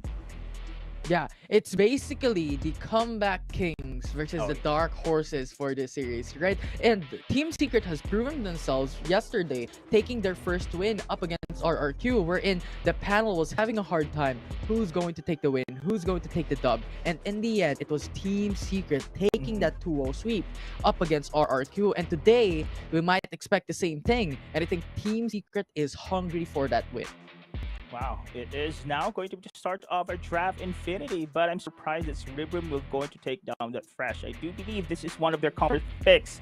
We have discussed, of course, the panel discussed, of course, with regards to our support highlight here on this side. It is going to be Fur. It is one of its comfort champions. They are going to secure this ban, though, against the side of Team Secret. And as you can see right now, very quick bans we're seeing here for both teams. They are going to take out topside champions, and still the Rakan will be secured here. Also, one of the comfort picks of Fleur. Yeah, absolutely. I think the champions that Floor is putting out is similar to Rox. However, we haven't seen Rox play Trash as of yet because it's like permaban each and every single time. No Trash for you, Rox, for Team Secret. And now Cerebrum Esports answered that, you know, pick up Rakan, ban away the Trash. We're going to target Rox in this game number 1. Although we have a Galio available for Team Secret in this game number 1 that can be played by Rox. Wow, and we have seen him on that Leona as well on the previous series. So far they're just denying the champion pool here coming in from Rox. Now this is going to be somehow a challenge for Rox, and let us see if he will be able to show us how wide his champion pool is. But meanwhile, it is going to be the Lux being locked in. You have a heavy firepower here, and the Jux for the late game enabler here for the side of Cerebrum. Will we be able to see a Lulu Jax combo or a Yumi Jax combo? Yeah. This is also somehow the meta in our week 1, and it's pretty strong, to be honest. And Team Secret, though, wow, the typical Galio Ziggs combo, and you have the staple Renekton on the top lane. Yeah, absolutely. I think Yumi is still open, and this is what Oasis Gaming did right in the past, wherein they played Jax, then they went in Yumi top to funnel the jungler to be able to scale much higher. And yes, they were punished for an unfortunate mistake during that time, but Cerebrum Esports, if they want to do it, they could absolutely do. Although this is going to be hard when it comes to the damage aspect. But now, we're looking at the bans. Yasuo ban, a respect ban coming in from Team Secret. To follow up is Kha'Zix from CE. Alright. So far, we're still seeing a lack of bruisers from the side of Cerebrum here, but Team Secret already provided that one for the Renekton. 80, a flex pick for the Ziggs, could be on the bot side, on the Dragon lane. And haven't seen yet Rox champion here. Very excited, actually, Infinity. What will be his support champion? Will it be again another Leona here, or any aggressive support this time around? Anyway, the Thresh has been banned. The Rakan has been denied pick as well. I feel like it's going to be Galio. They need an AD for this specific draft because they're lacking in that aspect. And Fiora and Renekton, these are what they need. If they can do the Protect the King composition, Ziggs will be their main hyper carry for this one. And it can be played by Chewy, and then a melee Bruiser can go into the mid lane. We all know that Suri has played Renekton into the mid lane before, and even Seth as well. If they go for this all-in lineup, they could replicate what they did in day number 1, but NASA's gonna be picked by Cerebrum Esports. Blows my mind. They're repeating what they did in day number 1. What? A Garen as well? Now I'm confused. We have seen Evilise on the Nasus here. Probably it is going to be a Nasus bot with the support of a Lux. Probably no. I feel like it's going to be Lux, Rakan bot lane, and then Nasus top lane, Jux jungler, and Garen mid lane. And you have a great answer coming in from Chewy. You have the Vayne. So batting against Nasus, batting against Garen, Rakan, these bruiser champions and defensive champions, it can easily be shredded by Vayne with the true damage. Or you can go for a Vayne top side here. This is a great counter as well for the bruisers against the side of Cerebrum. Go for the 80, heavy 80 comp on the duo. Of course, the Galio and the Ziggs against the Lux and the Rakan. Possibly. So many flex picks we are seeing right now, Infinity between these two. But yeah, I do believe this Vayne is a great pick indeed for the side of Team Secret here. Yeah. This is also one of their late game insurance. Same thing for the Jax and the Nasus. But in the early stage of the game, they need to be very careful. Yes, they're tanky here, but it's just they need that space in order for them to go online. Absolutely. And I feel like Cerebrum Esports Oh. has played this specific draft with Nasus being part of the team because now they're playing this their second time in a row. Or not in a row because they did it in day one and now they're doing it day number 3 with a Nasus pick. So I feel like they have practice on this specific champion and they're going to try it again up against Team Secret that it might work, right? And Nasus is also quite a utility champion to use. You have slows, you have armor shred with the lower armor pen. So we'll see about that. How will this go for this series? Well, Team Secret batting against Cerebrum Esports. Welcome everyone to game number 1 of the Comeback Kings versus the Dark Horses. Here we go, indeed. Infinity, though. This is going to be a mid vein we're seeing here. So this is great against the Garen. Now you do have the advantage when it comes to focus potential, but meanwhile, invasion here. Yeah. Just a bit of a poke when it comes to this early game because Galio, Kreber with a Fiora, really strong at level 1. Right? You're fighting against Jack that requires more levels to be able to scale, to be able to get his ultimate because Jax is strong when he has his ultimate and he has his armor or basic attack cancellation skill, right? So that is the important thing for Zhao P. So he needs that level 2, level 3, level 5 to be able to match up against Team Secret's aggression here. But for now, we're going back to standard, and I wanna ask you, Deadeye, paint me a picture on what could happen here for the next 5 minutes or 10 minutes to come in this game number 1. You know, Infinity, the laning stage is really going into favor here for the side of Team Secret. Look at it in the mid. It is this Vayne is clearly having an advantage here when it comes to range, but it cannot blame, of course, Zalpi to do those aggressive rotations. Hold a thought on the bot. This is going to be somehow a team fight. And, you know, back to what I'm saying, this laning stage really do favoring Team Secret. You do have the poking potential on the bot against a Lux as well as a Rakan. Great protection of the taunt for Rocks just in case Grand Entrance comes in. But we are seeing somehow aggressive rotations here. Oh, what a taunt coming in from Rocks. Denies the stun. But he gets the first blood from Cerebrum Esports, a support sacrifice for Chewy. Man, early game of Cerebrum Esports just getting better and better. Different gameplay, Infinity, compared to their first series. Now, Cerebrum has been very active when it comes to the first 5 minutes of the game. And this is what you want. You need to shut down Chewy's progression as well on the Vayne there. And this is the catalyst, Zalpi on the Jax. Jax having those proper optimizations will enable, of course, the roaming potential coming in from this team. But as I said a while ago, Team Secret really do have the advantage when it comes to their lanes. But look at the swap here we're seeing so far. Chewy's on the top side, though, while Azar in the mid. Now, much better, of course, laning phase because you don't want as well Ivaliz on the Nasus getting online. Yeah, and absolutely. I'm glad that you talked about Chewy being swapped into the mid lane, swapped into the top lane, and I'm gonna tell you why this is actually quite clever.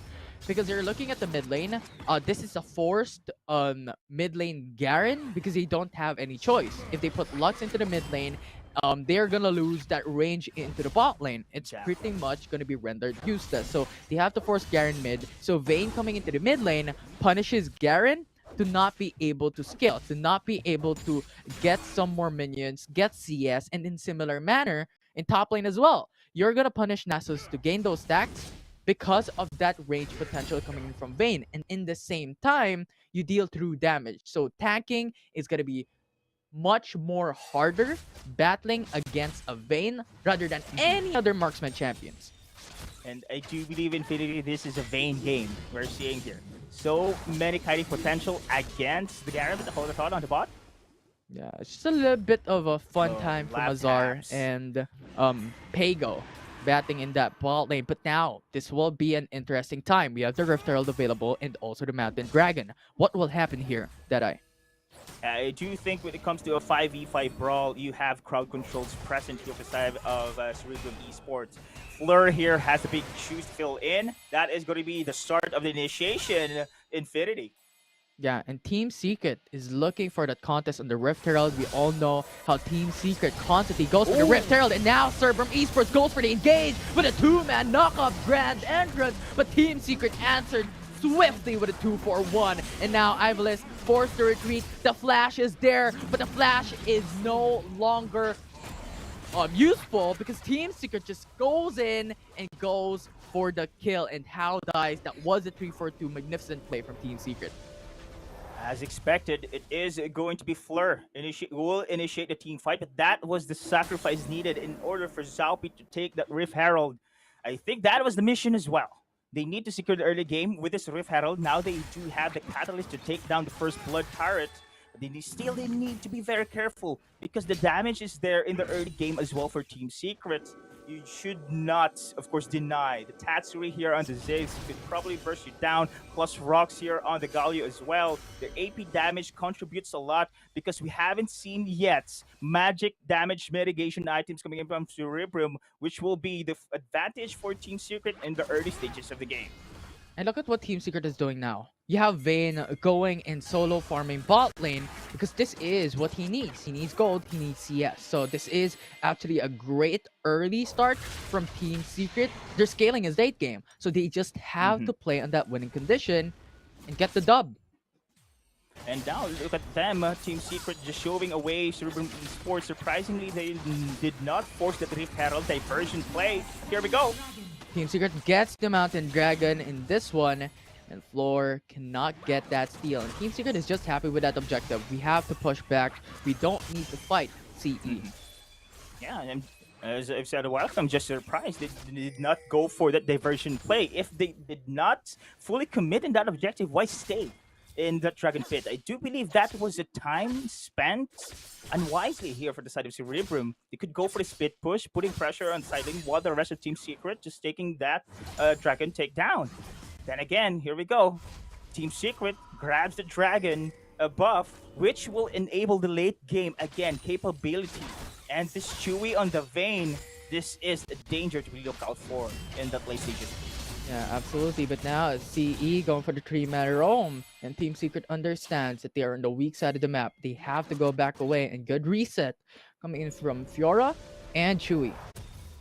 Man, look at Vayne. Chewy, Blade of the Ruben King, already being, of course, successfully in his inventory. Taken this item will boost his damage for this bruisers for Cerebrum Esports. But look at the play. Rocks! What a beast! And now that ultimate coming from Ziggs almost took down Floor, but now it's going to be another fight as TS is forced away from Zhao P. And now Zhao P trying to go away, but that taunt again coming in from Rocks. Time and time again, Rocks shows that he's worthy of that support role. Now Trevor on the backside using the flash to go away, and they went with a free kill.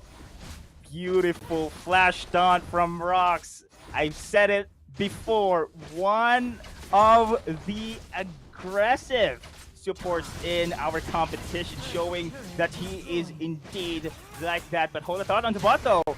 Yeah, look at the damage from Chewy. True damage with BRK, so that's extra percentage damage, that's extra peel. Not peel necessarily, but more so extra just impact against Garen, against Nasus, against these tanky champions coming in Cerebrum. Why this is a Vayne game, Infinity. It only shows here how he is going to be somehow the dagger against those bruisers for Cerebrum. Fortunately though, this Rift Herald, time and time again, they did not capitalize this one, but then again, they will summon its expired time for, I think so, for Zaupi. Anyway, they are going to transition here for this Rift Herald.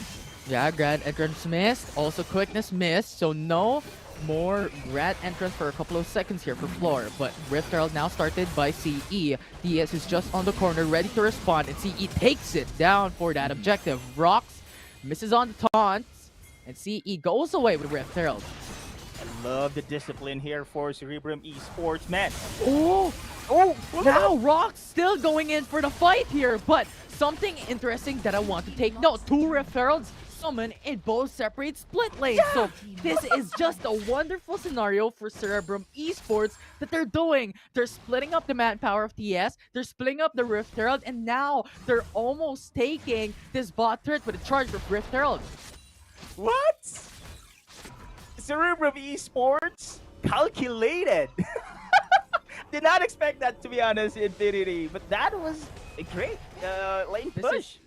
This is what I call big brain. Big brain. Cerebrum Esports, you know, I'm having big brain, big strategy. Oh, yeah. That's about it. 2 Rift Heralds. Put them on separate sides of the map. Let TS decide what lane should we defend. That's crazy. The logo says it all for Cerebrum Wildrift. That's action here on the bot side. Chewy going for the 1v3, but Galio goes in for the support cream, and Todd coming in from Rock again, supporting Chewy, but Chewy falls down with the flank from Xiaomi, and Xiaomi is smashing that back lane with the triple kill away from TES, and Tetsuri is the one left standing. And now Pago jumps in under the turret. That bomb almost saves his life, and CE goes back away. What in the world? What really? Cerebrum, man, oh man, Infinity, I just got excited of what's happening here for the side of Cerebrum, Wild Rift team. They just pulled it through. That was a beautiful taunt coming in from Brox. But just like that, look at this one on the replay. They did initiate the team fight here. Going to go for the pick of Chewy, but great save by Rox with a taunt on 3. Follow up here with the final spark, but too much sustain is there. Evilis on the Nasus, as well as Xiaomi just bonking any champions here for the side of Team Secret. And just like that, turning the tide of the battle. And that was incredible play for Cerebrum. Yeah, it's just a great focus target from Cerebrum Esports because you've seen the 3-man taunt coming in from Brox, absolutely nuts. But what happened next is How used his ultimate to put down the HP of Chewy. At that point in time, he was FHP, so that ultimate brought him down to 1/4. And then after that, Xiaomi, when the taunt was already up or down, whatever you want to do it, focused his stun, his damage onto Chewy. And with the amount of damage that was incoming, only target onto Chewy, that was so much to deal with. But now, Team Secret holding on to the mid lane, gets that trade that they were looking for. How? And makes the kill standing even for both teams. The formation there for Cerebrum somehow scattered. They are very strong when they are a cohesive unit here. And I think this is going to be the strategy for Cerebrum. They need to stick together in order to go for the full potential attack. Team Secret noticing that opportunity, pick off How in the process. And look at this one, team fight. Oh, look at their pulls coming in from Trevor. That was fantastic. Oh. And now they get the 1-for-1. Azar traded for the jungler of CE. Now Trevor goes away, doesn't want to fight any longer, but I believe that to be worth it. We have Baron Nashor coming up at 25 seconds, and Xiaopi's death timer is 22. So this is going to be upcoming close for CE and TS on what they want to do for both teams. Good advantage indeed for the side of Team Secret. It opens up the map as well for them. Cooperating, of course, the losses on the target takedown coming in from Cerebrum Esports on the early stage of the game. Now they are coming back to life here. Will they go for this BR takedown? That is going to be a big question. I think Wits End, of course, the Blade of the Ruby King is there. And another optimizations in check anytime soon for Chewy is pretty much online here in this game. Yeah, and Vayne just wants that. Get more items, be safe.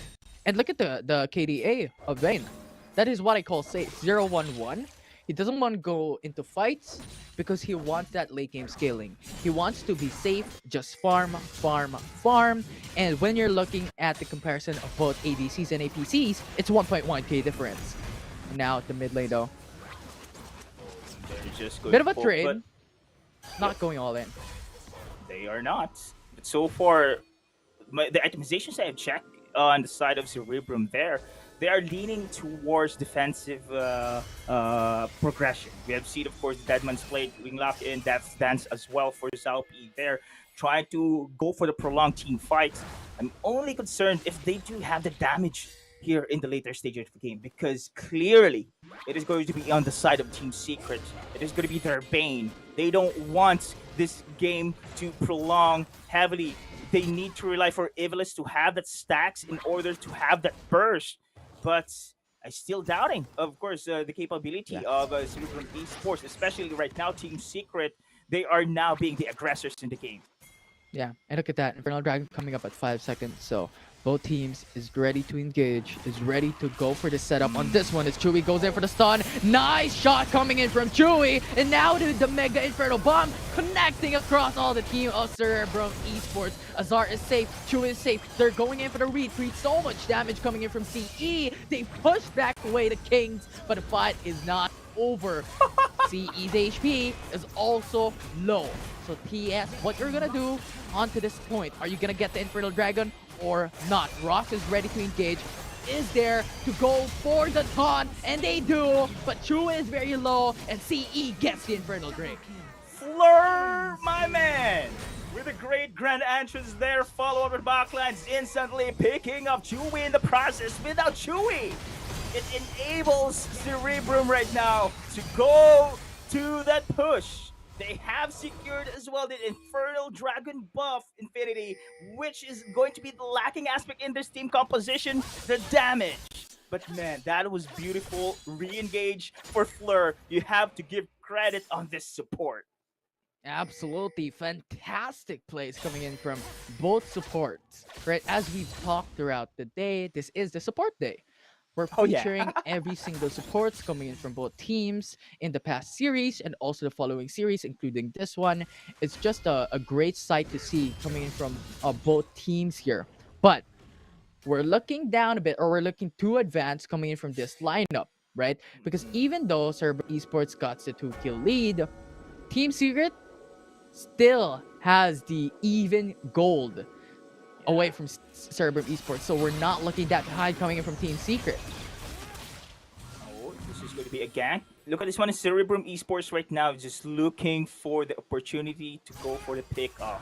Again, being a cohesive team on the roaming, they do have the firepower. They need to stick together, and that's what makes this composition really, really strong. Too much sustain, too much CC. They have to rely for Evilus here to have the damage, and if they be able to secure a prolonged team fight, it's difficult for Team Secret, of course, to go for that hard engage. They need rocks here to make some plays. The taunts we have seen so far in the early game, they need this now. However, the damage will be there for the side of Trevor, for the side of Chewy. They need to rely for Tatsui's burst damage, Mega Infernal Bomb as well. But so far, CE here has the sustain.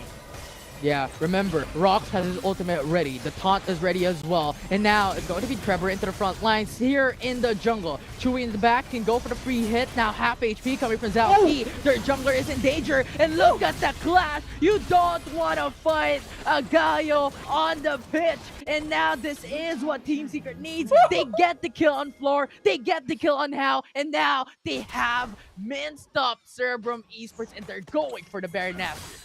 Insane Infinity! That was beautiful thought once again! We have mentioned, of course, that there are so many beautiful Galio players in the competition, but that is one of the best Galio plays we have seen so far. Rox here, man, my man.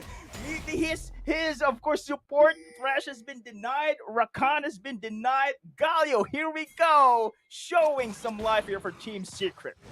Yeah, and we saw the highlight items that the producers or the organizers were showing us a while ago. Chewy is now building up towards the Bloodthirster, and a while ago, right, he already built up the BRK, the Wits End, the Phantom Dancer, alongside with a Proto Belt, so much mobility and so much defensive capacity to go in and have duels against CE. Man, you know, Infinity, this is indeed a battle for supports. Because if Cerebrum Esports, Fleur in particular, will be able to go for that first initiation, CE has the advantage. If Rox making some plays on the taunt, on the Galio, TS will win the skirmish.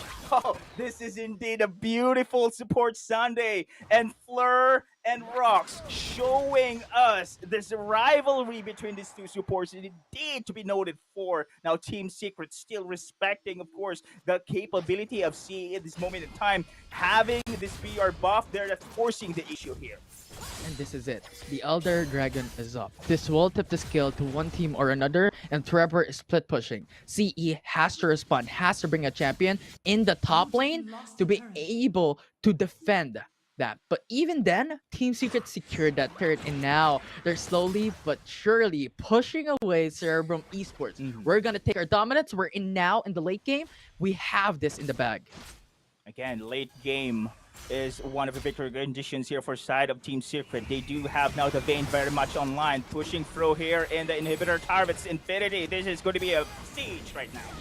Yeah, and just so clever coming from Team Secret, going in for the Mega Inferno Bomb, clearing the wave top lane. So now both waves are pushing mid and top at the same time. And look at the top lane. Azar is trying to talk the front lines. And then Ziggs going in for the flash with the support of Rock is safe from harm. Katsuri is now dead though because of CE responding. Now that is a mid lane down for Team Secret. However, they have brought down the inhibitor turrets to low HP. Chewy is still safe with the proc coming in from the Phantom Dancer, and the taunts coming from Rocks. 4-man taunt, and they go away safely away from harm, pushing the lanes. Cerebrum Esports, Team Secret, we have a ball game, Infinity. Oh my goodness, Evalis, you do have the Vayne in the late game. Respect Evalis' nasty scaling potential as well. We have seen the damage, man. The damage coming in from Evalis now going to transition here for the Elder Dragon. I think this is going to be a contest for Team Secret. Yeah, you see the pings coming in for Team Secret. They want to contest this Elder Dragon. That's going to be very important. Look at Floor going in with a quickness, but Taunt actually disregards the CC coming from Floor. The CDs are down, and now we have the TPs coming through from Team Secret. Tetsuri going in the fight. Floor is down, Chewy's down. Great pickup coming from CE, and now Team Secret went in for the 3-man taunt. Rocks is doing miracles in this fight, and now Ivalis is the only one left. PS wants to finish this game. 40 seconds on the clock for the dead timers. Ivalis is done. He is done. That's gonna be ace for Team Secret, and the Comeback Kings has shown them why they are the Comeback Kings, and CE loses the game 1. What a game, Infinity! Team Secret! Yes, indeed, a comeback, the late game, the Vayne player coming in for the side of Team Secret. You have to get credit as well for Rocks. Insane taunts there, man! Oh my goodness! Team Secret, this game indeed, no losses. I really thought this is going to be the curse. That Chewy said that they won't ever gonna lose a game or a series anymore, but they have just proven it. They have just proven it, but you have to respect, of course, the side here of Cerebrum. They are just improving time and time again, Infinity. I guess this is the beauty of facing the top teams in the early stages of the game. And you never doubt Rocks. You never doubt the Rocks. That is what I want to say coming in from that game number 1. Those taunts are spectacular. The follow-ups. And that late game is all that Team Secret needs, right? You know what? Get the early game. Sure. Get those kills. Get those objectives. But when it comes to late game, when Chewy gets his 3-core item power spike, it's done. Yeah. Boom, indeed. I really thought, of course, that the side of Cerebrum would be able to capitalize their early game momentum. Yes, we have seen that. 2 Rift Heralds side by side. That is a sweet play there coming in from Cerebrum there, but they cannot capitalize in pushing through those lane priorities that has been set, that has been given an opportunity badly needed for Cerebrum Esports. I think they relied more on Evalis Nasus there to go online as well, and we have seen that on the last skirmish, on the Elder Dragon skirmish, of course, Infinity.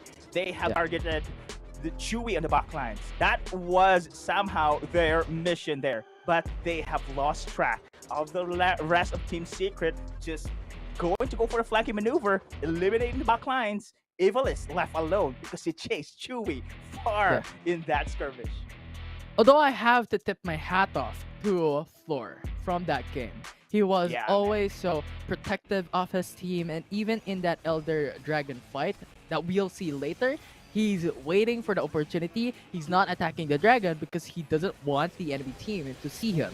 So he has his quickness ready, he has his grand entrance ready, but Rox just comes in. You know what? You can't do that to us. I'm gonna taunt you. And that just disabled the ultimate of Floor, disabled the grand entrance, thus removing this AoE setup for CE to be able to respond and go for the counter engage against TS. Indeed, man. These two supports, Rox and Fleur, just having the game of their lives here, just creating opportunities for their teams to go for the clashes. Grand entrances, beautiful being placed by Fleur. Those taunts coming in from Rox as well is just sweet and spicy as in this game. And look at this one. This is just insane performance coming from CE. I really thought this is going to be the first win in the series. But that taunt, man. That taunt. Crazy. Rox on the Galio. It blows my mind. How does Rox do this? Exactly. How does he come through in the middle of the fight, taunts everyone, and just saves his teammates? And we can see this replicated here on this one. He saves Tatsuri for a millisecond there, but it's just too much damage, too much CC. But this happens after a bit that we haven't seen, but that happened. Rox just continuously protects his teammate. He is so team-minded. Is there such a thing? Is there such a word? I don't know. I'm gonna add that to my dictionary. He's just playing for his team. He's just playing for his ADCs and hyper carries and protect them from those damage and CCs coming from the opposing team. Man, beautiful game. This is a beautiful game, and this is not a one-sided game as well, Infinity. So, yes, this is a win for Team Secret, but this is also a statement for Cerebrum that they are still improving day by day. But Azar here will be our MVP of the series. And man, we have to give credit as well to the whole team here. The victory conditions on point. Azar, 100% kill participation. Oh my goodness. Yeah, I mean, what can we say about the best Baron lane in the Philippines? Oh yeah. Right? Yeah. Azar No is just the hidden weapon of Team Secret. He stays in the Baron lane, but later on, he's gonna be that dominating frontliner, protecting his team, and constant damage. Look at the damage. 26,670 and kill participation of 100%. So this guy is just one of the best Baron laner, if not the best Baron laner that I know for the whole Philippine region. I think I have to apologize for Azar there because I'm hyping up the supports because man, really, you have to give credit for the supports, man. They have just given those flashy plays, but in the end, it was Azar. 100% kill participation. Damage is insane as well. Yeah, he is just on the back lines, but he's doing a lot for the team. A lot for the team, a lot that we've seen coming in for support in the Baron laners as well. But that is it for now. When we come back, it's going to be match point for Team Secret, so don't go away.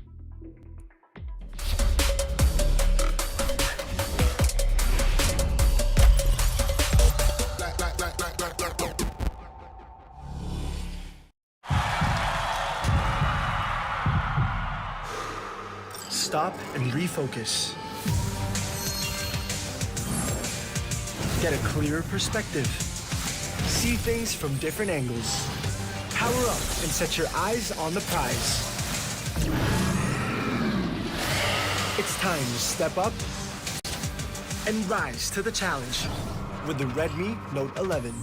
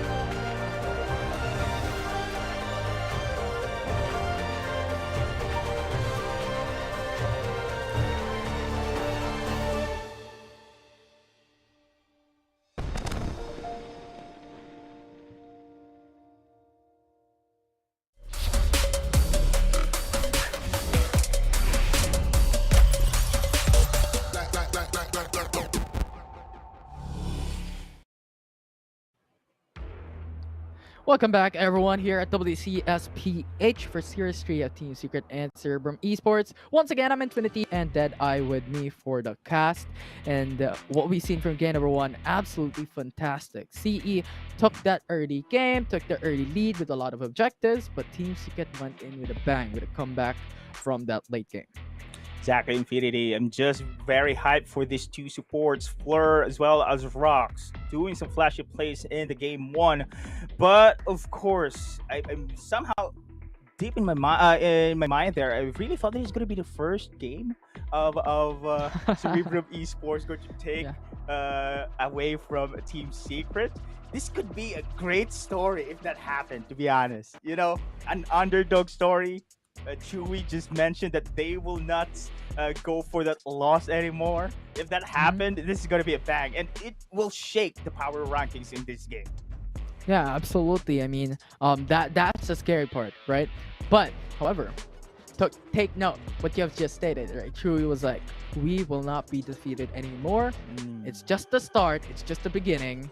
In the following days, in the following weeks, we're going to be undefeated. So we'll see about that. Team Secret so far has been showing super clean matchup and super clean games so far from day 2 and day number 3. And now that we have this upcoming game number 2, we've seen Nasus brought up once again by CE and Chewy bringing up the vein. Any expectation here that are we going to see a bans here from these champions, or are we going to see the same thing happening for game 2?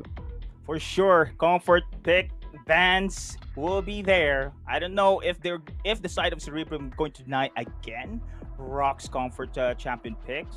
Rakan, of course, the fresh, and we have seen his Galio there. Still, he can deliver Infinity. And however, this Cerebrum Esports relies so much on that late game. We have seen on the game 1, and I really thought they can grab that win in that early momentum they have built, but somehow they forced their way into their main plan that is going to have a well-fed Jax as well as the Nasus. And that also enables the other team, Team Secret, to go online as well, which is going to be the same victory conditions on the game in the late stage Vayne monster well-fed itemization we have seen so far. But here in the second game, yes, I do believe I expect comfort champion bans from both teams here. But still, it is going to be Cerebrum prioritizing Fleur's comfort picks. Yeah. And speaking of comfort, I just want to go back from what we've seen in game number 1, right? The ban onto Thresh. I believe we're going to see it again. Never give Thresh to Rocks. If you give it, say goodbye for that game. Say goodbye for that series. So I believe Thresh still to be banned away. But now I'm excited to see what else will CE be banning away against Team Secret for this game number 2. And in the same manner, in the same light, what will Team Secret do on banning away certain champions of CE? Are they going to ban Jax? Are they going to ban Nasus? Because Jax has performed quite well from that game 1, to say the least. I do agree, Infinity. I think this is somehow a weakness as well for Cerebrum Esports, because of all the matches they have taken so far, you can see the same trend here. Just to own the early game, relies on the aggression coming in from Fleur, just to provide the space for the jungle or the top lane.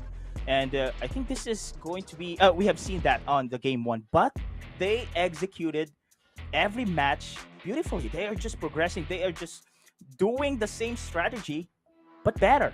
However, they just fall short in the late stages of the game. Decision making, I think one of the difference between these two teams as well is experience. And we have seen that one, of course, on the Team Secrets. They're just very, very composed as a team there, and they know how to grab that win against Cerebrum. And speaking of the bans, speaking of the picks, speaking of the strategies from all teams here at CE and TES, we're here on the draft, so all eyes on this picks and bans of Team Secret and CE. And to start it all off, we have Trash immediate ban from CE to follow through with Camille and Lee Sin for both teams. As you have expected, of course, as we all have expected, Fresh will be taken out. Lee Sin as well. Set also been taken down here, and the Camille. So pretty same bans here, but Cerebrum on the other side, I think they have to take note as well for the comfort champion picks for Rocks. Rocks is somehow the enabler here in the early stage of the game for Team Secret. but they are going to take down Akali instead. Very interesting bans for CE. They're still going to push through. I think they believe they can counter the aggression coming in from Rox, and we have seen that one. Fleur can go in par with Rox's gameplay, and I'm very excited if this is going to be a new composition. We're going to see for Cerebrum. There you go. As expected, Cerebrum really loves to prioritize, of course, that support champion for Fleur because he is one of the key here for Cerebrum's victory. Yeah, absolutely. And just going back a bit into the bans of Jace onto Camille, just a quick trivia for the viewers watching at home. These two champions are two of the most banned champions in Wildrift championships here so far. It's Camille and Jace from day 1 and day 2 being banned 14 times, and this adds an extra point to that ban count. But for now, looking at the picks once again, we have Renekton and Ziggs to TS and Lux on CE, looking quite similar from what we saw in Game 1. Exactly, Infinity. And what's great about Cerebrum Esports, as I said a while ago, if they do the same trend, they are just doing it, but better every game. So this is going to be a change right now. The Kha'Zix has been used. Now pick Zalpi rather. We're going to use this one instead of a Jax. Now this is a much of a burst type assassin champion compared to Jax, which is a bruiser there. So can rely for heavy aggression as well. But still, the Yuumi is pretty much open. I don't know if they're going to go for this one. But Leona's Rocks showing up once again here in the game 2. Yeah, they're bringing it out once again. I think Rox playing Leona is just a showstopper, right? If CE is putting up a show, Rox is there with Leona. Hey, stop for a bit. You cannot touch Chewy, you cannot touch Tatsuri. So this is a great protector coming in from Team Secret. When he showed up with the Leona from day number 2, everyone was surprised. It was actually a significant champion from that team. So now that he brought it up, I'm excited to see what this will stop now from CE. But now going back into the bans, Garen, ban for TS. No, all right. They are just going to deny as well the evilest champions here. I don't know if they're going to go for a Nasus once again, but I doubt so. I doubt they're going for the Nasus here, but they need that late game insurance for the team composition for Cerebrum here. They need that one, and so far we haven't seen the duo yet. Probably could be a support. Sorry. There's the it's Rakan support. But they need that heavy, somehow scaling champion here, or an AP rather, because Cerebrum loves to go for an AP bot duo in this series. Probably it's going to be a Lux Rakan once again. Don't know. Yeah. Maybe a mid Lux here. But on the other really side, depends, Team Secret, absolutely. we know, of course, that the Rox Leona is there. They are still going to go for a front-back strategy here. I was like, Fiora. are they skipping a ban here? What's going on? So they banned away the Fiora up against Team Secret. A great pick because Tatsuri can play this champion, split push.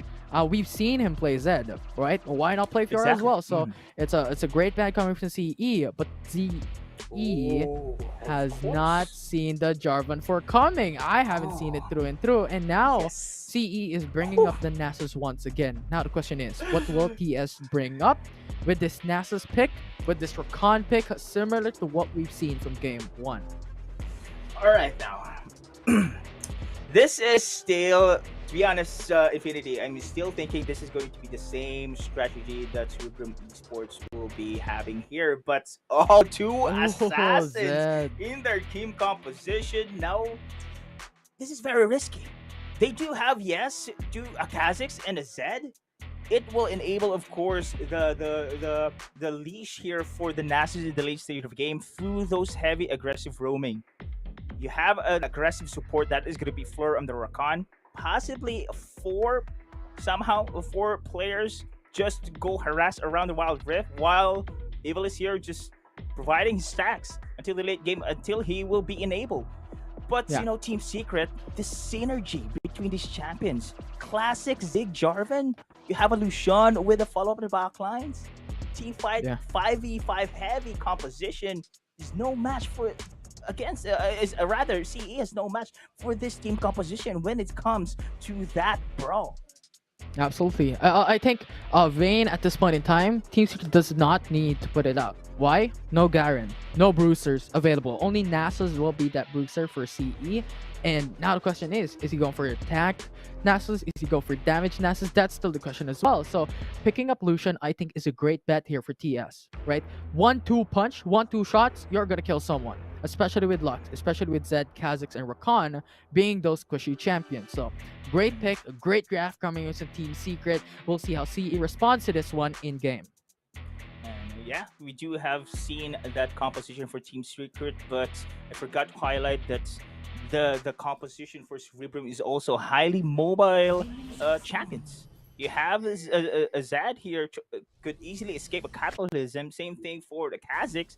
Now, I'm really excited. And what's going to be Cerebrum Esports going to go for an aggressive play in the early, or just going to go for passive this time around? This again. Azar. Going in with Illusion. He's going in the same manner, in the same strategy that they played prior to the series, prior to today, right? On having Illusion go top lane, having Leona bot lane, a great stopper to protect Chewie. And in the same manner, that stopped Ivalice, and that stops the top lane from the opposing team from Team Secret to not scale. So great choice here from TS.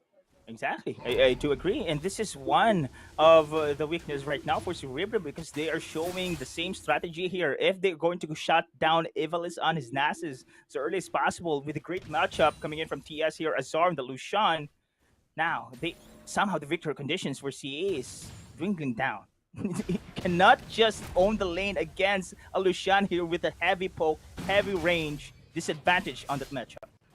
Yeah, and look at the two-man roams coming from CE. And that just half damage onto Tatsuri. Now he's back at full health. So much bruising capacity, and that lifesteal coming in innately from his skills just saves his life when it comes to sustaining himself in mid lane. So great skill set, great lineup overall. Now, I want you to paint me a picture here on Deadeye. What will happen here from Trevor? Bringing out the Jarvan Fort. This is the first time he's playing it here in WCS. I think this is a great pick. We've said it during the drafts. Great synergy with Lucian, with the Ziggs, and this is a potential pickup, though. Now Trevor going under the turret, trying to go for the gank, but they did not expect this 3-man roam coming from CE. Fast response, no kills will be done. Now this is as well the advantage for the team composition of CE, the mobility. We have seen that one, easy to respond from top side to the bot, and this is going to be somehow the advantage that CE should of course grab into. But hold it, look at the micro. Yeah, the micro of Tatsuri is insane, and now Floor has to respond in mid lane. If you just seen that micro play, that mechanics coming from Tatsuri, when Pego just jumped in, he was prepared to stun. And after that stun, he dealt damage. So just absolutely insane mechanics there from Tatsuri here in that mid lane. But now we're looking at a very stagnant early game here, Deadeye. I want you to tell me what will happen in the next 3 minutes, especially when it comes to objectives, when it comes up.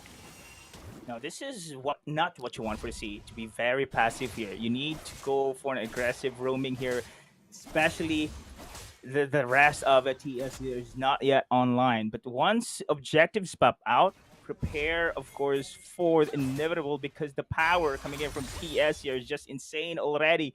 Great proper setup. Jarvan 4, as I mentioned a while ago, is a perfect pick for the team composition. So much synergy coming in from between these champions, rather. But meanwhile, CE, I don't know if they are going still to rely for Ivalice Nasus. And we have seen that one of the game one. Opportunity strikes in the early stage of game. They did not just grab it. They did not push the tempo, but instead wait for the right moment for Ivalice as well as Zaupi on the Jax there to go online. Same thing here for CE. If they are just going to wait for Ivalice here to go online and not doing this heavy aggression rotation, and I believe this is what you want. Oh, 3-man roll comes to CE. Tatsuri is in danger, and that will be the first blood for CE. Bam! Mega Infernal Bomb to follow up, but Ivalice still managed to survive, and now we are talking Cerebrum Esports. You need those aggressive rotations time and time again to shut down the map control from TS. But here comes the objective takedowns. A great advantage for TS. Yeah, and CE is ready to respond. Zalpi is there, jumping in, and now CE has stolen the Rift Herald. CS has lost their objective, and now they're fighting. Jarvan 4 went in for the cage on Hal, but no kills to trade. Fleur, what else can you do? But that was an insane steal on the Rift Herald. I don't know, man. That was Trevor in front of the Rift Herald Infinity. Simple smite, but out of the blue, Fleur jumps in with a grand entrance and escape. How in the world this guy could pull it through? Oh, now Trevor is now misaligned as well. He is gonna get picked up. CE takes a kill. You know, we just talk off stream Infinity. I do believe CE will have the first blood, and they will. Again, early game domination for Cerebrum Esports Wildrift team. They're just getting better and better despite the same strategy they're pulling through. And team fight. Oh, look at Lord, the mechanics going Man. to Zalpi. Grand entrance into 3 falls, and now this is a significant upset here in the early game. 4-0 in the first 5 minutes in favor for CE.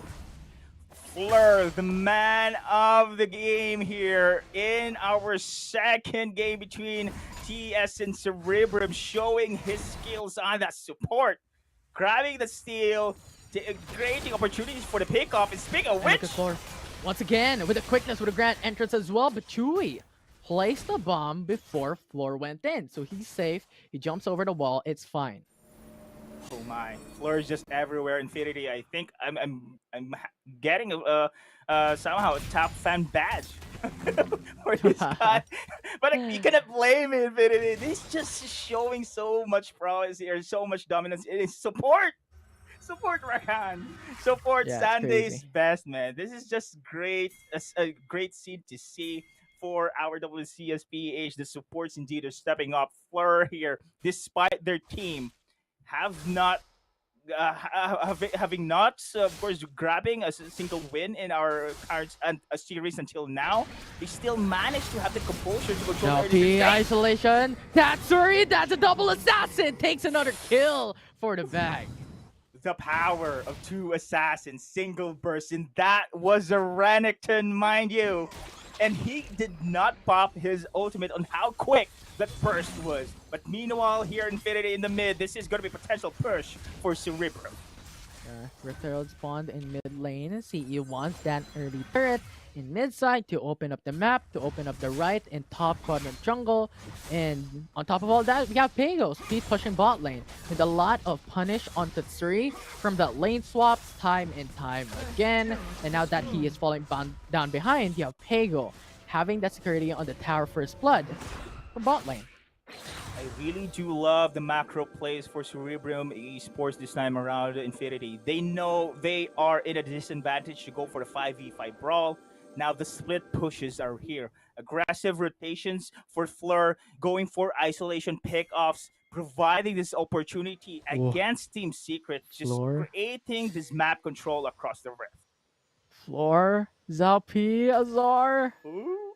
I swear. Oh, You're walking on the set there. Now Floor jumps in. Grand entrance. Zalpi jumps away and gets the kill. And now we have Tatsuri here in the fray, going for the response. And now with the ultimate going in as well.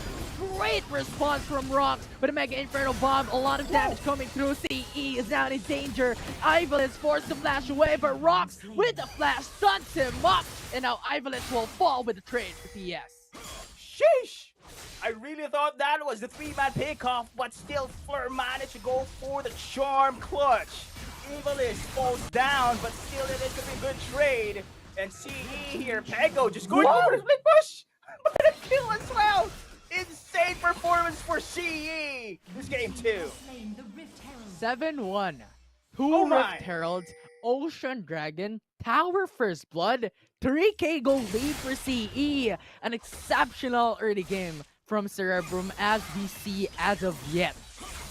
However, we cannot put TS down here just for a second because they are the comeback kings. There's still an opportunity ever since, and Nexus is still up. So we'll see how TS brings this back, but CE is looking sleek for this game too. the everyone loves an underdog story, of course, Infinity, and this is one of those matches. The viewers here just looking here, CE winless. And until now, the current series, and TS is one of the top dogs in the competition. Oh, 7-1 in the early responses start of the game, but this is going to be somehow a defense siege on the top. He gets a knock up onto Azar. Punishes on that push from Team Wow. Secret. And while they were doing that, CE gets a free dragon bot lane. Macro plays on point for Cerebrum here. They know how to evade, they know how to defend, they know how to prioritize those objective takedowns as well. Team Secret here, they need to provide opportunities for themselves to go for this pick-up place, and I think this is one. We're having ARAM. We're having ARAM in top lane. What is this? Although we have a 5-man roam for both teams. Drift Herald spawned up top lane. And now they're going to see each other. Great stun coming in from Rock. They get 2 pickups. And now Ivalice is down. Zalpi is down. And Team Secret has gotten what they came for. Getting that double kill and disrupting that push from CE. That was a risky play for Cerebrum Infinity. They don't have any vision there on the top side. And I do believe they have those senses that it is going to be a bait coming in from Azar, but they still managed to go for that push. And that was, of course, the punishment we have seen so far. Remember, when it comes to a 5v5 brawl, the power of TS is just incredible. And we have seen it in the previous skirmish. They need to go for the split push. Prioritize Bago's Zed split pushing capability. Zalpi as well as Fleur's isolation placed like they did on the early few minutes of the game. And I think Team Secret knows already on how to counter this one. They need again to stick together, take those pick-up plays, and manage to go for the comeback on this game. Yeah, absolutely. But now the Infernal Dragon will come up next. What do you think will happen here? Are both teams going to contest, or only one team will get that? Oh.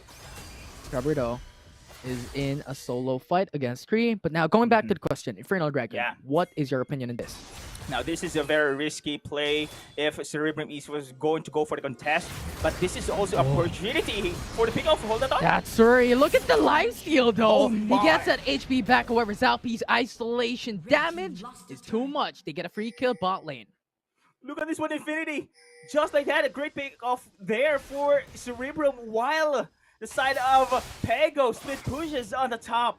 Macro plays once again on point for Cerebrum Esports, and this is going to be lane pressure across the map here against Team Secret. Oh, Lucian! Azar with ultimate! Ivalice is so low! He's still alive! And now Floor comes in with a response, but CE does not get a kill. However, with that prediction shot, final spark to death. Azar falls down. Oh my! Cerebrum, what a beautiful game for this team here. Same strategy, 2 assassins. Give Ivalice the space needed here. They're going to go for a split push strategy instead and avoiding those major clashes across the river against TS. TS on the verge here of somehow being pushed into the wall. Will they be able to go for the comeback? But this objective takedowns Infinity. This is also an opportunity for TS to go for that, of course, a team fight. But CE also will be having that opportunity to go for the split push. TS is having a difficult time which to prioritize, to go for the defense or to go for the objective takedown. Now with another priority question here. Infernal Dragon, Baron Nashor is both alive. And now that Suri is dead once again top lane. Now this is the 5th time, so we'll see what will happen here. This is a 5v4 situation when 2 important objectives are up. Oh my. Look at the formation here for Cerebrum in the minimap. They are just everywhere. I love this one. They know how to play on this team composition. Pego on the top, Ivalice on the bot, and we know how dangerous a well-fed Nasus in eliminating turret takedowns, Infinity. And look at this opportunity as well, with this lane pressure being given already in the side of Cerebrum. An easy objective dragon takedown. Yeah, such an amazing feat here for CE. They went in for the Ocean Dragon, Cloud Dragon, now Infernal Dragon, to so much scaling and damage that they're outputting. And this is just the surface level. You have Zalpi, you have Pago. These are assassin champions with so much lethality at this point in time. So it's going to be so more difficult for TS to respond. But we're still not over. There's still an opportunity. Baron Nashor is still up. Yes, exactly. This Baron should be the key for TS in order for them to compensate their losses in the lane pressure. With the Baron buff, they can go for an easy push in the mid, straight to the Nexus takedown. But so far, they're still respecting on how the side of CE chipping away little by little the outer turrets against the side of TS here. Now, this is going to be a crucial decision making for TS. Go for the BR or the defense. Yeah, and what CE has done is basically just the best pick of comp. Well, not the best, but rather they went in for the pick of comp composition for this specific matchup with two assassins, with Hao and Floor being that CC combo. So much the TS has to be wary of, and TS has made it so that they're going for the 5v5. But CE is not letting them do this, and now Ross is in danger. 1 HP, he still gets the stun and ultimate up, which is important to delay the push of CE. That was a Leona, and you cannot deny the two assassin comp Infinity just bursted down the frontliner coming in from TS. And it only shows the capability of these assassins in the late stage of the game. They just rip through that armor, and here we go! Trevor, not enough damage. Pego went in for the ultimate on a tanky champion, so just a little bit of a poke there, but Azar is taking so much, and now Station Danchan might keep him alive for just a bit more seconds, but he will die right after. Now TS has lost their top lane, has lost their mid lane, and now has lost their support as well. They're fighting this 2v5, and CE is pushing the mid lane. Cerebrum Wildrift, ladies and gents, showing their consistency here. They are not somehow scared of their first week opponents. This is Team Secret. This is Cerebrum debut in the WCS. They are not being tilted here, even though without a loss. Infinity, they're just doing pretty well game after game, and this will also be an opportunity for them to grab their first win. Yeah, and now it is 10k gold disadvantage over TS. And we're seeing that Vision Ward onto the Baron Nashor, so they have information on when this is going for a CE if they're going to take it. But now Rox is forcing out a fight, misses out on the route. So great engage coming from TS, but CE doesn't want to fight for now. Now, I'm very interested in how TS is going to play this out, Infinity. They are the most experienced team here. They have also the international experience as well. This kind of game, having pressured in all lanes, how can they be able to go for the comeback? Look at this one. Fleur himself is very confident to go forward, while the rest of the team split push is going to push through. Evil is on the top, Peg on the bot. It is now the space for Fleur as well for this objective takedown. This is it. Elder Mountain Dragon is also alive. Two of the most important objectives in this game, in the late game. But now Floor went in for the two-man knock-up. And now Trevor locks in onto one, though. How is in danger? That stasis saves his life. But TS is going down, is collapsing on CE. But they lost that Suri. Chu is low HP. And now they have taken the numbers advantage. CE can proceed to the Mountain Dragon.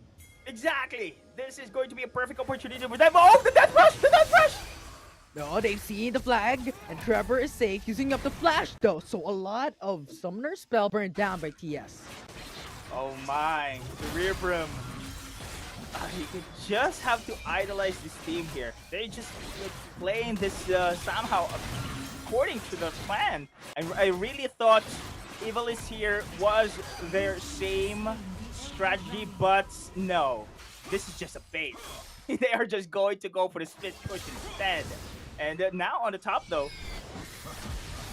Pego actually dodged the Mega Inferno Bomb, but you can't dodge the Solar Flare. You are stunned, forcing out the Flash. Rock to go in for the ultimate as well. Pego dies.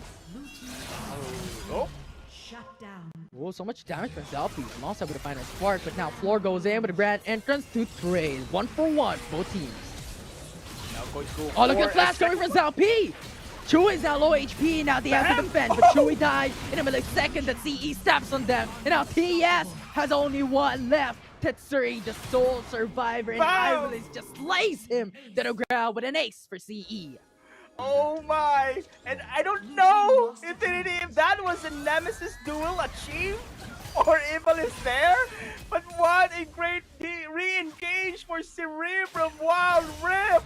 Fleur making plays, 2 assassin comps against his 5v5 heavy composition for Team Secret. No loss? Let's see, Cerebrum is here, going to take the game 2. And they bring it to game number 3. TS is now going to fight for their life here. Match point for both teams. One more game that they need with Cerebrum Wildrift. Early game composition. They have proven themselves to be worthy to be here. Their qualifiers, their game from that TS match, absolutely insane and clean from CE. I love the cheers coming in from Cerebrum here. This is the first time we have seen them here in camp, and I do believe they deserve that celebration. Infinity, they're just improving time and time again. This is somehow the most consistent team we have seen so far. Cerebrum Esports, beautiful game against CS there, the game 2. I was baited on the team composition, Infinity. I really thought that was the same track on that Evilist Nasus, but the 2 assassin comp did its thing. Avoid the major team fights, go for the split push instead. The pressure across the lanes, provide opportunity there for the side of Cerebrum, and grab the win at last in the series. Absolutely, and what CE has just shown us is just a pick-off composition, right? Wherein they don't want to go for 5v5s, they just want to get pick-offs. They want to get kills, solo, 3v1s, all of these things, right? But Team Secret wants to go for that 5v5. They have their jar from 4. They have all these AoE CCs that they need to utilize.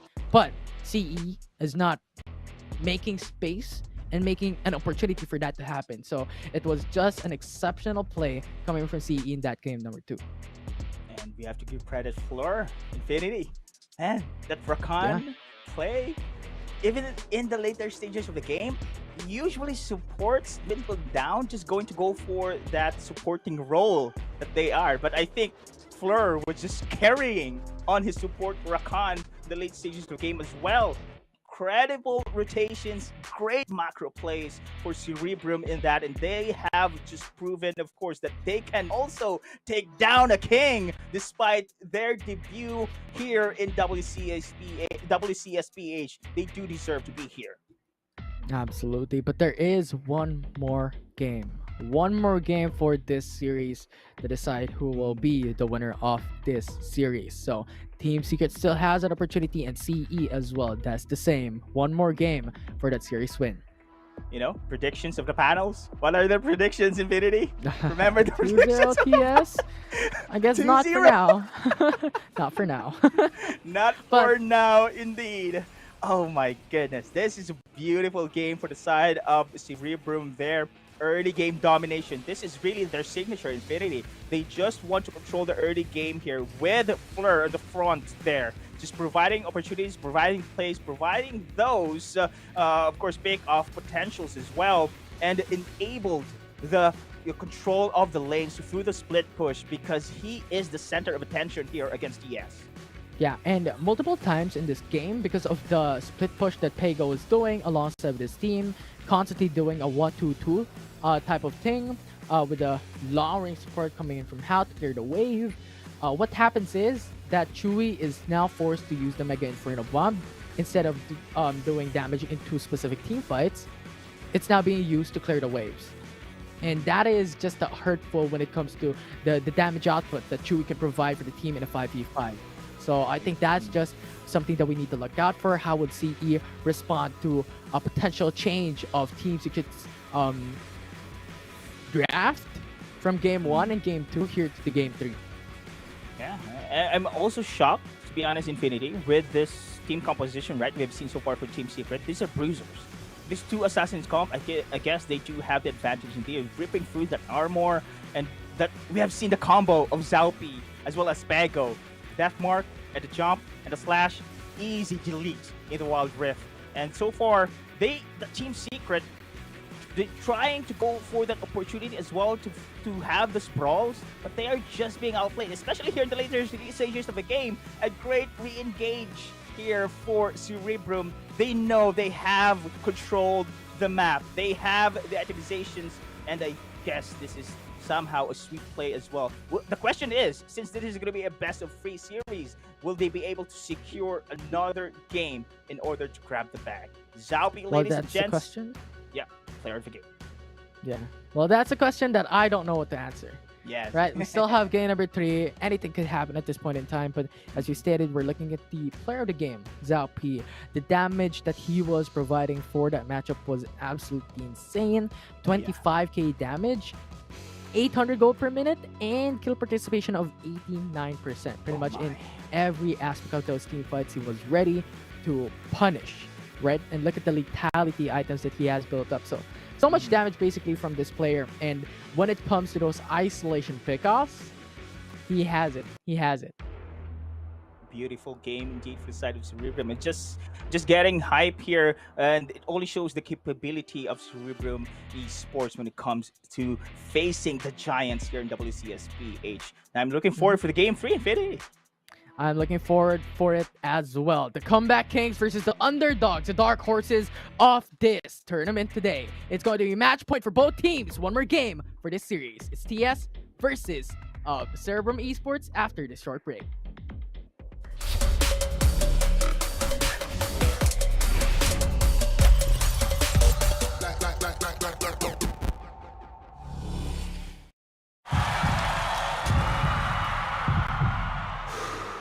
Stop and refocus. Get a clearer perspective. See things from different angles. Power up and set your eyes on the prize. It's time to step up and rise to the challenge with the Redmi Note 11.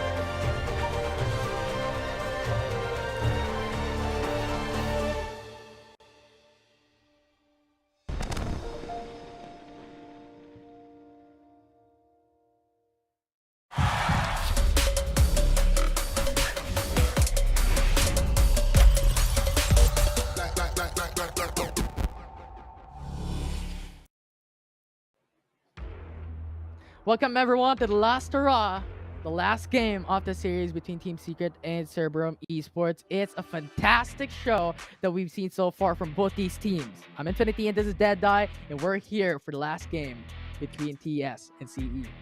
Now, this is so far a history here in the making for the side of Cerebrum because this is going to be their first, I do believe, in until now. So, of course, this is against Team Secret, one of the best teams in the league. And Cerebrum Esports, of course, just showed their capability that they can take down the big dogs in WCS. Now, this is the deciding game. Let us head back again. The interview from Chewy. Of course, he said that this will not happen again. They will not give away any more losses for Team Secret because right now I think Cerebrum Esports has the momentum, but still it is going to be a big challenge for them to take down Team Secret. Yeah, absolutely. I think the game's not over until the Nexus falls down, and in similar manner, similar analogy, this series is not going to be over until this game is over.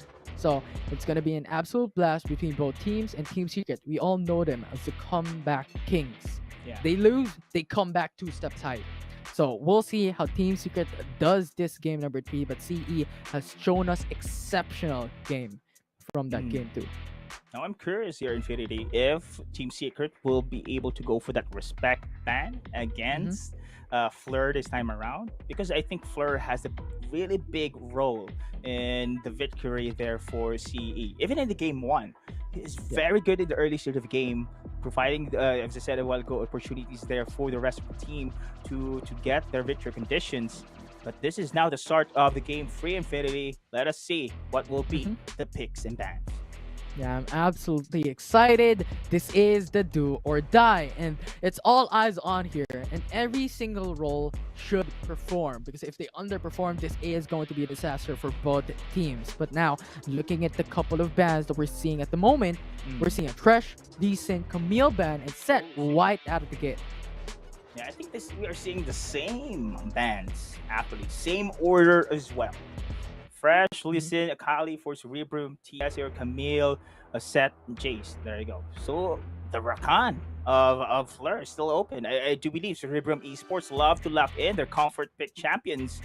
So here the game 3, no doubt. No questions as well. Even though it is going to be the same pick, I have no questions. Fleur can deliver. Are we going to have the same exact picks? We have Rakan first pick, and then Team Secret going in for the Renekton Ziggs priority, and now CE can go for Lux as we predicted, and then after that they could go for Kha'Zix, they could go for that champion. We've predicted the first couple of picks here for CE, and now the question is, what will the third pick be for TS? Same thing. Now this time around, the Galio is up for Rox. Instead of the Leona, Galio's back.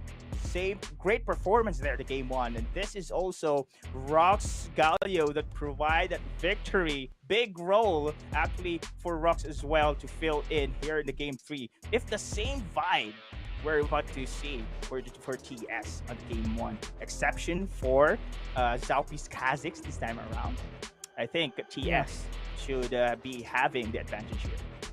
Yeah, I will see what the last ban would be. The Fiora ban coming from CE. So similar bans overall from game number 2 and game number 1. But Zed is open, right? This is what CE picked up. Will TS deny it? Yes, they would. Beautiful deny there. Beautiful deny from TS. But will we be able to expect a 2 assassin comps again here for Cerebrum? But we are seeing the same trend here on the team composition, but with this global ultimate available here for the side of TS, as well as the Z in their team composition, I guess the split push, of course, strategy is so far being challenged right now against Cerebrum Esports. Yeah, with the Z being denied, they have to go for a different story here. They picked up the Riven to lock it all in for their draft today. And now TS has still one more pick available for them. A lot of flexibility when it comes to their draft. So this is a mystery. What will the last pick be? Jarvan. Jarvan 4. I think Trevor here has somehow a statement that that was not his best game. Let me prove to you guys that I can enable Jarvan 4.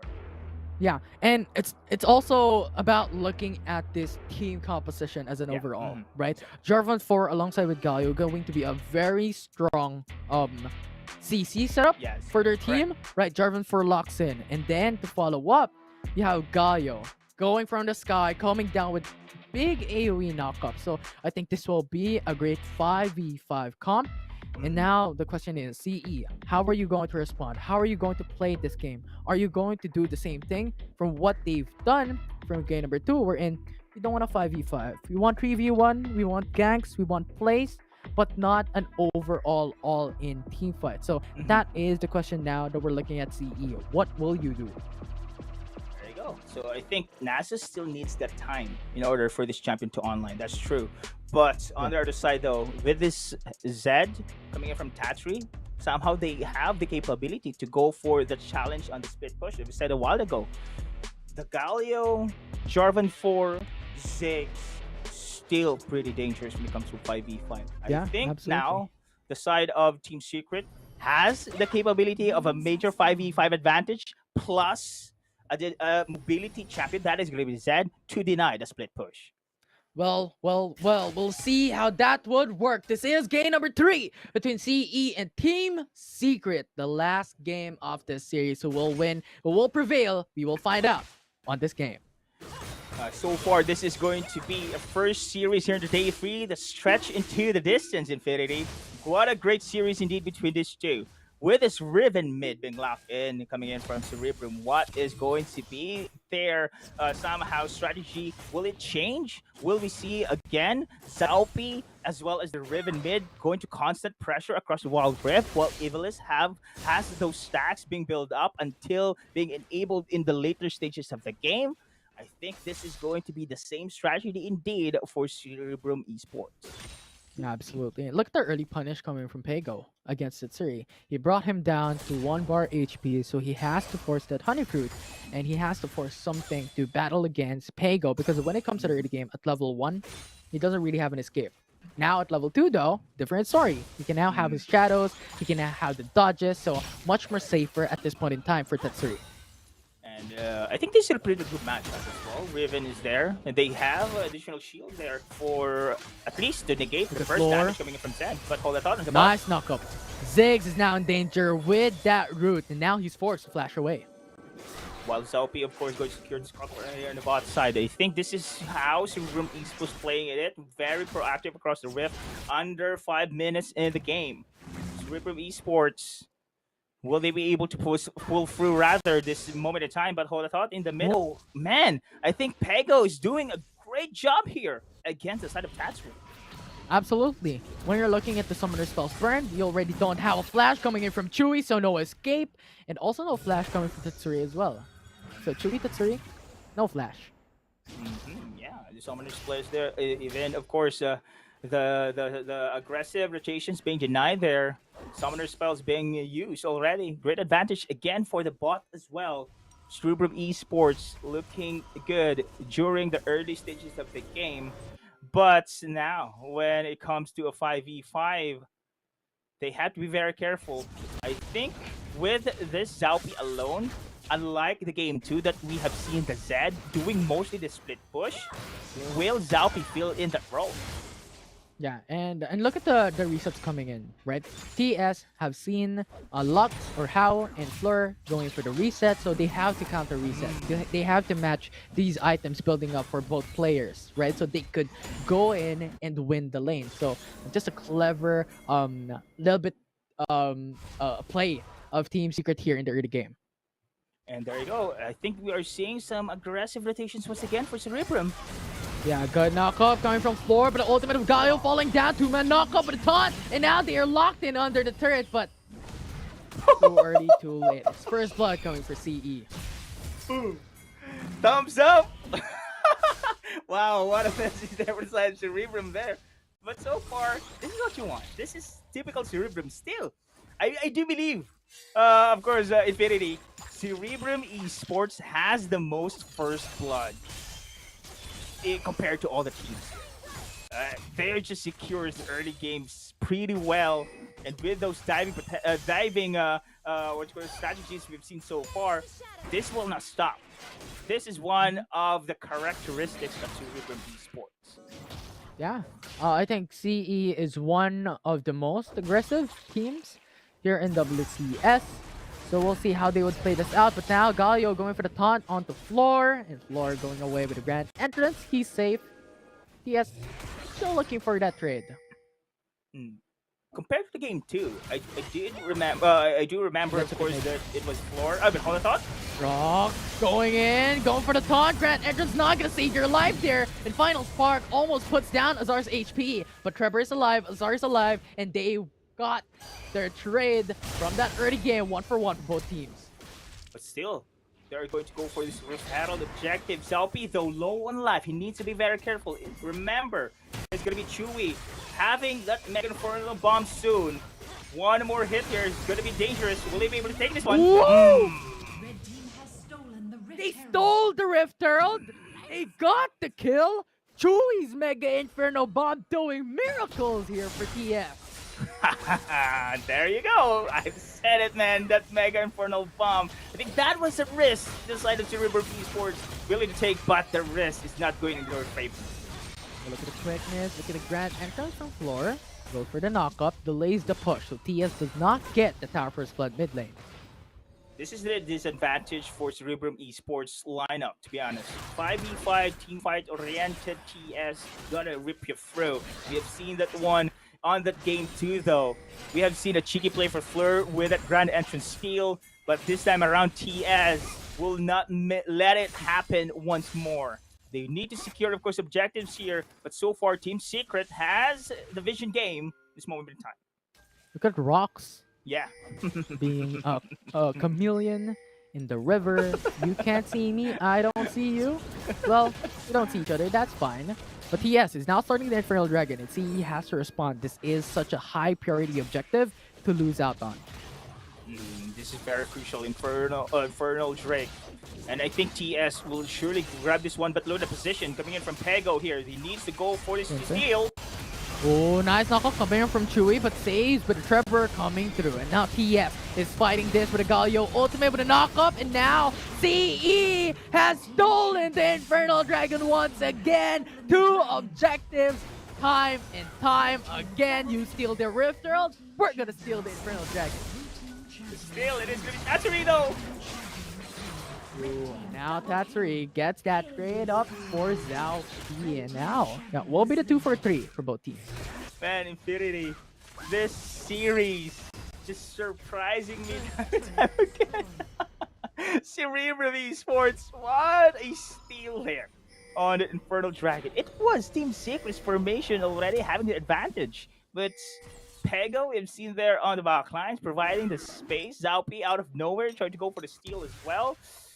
It was a difficult, to be honest. It was a difficult play for Cerebrum Esports to pull through, but they managed to do so.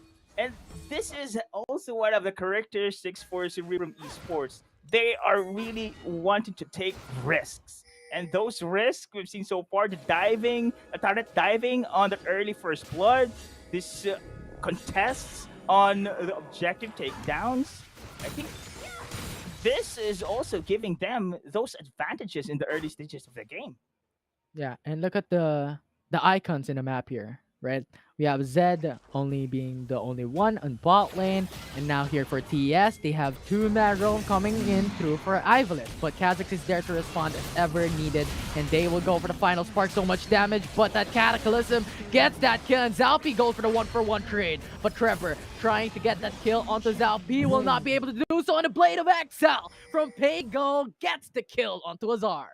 Beautiful response here for Cerebrum Esports. They really know how to rotate. The macro plays are still there, and a beautiful trade though as well for Cerebrum. Even though it is Evil is being picked off rather on that top side.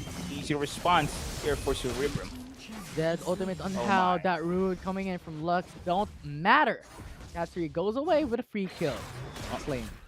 Now, under 10 seconds, Infinity, we're going to see another Rift Herald spawning in the pit. crucial objective, especially for Cerebrum Esports. If they want to own the early game, they need to secure this objective. Remember, the first Herald already been taken by Team Secret. They cannot give it away anymore. However, Team Secret here, first in the pit. They need to secure, of course, the surrounding area, but still they're respecting CE here. I think Fleur, once again, is the main man for CE. He needs to go for the proper initiations and a follow-up for the rest of the team. Yeah, and TS is basically just controlling the river at this point. Clearing out the river, getting that deep ward against CE, so they know what the rotations are going to be for Cerebrum. But they don't know that there are 3-man, 4-man, 5-man waiting on the left side of the map for the response on the Rift Herald. So far, TS in the vicinity. Again, they're very strong when it comes to a 5v5 brawl. CE. Xiaomi is very somehow Oh, a look key at Rock. person. Oh! Flash taunt, and that's going to be the stasis force immediately by How to heal damage. A final spark puts that 3 at 1 HP, and Trevor is running away. You can run, but you can't hide. Team Secret gets that 2-4-2. Still they're going to push through. Look at Fleur here in the back lines, waiting for the perfect opportunity to jump in. Xiaomi is still alive. Trevor is out. Junglers are there, but this is going to be a reset we're about to see here, Infinity. But every time TES goes for that engagement, the light binding coming from Hound and the final spark connects against the side of TES. And what makes this counter attack for CE possible? And Evil is just going to clean up the skirmish every time. Absolutely. Now Zalpi is clearing the Rift Herald, looking at that vision, and Team Secret is hovering on the bot side of the map. Now looking at Zalpi with the information coming from Lazar, they're patting themselves towards the Rift Herald and maybe get it. That is going to be a big question there, Infinity. I think this is going to be free TS. The taunt! Coming from Rocks with a Mega Inferno Bomb. Ivlis is low alongside with Zhao P. And now Floor a little bit late to the party. And TS gets the Rift Herald and pushes away CE. Fortunately, though, no one's been picked off in the process for the side of CE, but that formation for CE is scattered. I think they are not ready for that contest. That was the forced contest we have seen so far for CE. TS looking good right now, Infinity. I think they can go for this GR takedown. Of course, summon that referral for that diversion on lane pressure and go for this objective. But so far, just waiting for CE to initiate the team fight. Hide the brushes there. Death Brush is one of the key strategies for CE. Yeah, the most interesting thing that I've looked at the gold that the organizers have showed us is 2k gold lead coming in from 2. But now, looking at the Cloud Dragon, it's going to be a setup of current Cataclysm here on the Dragon. Kha'Zix takes the Cloud Dragon, but at what cost? Team Secret has lost the Czar, they have lost the 3, only traded for Hao, but the fight's not going to be over. Rock goes in with his ultimate, and Zhao P is stuck in the pit with a triple kill from Chewy. Oh my, I think they were just trapped there inside the pit. They cannot go out. Oh, unfortunately, for the side of CE, Team Secret Chewy's preheating on the back lines. Fleur left alone here to defend on the bot.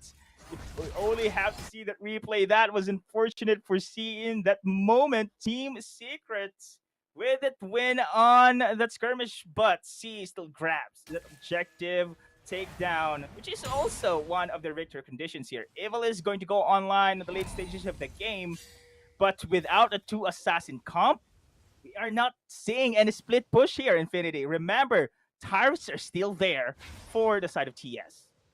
Yeah, absolutely.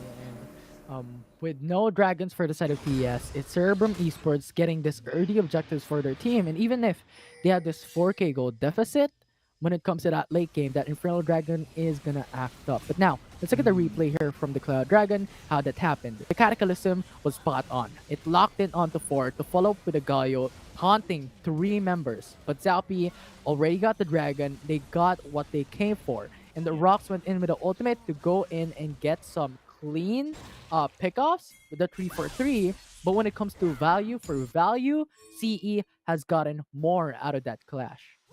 Yeah, Objective takedowns was the key there. And if only the timing of the cooldown for Fleur's charm connected, it could be a different thing, but hold it on top. Flash Tom with a knockoff. TS just disintegrates Kego's HP. And now it is perfect opportunity for TS to go for the push. Numbers advantage here. Tatsuri is going to go for the split push, and Siege on the top here, Infinity. Yeah, absolutely. They're split pushing top lane, they're split pushing bot lane, and now this separates the manpower of CE. Where are they going to go? And the Rift Herald can potentially still go for the next charge here in top lane. If they do, that's going to be half HP for turret top. Now, Floor went in, tries to go for the damage, and they killed the Rift Herald. Clever move, but TS is still there to push.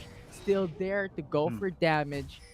Now they pushed away CE back again. With Baron Nashor being an objective available in the map, going to be important to take note of.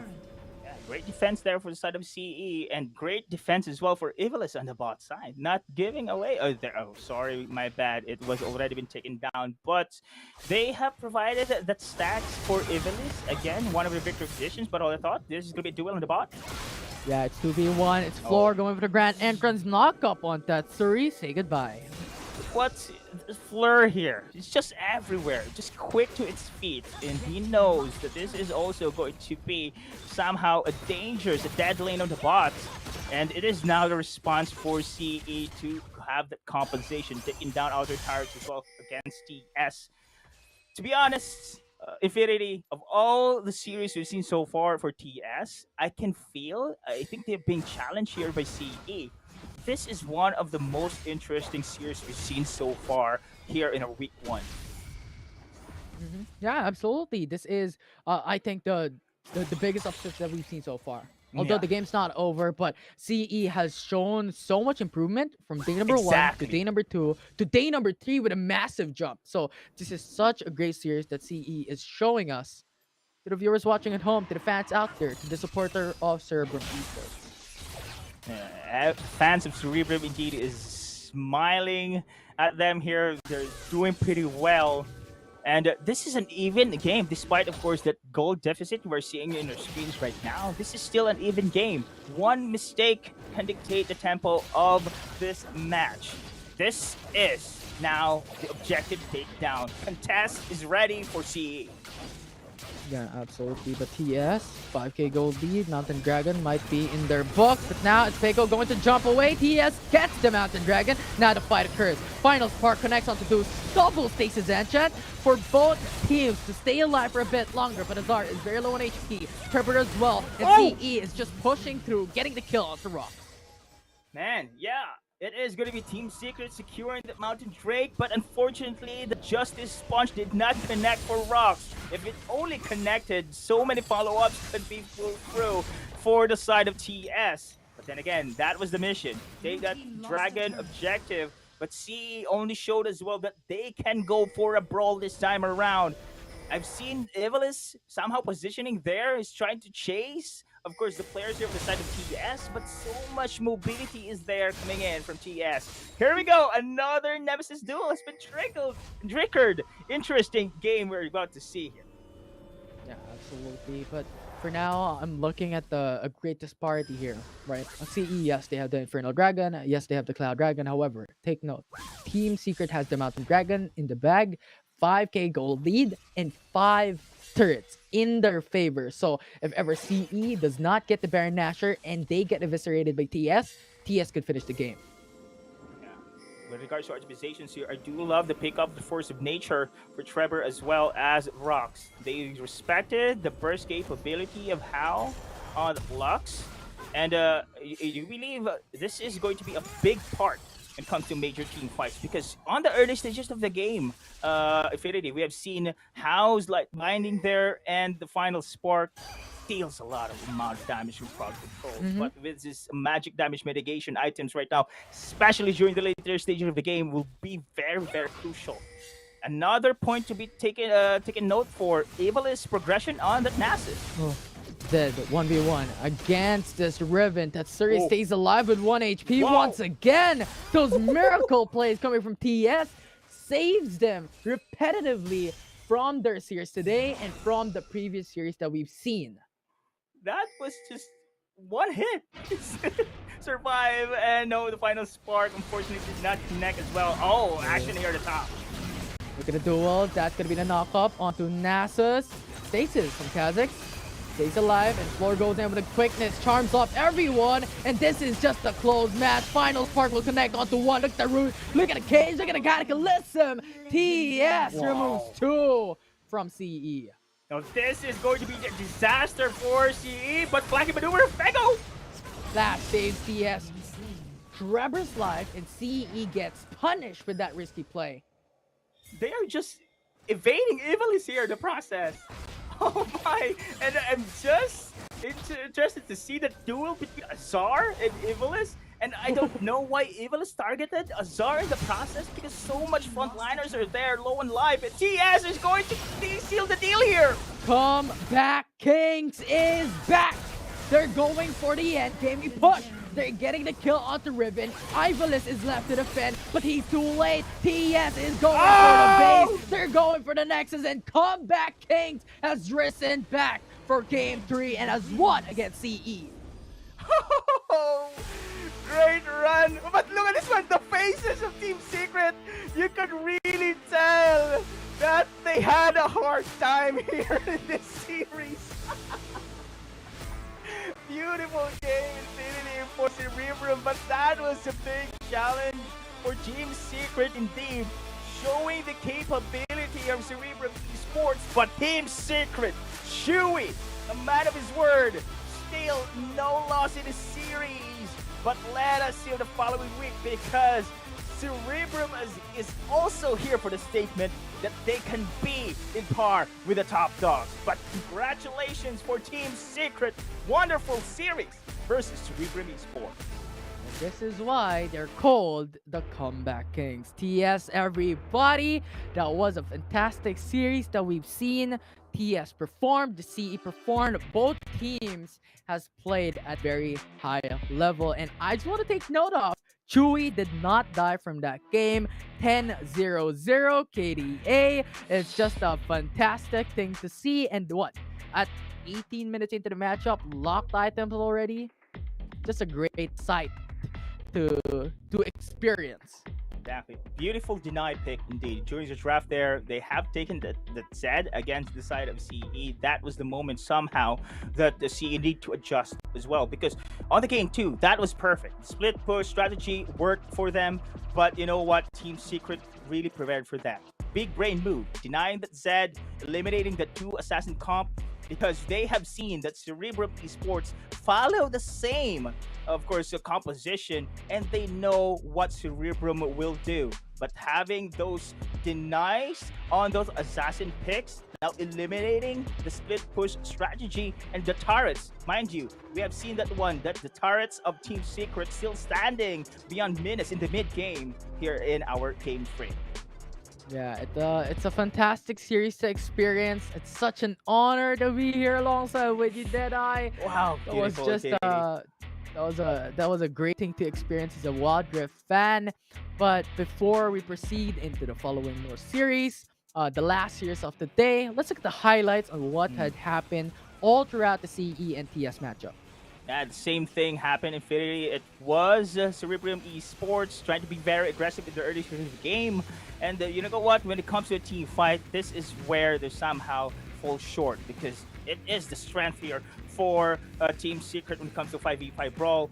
And the split push for the pick-up play for Tatchery is just giving so much space as well for the rest of the team. And there you go. They are making plays here. Cerebrum Esports making plays, going to go very aggressive, and they are doing it. Same thing from game 1 to game 3. But without the split push capability this time around being cut off for them, difficult to go for that brawl. And beautiful play here for the side of Team Secret. And that light binding, how, as well as the final spark, deals a lot of damage as well. Yeah, and all throughout this highlights, if ever the item check comes up, take a look at the KDA of Chewy. Absolutely nuts. And he locked in on the items very, very early. And it's just a fantastic thing to see. but we're seeing just the pattern that TS was doing. Yes, get the Infernal Dragon, get the Cloud Dragon, we're gonna get objectives. And that objectives relies on turrets, relies on the Mountain Dragon, it relies on the Kale standing that Team Secret has shown us for that game number 3. So all throughout that game number 3, they were at a 3k gold minimum lead that increased to a 5k gold lead later on. And we have to commend as well, of course, Rox on the Galio, man. He really knows how to play the Galio here. Great protection for this support for Rox safety. That is why we have it for Chewy's safety rather. That is why Chewy is having this great game on the 6, because the front to back composition here look at that. there you go. The front to back composition here for Cerebrum Esports is not working to pick off the Ziggs. Great protection from Rox and Chewy. My goodness gracious. What a damage. 41,000 damage, 1,000 gold per minute, and just looking at the stats from day number 1, day number 2, I think this is the highest that we've seen so far, 1,000 gold per minute, and it's just such a great thing for a player, right? It's an amazing thing for Chewy that he's shown us here in game number 3, and kill participation of 75%. Amazing player. Man of his word. He's stepping up here the game 3. You don't want to have that loss here the series. But also we give credit for Cerebrum Esports. I can see somehow the potential of this team also to be one of the top dogs, despite of course losing straight series here. Infinity, take note, these are somehow one of the top teams in our power rankings. Oasis Gaming, LA, Team Secret. But every match, again, they are improving very well. And we can see it in the faces of Team Secret. They had a hard time in this series. Stretched into the distance here, the game 3. And Cerebrum Esports' future matches is looking bright. Future matches, speaking of which, we have one more series to come after this. I'm Infinity, and this is Deadeye Esports with me. Join for the cast today here for series number 3 between TS and CE. For later on, we're going to have a more fantastic and a lot more things to see after the short break. So don't go away, guys. See you guys later on.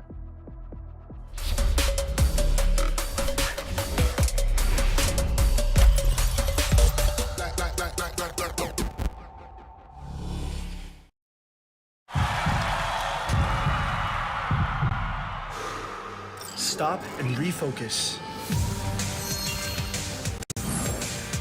Get a clearer perspective. See things from different angles. Power up and set your eyes on the prize. It's time to step up and rise to the challenge with the Redmi Note 11.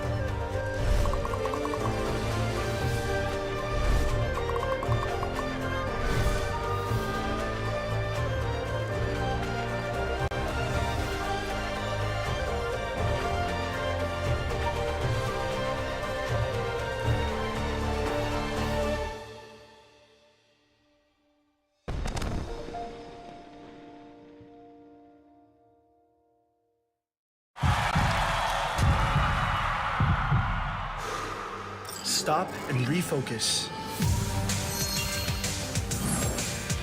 Get a clearer perspective. See things from different angles. Power up and set your eyes on the prize. It's time to step up and rise to the challenge with the Redmi Note 11.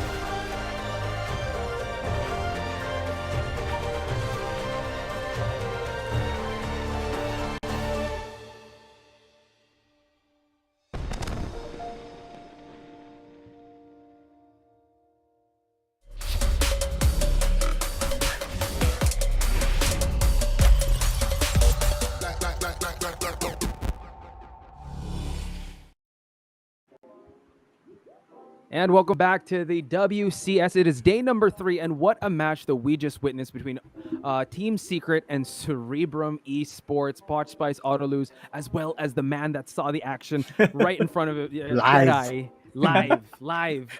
Oh man, let's try to unpack, because there's a lot to unpack. There was so much bad blood duels happening. Deadeye, what are your initial thoughts on what we just witnessed? Well, at least why are you laughing, man?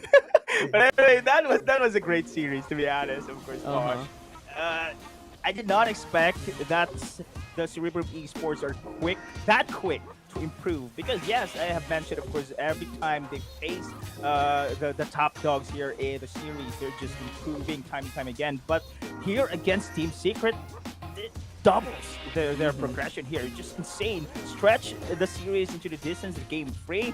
And this is also a statement where Cerebrum Esports really do have the capability to be here, to be in the playoffs, to believe on their future matches. We are going in for the surprise.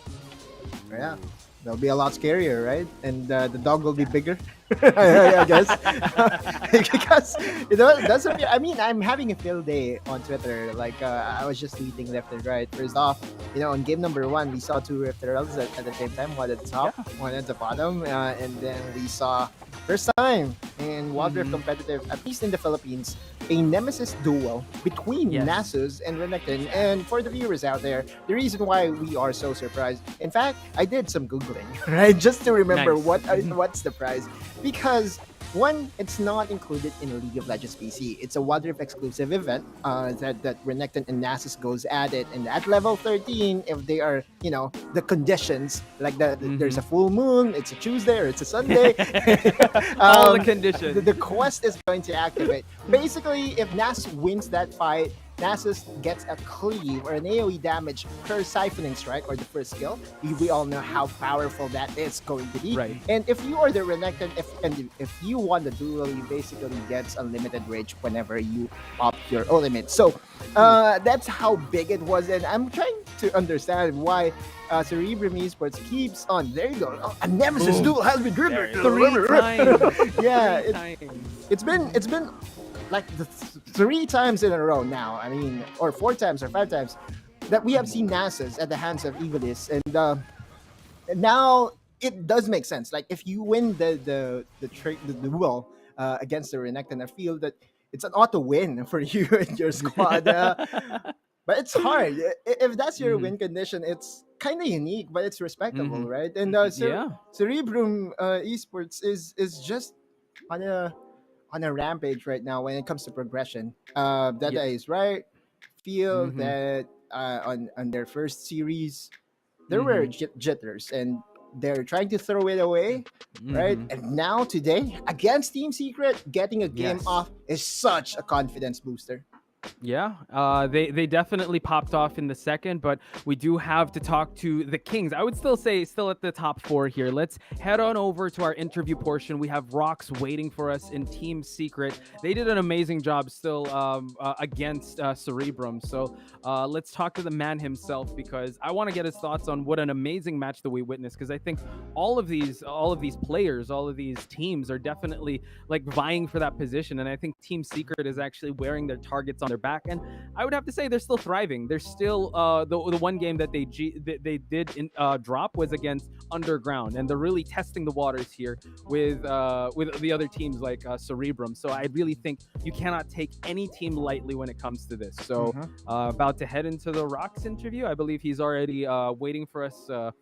I'm sure he has a lot of thoughts. I don't know. I think he knows that we're going to ask him to do some TikTok dances or something. Yeah, well, he's not using camera, right? I mean, no, you haven't followed Rox yet, Rox TV on Facebook. He's very, very friendly, answers almost all the questions that is being thrown at him. So, yeah. So let's head into the interview.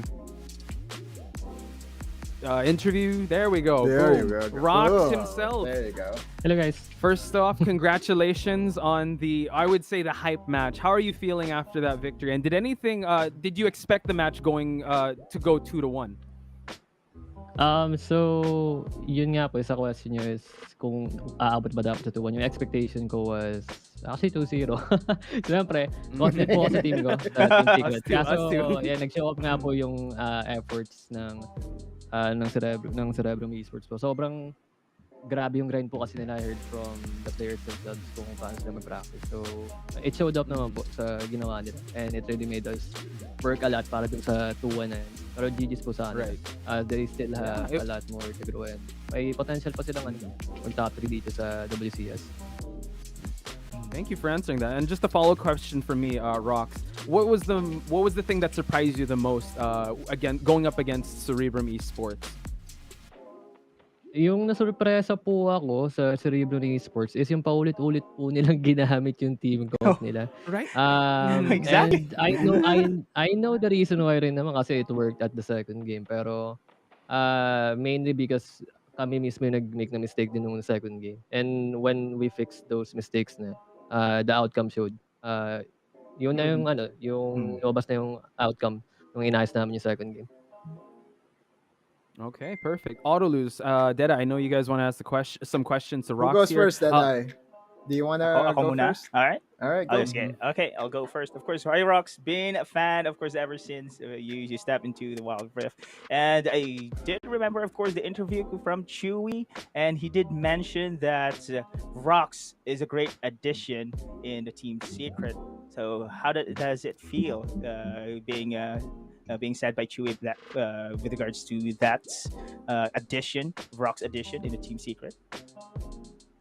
Siyempre po sobrang flattered daw sa sinabi ni Chewy na ADC ng Team Secret po. And for me, ganun din po yung opinion ko sa kanila nung una po ako nag-tryout sa Team Secret na if ever magpasa po ako sa kanila, then yung mga teammates ko magiging mga superstar, mga nag-international na got the chance to play with stronger opponents in Southeast Asia. And yung addition ko sa kanila will Well, the expectation ng mga tao naisip ko rin because I was replacing the captain James as the main support of the team. Pero naging ano lang din yun, pampagana sa akin para parang fuel nga, para patunayan sa mga viewers, sa mga fans ng TS na I can fit the shoes of James. Nice. Beautiful answer. Perfect answer. Thank you, Rox. Okay, so Rox, kulang yung oras na to para matanong ko lahat ng gusto ko itanong. I'll concentrate on, a couple of questions that really is bugging me right now. First, nung nag-trigger yung Nemesis duel, of course, hindi naman common na lumabas yung Nasus against the Renekton. Meron ba nag-remind sa inyo na, or meron ba nakakaalala talaga sa inyong lima kung ano Keep yung Renekton alive. nanalo? Basta, actually po, nung nakita ko yung Nemesis duel na nangyari sa in-game namin ng tournament, sabi ko, yung pressure na nasa tournament, close pa yung fight. And then, nung nagpakita yun, nagmukhang meme sa akin eh. Sabi ko, parang yung utak ko nag-trigger na nag-i-stream ba ako? Nemesis duel? Content ba to? Diba tournament to? Nakasalala yung hopes and dreams natin dito. Yeah, as much as I got entertained by the alert of the announcer, siyempre, back to the game pa rin focus tayo na panalo yung game. Pero yung sa question nyo po na kung alam namin kung ano yung benefits ng sa Nemesis duel, actually not a lot of us actually know what's gonna happen. Maliban dun sa Nasus na kumakalat yung nagkiklive na yung Sipon strike niya. Basta kailangan manalo kayo. Hindi pwede matalo kayo sa Nemesis duel. So in fact, on game number 1, nag-expire after 5 minutes. I had to Google it out and I had to go ask my League of Legends friends. And apparently, it times out. After 5 minutes na trigger siya, kapag walang nanalo, wala na talaga. Walang overtime. So my second question is more, a personal one. Rox, eto kumbaga nagkaroon tayo ng semi-reunion. A couple of your teammates, you've been previously teammates with them, namely Cerebrum. How's the experience like, being reunited with a former teammate in Trevor? Super nostalgic po. Pero hindi naman din po ito yung first time na naging kakampi ko ulit yung past teammates ko. Kasi because from LoL PC, when I was still a pro in LoL PC, I got the chance to play with a lot of great players and at the same time, separate with them. But then again, after a few years, meeting up with them in the same team. For example, when I was with Team Manila Eagles, nagsimula dun yung namin, magiging teammates namin ni Trevor. Pero before nun, nagkakalaban namin. We knew each other because of the rivalry in previous teams na kung nasan kami. Then after nun, Archangel, we became teammates again after a few years. And now, in Team Secret. So, masaya na I keep meeting them again in the same team. At the same time, trying to reach our dreams together. Nung hindi namin nagawa nung previous teams namin. Hey, beautifully said. And with that, actually, on that beautiful note, I just want to ask Rox, any shout out or message you want to give out? The floor is yours. Shout out to, of course, Team Secret, to Boss John Yao for giving me this opportunity. Also for the whole team of Team Secret for giving the thought to invite me to their team when my team disbanded. And it's really an honor that I'm here now as their main support. And I'll do my best to fit in the shoes that James left and make the viewers proud and also the supporters of Team Secret. And thanks so much also to my fans that are supporting my page. There we go. Boom. Yeah, please support his page. And on that note, thank you so much, Rox of Team Secret. We hope to see more of you, a lot more highlights. So, ladies and gentlemen, that was Team Secret's Rox. Woo. Thank you, guys. Hodge, the rock star. Boom. I knew it. I can't top that. I can't top that. But guys, we gotta address the elephant in the room here. We were a little off with our predictions there. That's okay. We still had the secret faith, right? It's still we did predict that it was gonna be secret, but man, Cerebrum Esports, I think this blows everything out of the water because, like you said, getting that win over Team Secret can definitely buff a team. And I'm sure that Cerebrum, that's definitely a victory in their book. I think that they're gonna come into next week with just all the confidence in the world. Before we move into anything else, just want to let everyone know, please be kind to us when it comes to these predictions because when it comes to it's really scary now. We don't know because Cerebrum, even if they are still looking to get on the board, I'm sure that they will find their footing next week. And this kind of builds up to our next match because one of the teams here is also in the same foot of of how these teams are kind of getting their footing, because I did know we talked about this auto lose week 1. Numbers are a little bit skewed, so week 2 I'm sure that we're going to see more. So Better let's head into prediction the, rate? I doubt it. I don't know. Yeah, let's head into the next match. It is going to be RRQ versus Sunsparks. Deadeye, what are your initial thoughts on seeing this last match of the week? To be honest, of course, I'll be one-sided here for side of RRQ because I'm still sticking to my original power rankings here. I put RRQ above Sunsparks, and so far Sunsparks still going to still have a long way to find their niche here. But this team has potential for sure. But against RRQ here, yeah, it's still going to be RRQ for me. So a big challenge for Sunsparks, and they need their first win until now.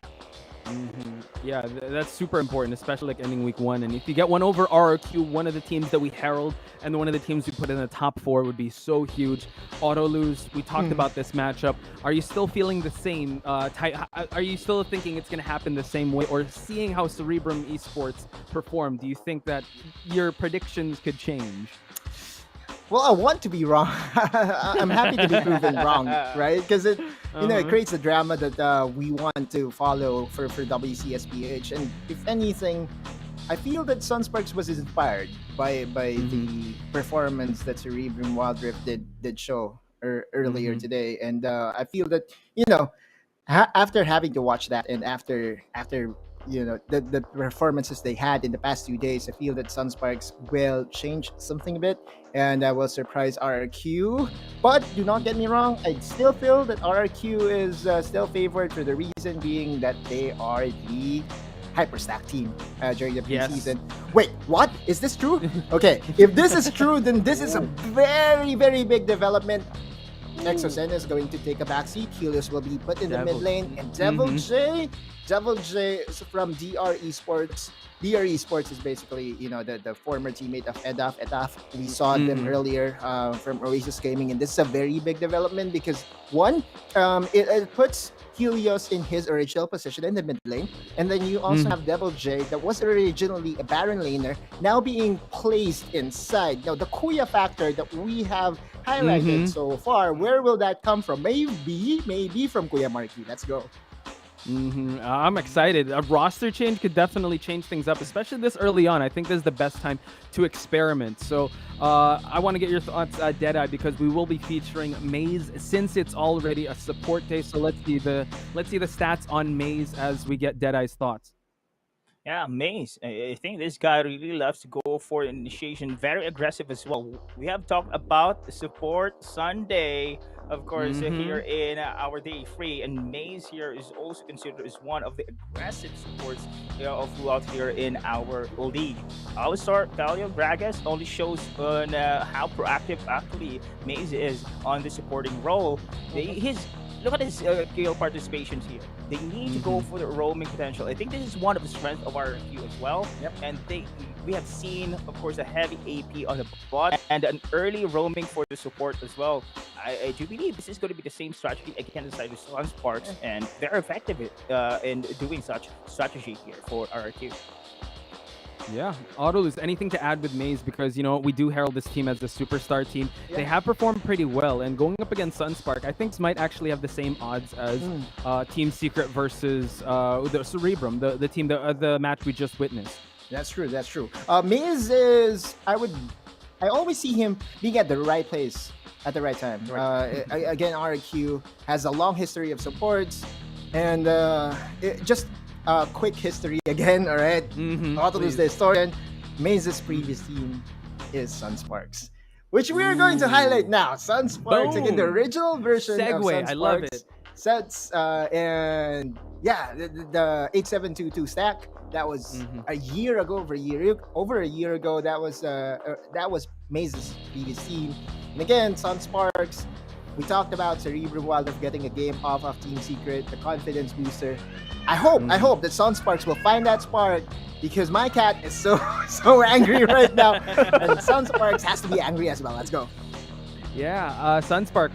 The way we're gonna build this up is that they need that one spark, and I think Cerebrum found that spark, getting that one win off of Team Secret. Can they find that in RRQ, the team that's heralded to be one of the best that can make it to the playoffs? Because they did face. I mean, I don't know if it's adversity. Rabenga not being in the lineup could definitely change things up, and they're still trying to find their footing. Deadeye. Let's talk about Arjuk that will be featured as the player for this game. Yeah, exactly. Arjuk here is the support we're talking about. I don't know if the screens or I'm blind. Mjan was being put there. Yeah. Yeah, but Arjuk, of course, his performance there on Sunspark. Yep, the stats are low, but you've seen him doing his best as well on the dual lane. More of the passive gameplay for our Sunsparks. I haven't seen so much heavy aggression for this team as a whole. And their series against Grand Sky, against the side of Oasis Gaming, they have been pressured in the early to the mid stages of the game. I think this is also one of Arjuk or whoever is the supporting role right now for the side of the Sunspark to step up. I think they need to have those control and put the safety on their duo as well, because against RRQ is one of the aggressive teams here in the league. Yeah, and that's definitely something to expect coming into this next match. And we're just, our fingers are crossed with, I think the previous game really opened our eyes to what these teams are can bring to the table. The potential is definitely there. And, best of the best, we talk about only the strong surviving. And we saw Cerebrum give that spark. So maybe we see that happen with Sunspark. Now, Autolus. With the different changes, right? We saw in RRQ, would this be a harder hill to climb for our friends in Sunspark? You're putting me on the spot here, but I'm liking the idea of having Helios back in the mid lane, because I saw his. I'm just a fan of Helios in the mid lane. I'm missing his Zed, and yeah, I do understand that Exosen does bring something to the table, but at the end of the day, having a more diverse playstyle, having a very, I would say, a very reliable substitute to help your team is just an advantage for you and your squad. Now, looking at the matchup here by Maze and Arjuk, I just wanted to say that Arjuk has been, I would say, one of the more stable support players that we have here in the Philippines, and his playstyle is different from this. I feel that he's trying too much to carry this team. He has to let the game play itself for him and his squad, and just let the flow of the game come through him. And if he just calms it down or chills it down, I feel that Sunsparks will have a better chance, especially against the superstar staff of RRQ right now. Oh yeah, 100%. And considering that these are the support lineups, just bring it back to yesterday. We saw the Alistair and Galio of Maze. With Arjuk, he brought nothing but Thresh to the table. I wonder how they'll be able to kind of, I would say, circumvent any of these guys getting their comfort picks, because we will award, I would say, a wingman or a support of the day. And going back to our initial conversation as to our panel predictions, there he is. There's the Yumi. Oh, the cat. There's the Yumi. I don't know if Autolus is happy or sad, and look like I'm about to be snapped out of the WCS panel desk. But, yes. Yeah. So there he is. Oh, does your Yumi have anything to say? What is her prediction? What is his or her prediction? Hayden. Oh God. Oh my. Deadeye, real quick. Okay. I'm sorry to put you on the spot here, but we did give our predictions, and I know you're in team Mika and Friends. How do you think this match is going to play out? Because we'll give ours, but we want to get your thoughts on it first.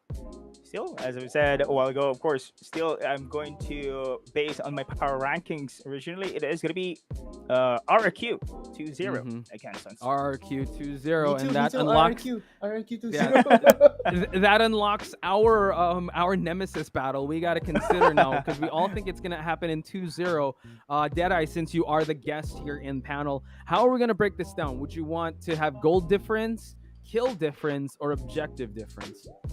Let's go for kills, because kills RRQ again. We're going kills very again. proactive. Oh my God, it's auto. Okay, he's fine. Kills. So we're going with kills. All right. There we have it. There are our wild guesses. We think it is going to be RRQ to take it over Sunspark. But again, we don't mind being proven wrong, ladies and gentlemen. But since we do have the dares, I just want to bring up the results. It is Mika trailing behind. So me and Autoluz are kind of in a good position.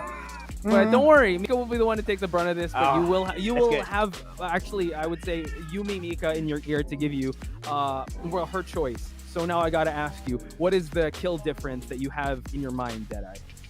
Plus 10. Plus 10. Plus So 10. so 10. All right, before I hear Autoluces, I want to bring up the tweets. We have some tweets, some fan conversation just to help us talk here in the panel desk. We want to make your voices heard. So please do send in your tweets and hashtag WCSPH or hashtag Wildrift Champion C or hashtag WCS. So let's see those tweets before we get Autoluces panel prediction. There we go. Ang lakas mo, rocks. There we go. Solding 4-man taunt mo kanina. There we go.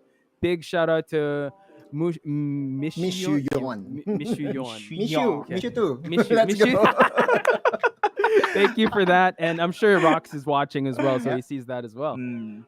Is there any more tweets before we head on over to the kill difference that Autoluz will share with us? I'll drop it now. There you go, Okay, please. so if his was 10, I'm 17. Let's go. Whoa. Okay, let's go with 15. I think I overshot it with 30. Let me go half. Okay. Let's go with 15. So 10, All 15, right. 17. So if ever it's more than 17, that's going to be me winning. Okay. All right, I need to hit that middle point. All right, ladies and gentlemen. With that being said, let's head on over to the Rift. So casters, take it away.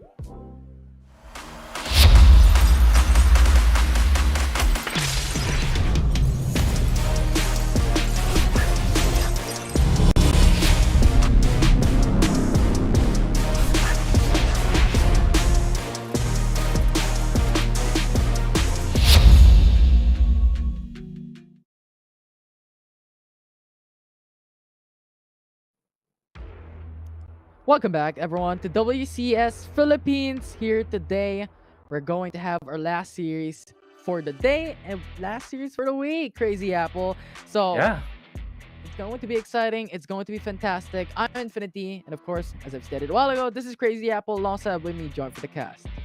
Yeah, and it's just been a crazy set of games we've seen today and all week.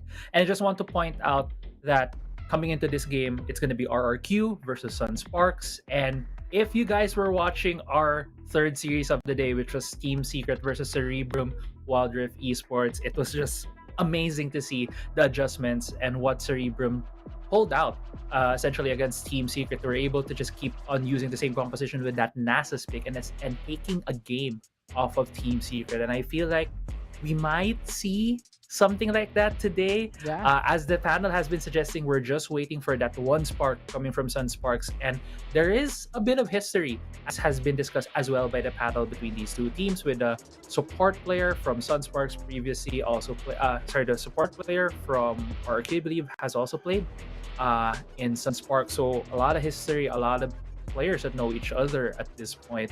I'm just so excited to see if Sunsparks could at least get that one game away from RRQ to show us that they have something to prove here in the Wild Rift. Yeah, absolutely. I like the image that you have painted for me here, Crazy Apple. A while ago, the series from Sunsparks and TS just blew our minds. It was a 2-1, and if ever Sunsparks is able to catch that spark, to make that spark happen, it might just be another win in the books here for Sunsparks as well. So we'll see about that. RRQ at the moment has been playing quite cleanly, and the standing that RRQ is at the moment is 1 win and 1 loss. And for Sunsparks, we have 0 wins and 2 losses, but that might change today. We'll find out. But here we have the draft. It's all eyes here on screen. It's RRQ and Sunsparks, game number 1. Yeah, and if you're looking at the player list right now here in the picks and ban space for RRQ, Helios is the guy manning the mid lane. There's no Kuya EXO today for RRQ, at least for this game 1 against Sunsparks. So we might be seeing some of his more aggressive Assassin's plays. We have seen his Zed back in day 1.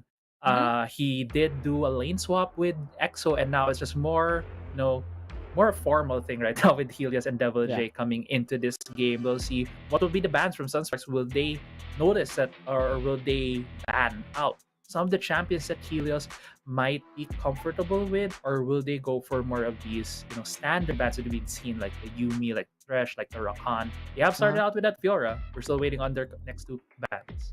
Yeah, and the hard thing about this, Helios has a big, wide champion pool. I don't know if we can even call it a pool. Maybe champion C, because you can see his champions that he's played in top lane. Right, the Darius, the Renekton, all of these champions really, really strong. But in the Icon series, previously when he was the mid laner, you see the Twisted Fate, you see the Fiora mid lane, you see the Zed mid lane, as you've talked about a while ago. So much champions that you need to look out for, and Helios is probably one of the strongest mid laners as well here in the Philippine region. So I'm expecting a lot of things from RRQ, but at the moment we're swiftly going through the bans. Vayne ban, Akali, Garen, Fiora, Rengar, and Zed from both teams. Yeah, and the first pick coming from the side of RRQ is that Galio. It's a nice first pick, especially from the blue side. It has a lot of flexibility. You can still go into the mid lane, maybe used by Helios. As you mentioned, he does have that Champion Sea, Champion Ocean, with just the flexibility of his picks. Could also go in the hands of Maze. We have seen him play a lot of these more tanky supports that really absorb a lot of damage, like the Alistar. But one of the priority bans that we've been seeing from other teams has been picked up by Sunsparks here on that Camille. Yeah, the ban rate of Camille is crazy. The viewers doesn't want to know how many Camille bans has come through so far for WCS, but having a Camille at the moment in the draft is such an amazing sight to see, because there are only 3 picks so far in 3 days, and now with this addition makes it 4. So that's an interesting pickup from Sunsparks alongside with Gragas here. Now, Crazy Apple, what do you think about this initial setup coming from both teams? Currently, the Camille and the Gragas still feels like a very flexible assignment for them. Camille can still go into the jungle, but there's a high chance we're going to see that champion in the top side of the map. The Gragas also has a lot of options. Senna is still open in this pick and ban phase. It can still be picked up by Sunsparks to allow that Senna Gragas combo in the dragon lane. So a lot of flexibility, as we've been seeing often in this pick and ban phase. It's really hard to like predict where these champions are gonna go. But looking on the side of RRQ right now, they have locked in that Renekton and that Riven. We have seen this Riven usually in the hands of Chaz. I'm expecting to see that again here, while Renekton can man any solo lane, can also be put there in the mid lane or in the Baron lane. Yeah, and I'm also liking what I'm seeing, right? Because both teams right now is doing a mirror role pick, wherein you have support, potentially Galio, we still don't know, and then Rakan for Sunsparks, right? Camille and Gragas, Riven and Renekton, both these champions can be flexible. So it's a nice thing to see that both these teams doesn't want to show their ADCs, doesn't want to show their hype carries and their mid laners so far. So we'll expect a lot of things coming from both teams. But now Ziggs, Lux banned from SS, and RRQ banning away the Yasuo, because Sunsparks has used this in the preseason last year in the Icon series. Absolutely insane Yasuo player. Yeah, I believe the Yasuo is more of a respect ban right now on the side of Sunsparks. They also have a lot of these enablers for the Yasuo. The Rakan, the Gragas can really use these displacements, these knockups to enable this Yasuo. So it's a really good ban right there to at least take away one of those possible headaches that Sunsparks is going to use. I also like the bans right now from Sunsparks with that Ziggs and that Lux, which has been picked often by RRQ. Marky has been manning a lot of these AP carries in the bot side of the map because they are usually very AD heavy in their compositions. At the same time, RRQ has also banned the Varus, so that Corki pickup is very valuable right now for Sunsparks, taking away more magic damage options for the side of RRQ. Yeah, and even if they go all AD here, Corki can shred the armor off his enemy team. And then Sunsparks can also be flexible, go for AP champions. However, RRQ, take note, they picked up the Morgana, they picked up the Galio, the Jax, pretty much all of these are bruisers, and I'm expecting the Morgana to be into the bot side of the map, as we've seen all throughout day 1 and day 2. Yeah, it seems like it's one of those comfort picks that we've been seeing right now for a lot of our Dragon laners, Demon Kite, Marky here playing a lot of these AP champions. Yeah, most probably it's going to be paired up with this Galio there. It provides a lot of safety. I don't think we're going to see a lot of kills on the side of Sunsparks in the bot side of the map just because of how I feel how safe Morgana and Galio is going to be. Lane assignment wise for our RRQ, I feel like the Jax can still go top, can still go in the jungle. It depends on what Devil J and Chaz is feeling. But on the other side, we don't see any marksmen on RRQ. There's two marksmen on the side of Sunsparks with that Lucian last pick. There's a lot of flexibility going on, but I do think this Lucian might be going to the mid lane because there's a high chance he's going to be facing a Juggernaut in that lane. Yeah, I mean, we've seen Lucian be on top lane, right? Being played by Azar on that specific lane. We've seen Lucian go on mid lane, as you've predicted now with Haze for the side of Sunsparks. And looking at this specific lineup, right? RRQ is going in for the 5v5 comp. You have all these CCs, you have all this AoE damage from Galio, from Morgana, from Jax. Pretty much every single one of these champions are really strong when it comes to teamfight. And Sunsparks has this potential to go for pick-off composition. What I mean by potential is because you can also play throughout that 5v5 with the Rakan, with the Camille, and that Gragas. So we're looking at an intense first game here for both teams. And I'd like to add to what you mentioned on how it's a group up team fight for the side of RRQ. Yes, because they have that Galio. It really is this group up combination. Look for that one guy to kill, and they're all gonna go there. While for the other side, for Sunsparks, they have a lot of displacements on their team. The possible package for Conzi when it becomes this team fights, the explosive cast that's gonna come from Ace. Even the ultimate of Camille can just displace a lot of members. So it's gonna be a difference between RRQ wanting to ball up as this one big group ball of death, while Yeah. Sunsparks is gonna keep on trying to pick them off one by one. It's more so 5v5 versus a flexible composition here for Sunsparks and RRQ. And for the viewers watching at home, welcome to game number 1 of the last series of the day and the last series of the week.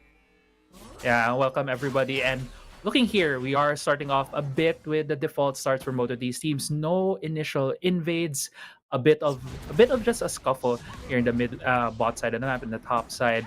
I do think that as the game progresses, maybe we are gonna look at some of an early gank from Ace. He does have that Gragas. Yeah, by level 3, he does have a lot of all of his abilities. He might be looking to influence the top side of the map because if you really get this Camille going, you can just keep out dueling the Renekton, and it's just gonna be a pain in the side of RRQ when this Camille is just gonna keep on split pushing on her side of the map. Yeah, and this is traditional for our Gragas. Full topside clear to be able to respond into their specific lane. And we're looking at top lane, as you stated, right? There is a potential for that lane to be ganked by these junglers. But for now, we're looking at a contest for Chaz here on the Rift's Scuttler. They see each other, and Nastro is prepared to respond if ever a fight occurs. And Double J is just around the corner. And there's a man advantage right here from RRQ. As you mentioned, Chaz already going to that scuttle, already challenging it. There is 4 members for RRQ. Good decision right there from Sunsparks to just move away from the scuttle because there are more members. While it's gonna be the handshake here, looks like the bottom lane scutter is gonna go to the Gragas on Ace. Yeah, they want to get that Rift Scuttler because if you give 2 Rift Scuttlers to the opposing team, that's like giving free vision, right? The free vision, a free 120 gold, right? So much of value for that Rift Scuttler. So Sunsparks has to take it. But for now, we're looking at a very stagnant game. But this can change because Chad is going to dive under the turret. Devil J is now stunned, slowed up, but Sunsparks has lost the first blood and RRQ has taken the lead. Yeah, that just felt like a step 1, 2, 3 first blood for RRQ. They even have Maze there for the backup. Arjuk coming in a bit late here, only level 3 on that Rakan. Yes, he will be given that respect, not being towered over, but the objective right there for RRQ to negate any more snowball that can come from this Camille, to let go of a probable early advantage coming from her. If she is behind this Renekton, the Renekton can probably pressure her enough so that she won't be able to get out of that lane. Yeah, and this early game strategy coming from RRQ brings me nostalgia. Crazy Apple. because this is the strat that became the meta for a couple of weeks in the Icon series, and then Riot Games or Wildrift changed the setup for turrets. The more people fighting the turret, the more armor that he gets. So it's a bit more difficult to do the same strategy, but RRQ is making it work. Right, pressure on the top lane, get that plates, get more gold, and at the moment, it's looking like a 500 gold lead for Devil J in top lane. Yeah, but he is getting a bit bullied right now by Nastra. It's just really the power of Camille. Camille has a lot of that dueling pressure just because of her shield.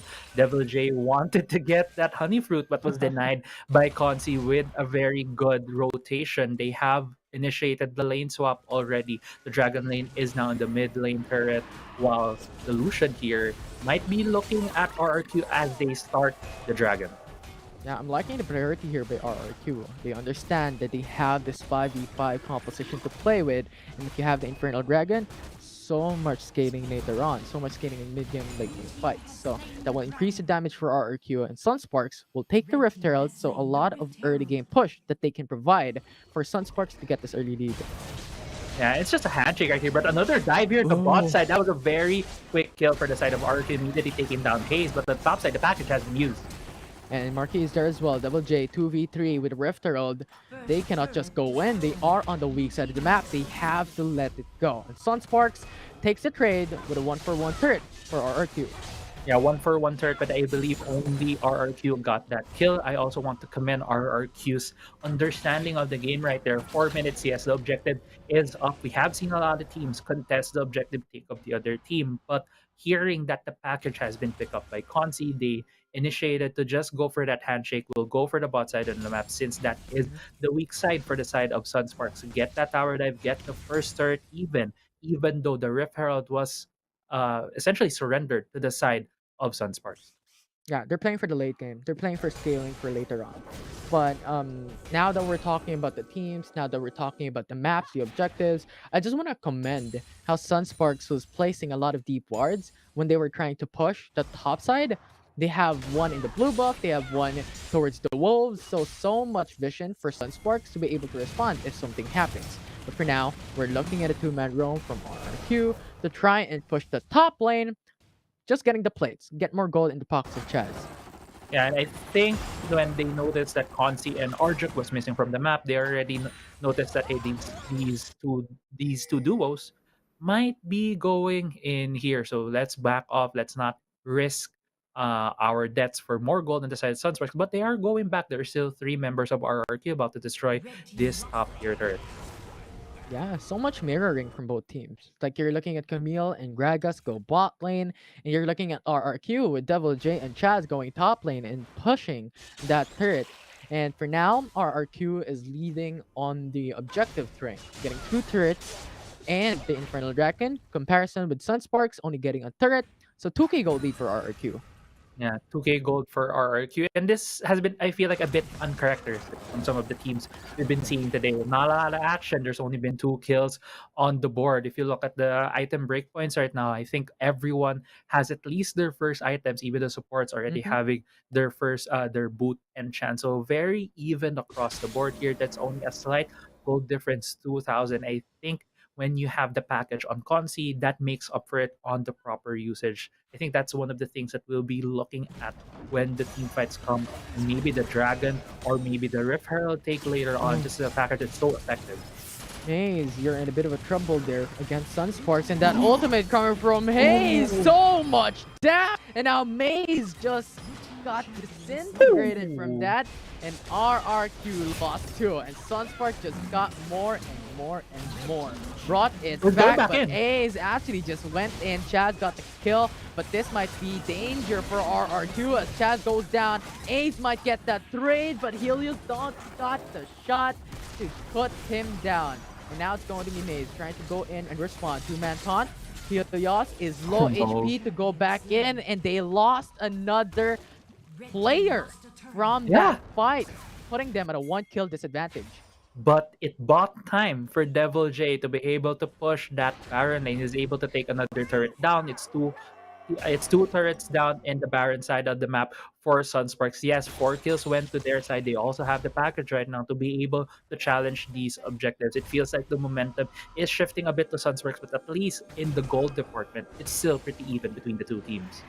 Yeah, it's difficult to tell, right? We're still in the 8-minute mark. There is still a lot of objectives. The Rift Herald is there. The Cloud Dragon is available. There are a lot more turrets to conquer, right? But something that I want to tell for the broadcast is there is already 2 turrets down on top lane. So the inhibitor turret is the only one left. If RRQ gets the Rift Herald, Chaz can split push. He can place the Rift Herald top, get that inhib turret, and just leave it be. Natural lane pressure for RRQ.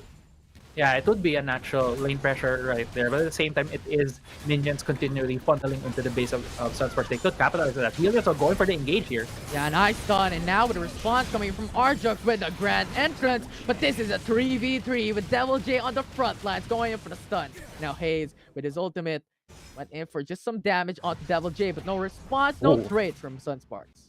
Yeah, but Chaz and Marky were defending the mid lane turret. They're really defending that. That's why they're that low against Consi there. But great reaction from RRQ, getting 2 more kills in the bot side of the map, giving more gold in their pockets, throwing back the momentum of this game into their favor. And right now, they can get a bit more plating here in the mid lane. Yeah, if they break the mid lane tier 1 turret, now that opens up the top quadrant jungle. That opens up the Riot quadrant jungle. So this is what our RQ wants. They're playing the objective game. We don't want fights, but if ever it happens, we have a lot to take in with CCs coming in from the front line and coming in from Maze with the Galio ultimate. So there's a lot of things that our RQ is thinking about, and those turrets seems like a spicy objective for RQ. Yeah, it is a very spicy objective for them. We were talking about all of these possibilities on where the Rift Herald could go. Although right now on the bot side, Devil J being engaged here. Galio ultimate is there, but the knockup saves his life, and that will be Devil J back to safety. Yeah, Devil J back to safety. The Rift Herald has been summoned in the mid lane, so most probably that first tier turret is gonna fall down. Chaz and Marky trying to react to the bot side right there. Indeed, that mid lane turret is down, opening up the map for RRQ. They can put a lot of these deep wards right now into the jungle of Sunsparks, utilizing their composition as well in that regard, because they are this group up ball kind of team. They really need to figure out where Sunsparks is coming from, because a lot of these champions from Sunsparks, as we were mentioning earlier, they go in there and try to spread the members of RRQ. So having that information, knowing where the members of Sunsparks is gonna come from, can help them win these fights. Maybe set up some picks, maybe set up the proper team fight for them. Speaking of setups, it's now Sunsparks, but RRQ! Helios double man knock up, lost out with a splash and stun. Sunsparks was a bit sneaky though. We go back, cannot fight, and RRQ has lost that opportunity, but still, they have this lead pushing back Sunsparks to the base. Yeah, they were trying to be sneaky, but they were sitting on the ward right there, and Helios having the go button, using his ultimate, trying to get the members of Sunsparks, but flashes were burned, and exhaust was used as well to prevent Helios from getting any more further. So right now, still no more kills for both teams. If you look at the gold right now, it's about a 4K advantage for the side of RRQ. It's not that much coming into the mid game right here, but still a 2-0 for that Renekton is enabling him to be able to control these side lanes against the likes of that Camille, against the likes of that Lucian. Oh, Devil J got baited. Sunsparks is going in for the 4-man roam against him, and he just gets eviscerated by Hayes' ultimate. I like how I was just pointing out Devil J being this kind of rock for the team, but Maze trying to defend this turret. It's gonna go down in favor of Sunsparks. And Sunsparks, I think that is the pick that they need to be able to take control again of this Dragon Pit. The package is up. Nastro going for the 1v1 against Helios. No, he's gonna back away. Yeah, and Nastro has his ultimate. Take note, and Helios has his ultimate as well. So if ever they get on a 1v1, it's going to be a difficult task for both players. But now Sunsparks starting onto the Mountain Dragon. RR2 is gonna go back. Galio went in for the 2-man taunt, and Sunsparks tries to disengage. but they took the lead from that one with a 3v4 situation. But RRQ still standing firm. It's Chaz going in for the flank, jumping through, and they get the steal onto the Mountain Dragon. Sunsparks lost that objective, and now Helios onto the cleaning crew. They get a kill onto the Dragons, and now Devil J comes into the front line to save the day. But Devil J stuck in the middle of the fight, and Sunsparks got the trade. Yeah, Sunsparks right there did get the trade, but the Drake was stolen. I was looking at the map. Helios was running from the mid lane, immediately going to that Drake pit. And Chaz jumping in, timing it out, trying to see if they could get more when Helios does get to that objective. Right now, the Baron is being pinged by the side of RRQ. They are not sure where Sunsparks are. Little they know that Sunsparks won't be starting out just because of their health bars, but at the same time, RRQ right now, because of this back timing from Sunsparks, they have the space, they have the opportunity to put down wards to maybe get a pick against Sunsparks. Yeah, both teams has no vision in the Baron Nashor. Now Sunsparks going in a bit of a split. You have Nasjo and Ace together in bot side, and you also have Corky and Rakan on top side. I think they want to go for some skirmish, and Camille is stuck in between three members, and now Nasjo is gonna get stunned. The follow up now, Stasis forced by some time, and now Ace forcing out the ultimate as well to save Nasjo from that fight. Yeah, but that's flash burn for the Camille. Yes, the Camille has that mobility with her third ability, but at the same time, that is still a flash burn. There's no safety for that Camille, as well as the stasis being burned that early. There's not any small objectives at the map right now. It's only the Baron being up, and RRQ would be the team that would try to look at that. But looking at the gold lead right now, it was 4K earlier in favor of RRQ, but due to some events, due to the towers, due to the kills going to the side of Sunsparks, it is only now less than 1,000 gold lead. This is such a close game that we're seeing right now. And that is what we like to see, some close games here in WCS Philippines. And as you stated, with that prior engages coming from Sunsparks, you were able to capitalize and get gold. But look at RRQ. Setting up a depth rush. Sunsparks has no vision. Checking it up, and now May is coming through. Not gonna be taunted though for Sunsparks, but look at Gaio going in for the ultimate, zoning away Sunsparks away from the Baron Nashor. Yeah, and the pick right there from RRQ, immediately deleting Fonzie from this fight. Looks like there's gonna be someone picking up here. Devil J is gonna be stuck from that ultimate from Nasco. Hextech ultimatum, and Sunsparks gets away with a free kill. Yeah, great series of events right there for Sunsparks. It looked like RRQ was positioned very well for this Baron. They are starting it up. RRQ is going back for this fight. Yeah, Nasco trying to zone away the enemy team. 2.5k HP remaining for the Baron. And RRQ has gotten the Baron Nashor. They took it away from Sunsparks, and Sunsparks is low HP. They have to run, they have to hide. It's Chaz in the front lines going in for some kills, going in for some play. Chaz right here is too hyped up right now. He is so deep into the enemy territory. But yeah, they were able to get that Baron. They were the ones who started it. Sunsparks continued the Baron, and Chaz and RRQ went back in. They said, this is our objective. Took back the Baron right there, giving the lead in their hands. 17 seconds, 15 seconds on this Elder Drake right now. 5 members of Sunsparks are going to be up. 20 seconds on Chaz.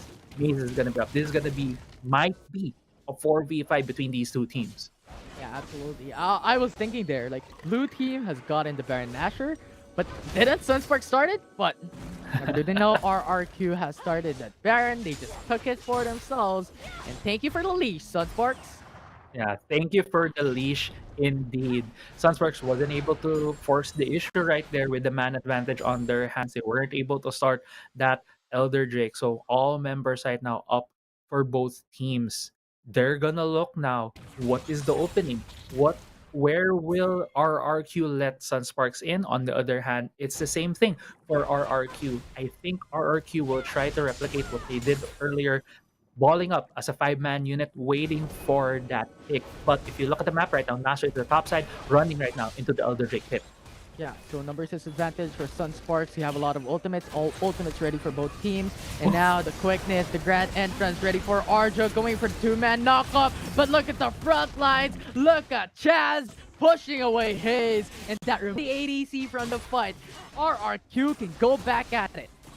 Yeah, RRQ can go back at it, and they're starting it off right now. It's going to be a 3v5. Sunsparks trying to go for this play. Hayes going in, but he goes for the two-man taunt, massive CCs, and Arjuk is down at 1 HP, and Chaz still smacking that Ocean Dragon.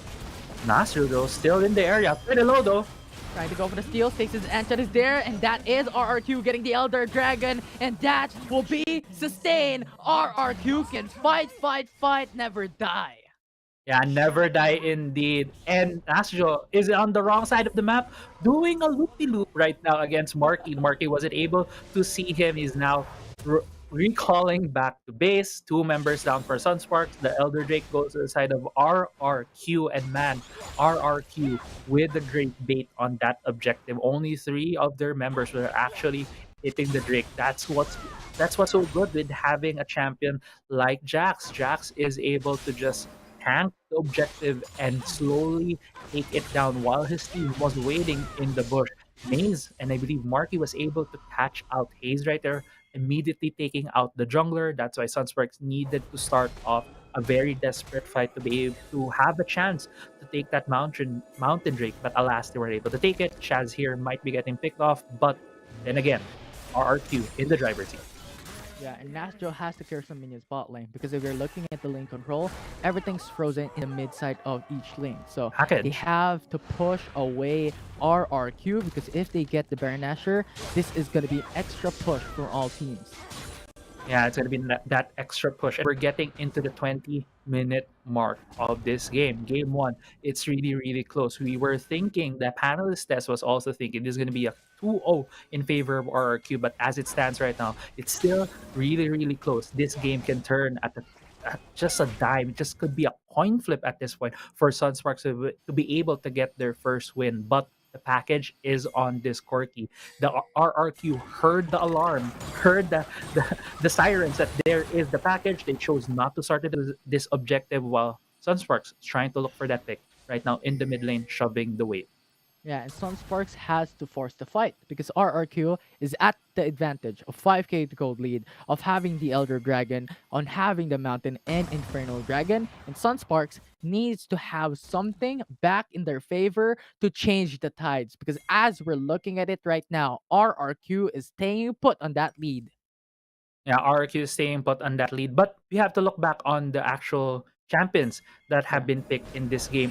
A lot of them are now reaching the full item mark, and I think Sunsparks, because they have 2 marksmen on their team, they might have more damage in the late game, especially this Camille. Right now, Nastro is doing his job, split pushing. The Baron is being started up by RRQ. There is a man disadvantage here in this Baron pit. Yeah, and now Nastro is just forced to go for the split push, and RRQ has taken it down for the count. They're getting it down, pushing away Sunsparks, slaying the Baron Nashor, and Nastro is split pushing. This might be the end. They have to go back, and that will just be the trade for 2 turrets to trade for the Baron Nashor. Yeah, it's not the best trade for Sunsparks right there, but I think they will take what they can get. The Baron is on the side of RRQ. They have Baron buff up minions, but the bot lane inhibitor is down. Right now, if I am Sunsparks, I need to just burn this Baron buff down. I need to defend my base as best as I can, at least not have any of my inhibitor turrets be taken down by RRQ. At that point, when the Baron buff is gone for the side of RRQ, they can fight back. They can again go back to this bot lane to be able to keep pushing the tempo, pushing the pressure. But right now, it looks like it's just going to be the defense for Sunsparks. Yeah, and this just might be the end gaming push. All Baron Nashor minions pushing in all lanes. Sunsparks is defending those inhibitor turrets. So much damage from the minions. They have to do something. The miracle is needed. Explosive cast already casted. Now they don't have ultimate for the team fight later on. And it's going to be Arjo going in for the stun. knock-up rather, and going for the charm. And RRQ is pushing in all lanes. One left behind. The bot lane inhibitor turret. The stun is coming through. The stasis engine is there, but a Galio knock-up zoning away the enemy team. Look at the Nexus. 2k HP left, and Sunsparks is there on the fountain, nowhere to defend, and RRQ takes the first game. Yeah, congratulations to RRQ, able to close this game out for game 1 of our last series of the day. And I just have to say that was pretty decisive play right there from RRQ. Just what they did, they played textbook League of Legends. They waited for their minion waves, they waited for the side waves to be able to crash into the inhibitor turret. They simultaneously siege the top side, the mid lane, and also the dragon lane. And they, Sunsparks, they couldn't do anything about it. They needed more members to be able to face the very strong juggernauts on the side of RRQ. And they were just spread too thin. Towers kept falling one by one, and eventually RRQ was able to take down the next. Yeah, a wonderful series that RRQ has shown us. A very methodical and very objective focused game wherein we have the priority on turrets, we have priority on Baron, we have priority on dragons, and this is the game that we saw both teams having similar kill standing in 15 minutes, 20 minutes game, and this might just probably be the longest game that we've seen so far in WCS. Yeah, it probably is. And apart from it being long, it's also very, very close. I feel like our expectations coming into this game is this is going to be one of those blowouts from RRQ. Let's face it, RRQ is ranked very highly on a lot of our leaderboards and a lot of our power rankings coming to the WCS. Yes, these are the best 8 teams. We all have a stacked team lineup right here in the WCS. But the lines have been drawn in the first couple of days, and Sunsparks didn't look as high, but they have shown here signs of life. When they're able to play macro, they can go equal with some of the best that we have here in WCS. I think this could be still similar to what we saw to Cerebrum earlier on. Cerebrum had a close game 1 at just a coin flip. Team Zero was able to turn it around. This could be Sunsparks preparing themselves for a game 2 win to extend this series into 3 games. Well, we'll see about that. I'm excited to see how Sunsparks will respond. Are they going to take this to game number 3? Or is RRQ going to finish this in the next series? But now we're just waiting for some highlights to be shown from that game number 1. And crazy Apple, that was an absolute crazy matchup. Right? We've it seen was it. very, very crazy, man. Yeah. It's just so close when it comes to kill standing. The objective wise, it's a bit different story, but as you stated, it was just a like a uppercut from RRQ, and then just a slide punch coming in from Sunsparks there. So it's really just back and forth from both teams. Exactly. I love how you put it. It's a back and forth between these two teams. There were a lot of handshakes that was happening in between objectives. Whenever the package was up, there's a lot of respect there coming from RRQ, knowing the power of that quirky package. They would stay away as far as possible from Sunsparks. And looking into the highlights right now, this was what really started it off for RRQ. That first blood on the top side, it for me showed their great understanding of the game, knowing when the wave's gonna crash into the tower, timing it along with the jungler, even Maze running up to the top side there. But we do see here the next series of fights for Sunsparks, they were able to get back some of their gold, some of the momentum into their side. Consi was getting a lot of these kills. He was up in gold against RRQ, I believe, for most of that game. But it's just RRQ be playing textbook League of Legends, and it's something that you really, I think, would expect from RRQ, just because of how many League PC players, League PC former professionals are in their team. So kind of makes sense that they are gonna play textbook League of Legends. Yeah, and the steals are just fantastic. I just want to commend these teams because RRQ stole that Mountain Dragon from this specific part, and then later on stole the Baron Nashor. Absolutely insane. They were able to just use Sunsparks, leash, or Baron Nashor. We're gonna take it right after. Yeah, and that was a 50-50 right here. If you saw, Yeah. that's I think 1,100 HP on that Baron. Any team could have gotten at that point, and Chaz just skillfully getting that, saying thank you as he exits. Even chased down the members of Sunsparks to give his thanks, to say, hey, thank you for the leash right there. And RRQCC here just crashing all those waves. Sunsparks couldn't do anything to defend their Nexus at this point, and RRQ getting the first game win. Yeah, absolutely. A great start for RRQ in this series. And the player of the game, Helios, with 9 KDA, 17k damage, and 75% kill participation here at Crazy Apple. Yeah, and Helios, I as the desk has been hyping up, as you has been hyping up as well. This guy is a mid laner. He was swapped to the top side with Kuya EXO coming in, but with Kuya EXO subbed out at this point, Helios went back to the mid lane, showed us what it means to play this Riven in the mid lane with a 9 KDA, 17,000 damage, along with 75% kill participation. He made a lot of plays as well, roaming to the bot side, helping out his teammates, and just dealing a lot of the damage for his team. I would love to see what more picks Helios has for this series. And Helios has just gotten like a huge chunk of the team percent gold share from that game number 1. We'll see about that on how RRQ is going to play this out, and if Sunsparks is able to bring this into game number 3. After this short break, it's going to be the match point from RRQ. I'm Infinity, and this is Crazy Apple. Don't go away.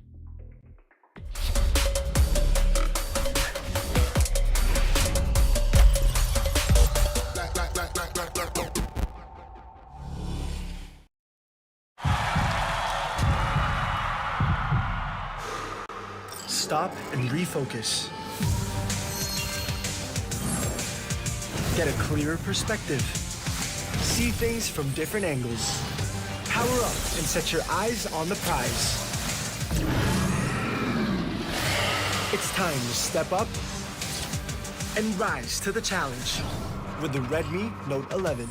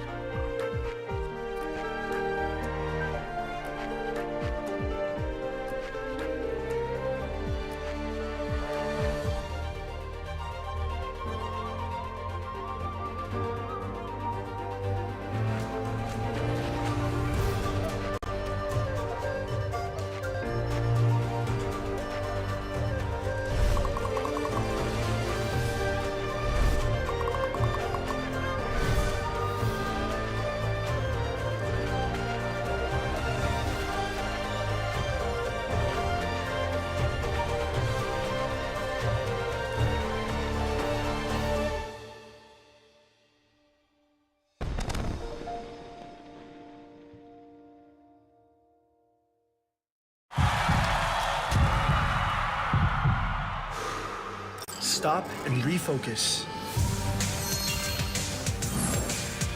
Get a clearer perspective. See things from different angles. Power up and set your eyes on the prize. It's time to step up and rise to the challenge with the Redmi Note 11.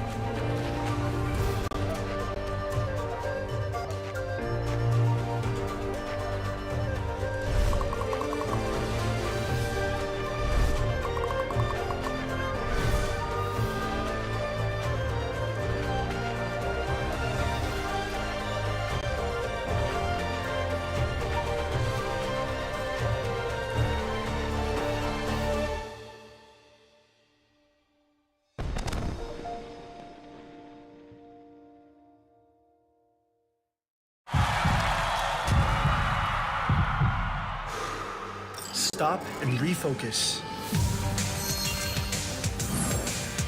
Get a clearer perspective. See things from different angles. Power up and set your eyes on the prize. It's time to step up and rise to the challenge with the Redmi Note 11.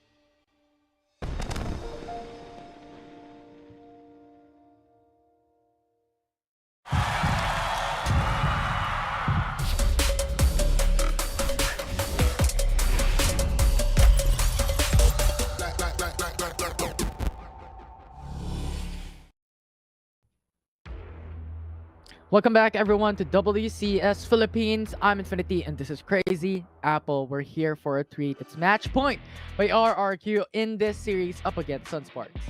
Yeah, it is match point, and it was a very close game one between the both of these teams. And as much as we were hyping it up, Sunsparks, this is the time, this is the series for them to prove themselves that they can go with the big boys. RRQ, one of the teams that we're putting up there in the top of the rankings, and they have made a switch. They didn't use EXO, instead they utilized both Devil J and Helios, especially Helios going to that mid lane. He was our player of the game for game one, and that was really just a beautiful showing from RRQ in terms of macro play, understanding when to go in, when not to go in, when to go for these side lane pushes. And on the other hand, I know that Sunsparks was also very knowledgeable with that. They also showed great discipline going for some of these objectives, but I think RRQ just really had that smaller advantage against Sunsparks to be able to tip the favors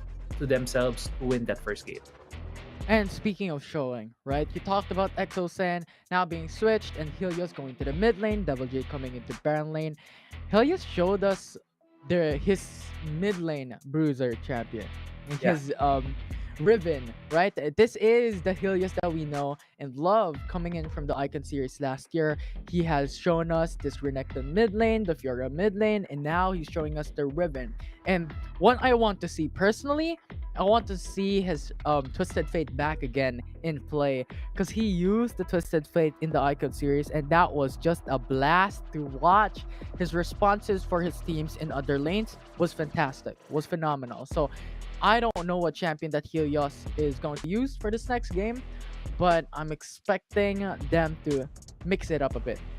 Yeah, I hope to see that Twisted Fate. I just feel like how the current meta has been, panning out, especially here in the WCS. There has been a lot of these early lane swaps between the mid lane and the dragon lane, and the real strength of Twisted Fate is being in that mid lane to be able to facilitate a lot of these fights, to be able to roam around, use his ultimate, get that stun, get that pick in a side lane. And it's gonna be hard since the meta isn't really shaping in that way. But you never know. RRQ might, make their own meta. They have a lot of stars in this team. Devil J, Helios, Marky. We haven't even seen Marky really have these Yeah. blowout games yet. And it's just, as they mentioned, these are like kings right now here. The superstar studded team. You never know who's gonna be the player who's gonna carry the slack and be the one to carry this whole team. So I'm just waiting on maybe other picks from RRQ, but still can't discount the fact Sunsparks showed up game one. What Yeah. will be the adjustments? What will be their takeaways from game one to be able to extend this series to a game three? Yeah, and just imagine if the Baron Nashor wasn't stolen, if the Mountain Dragon wasn't stolen by RRQ, this could have changed the whole tide of the match in favor for Sunsparks, and they could have won that game. Right. I like how you pointed it out. It really felt like that game one was a game of inches.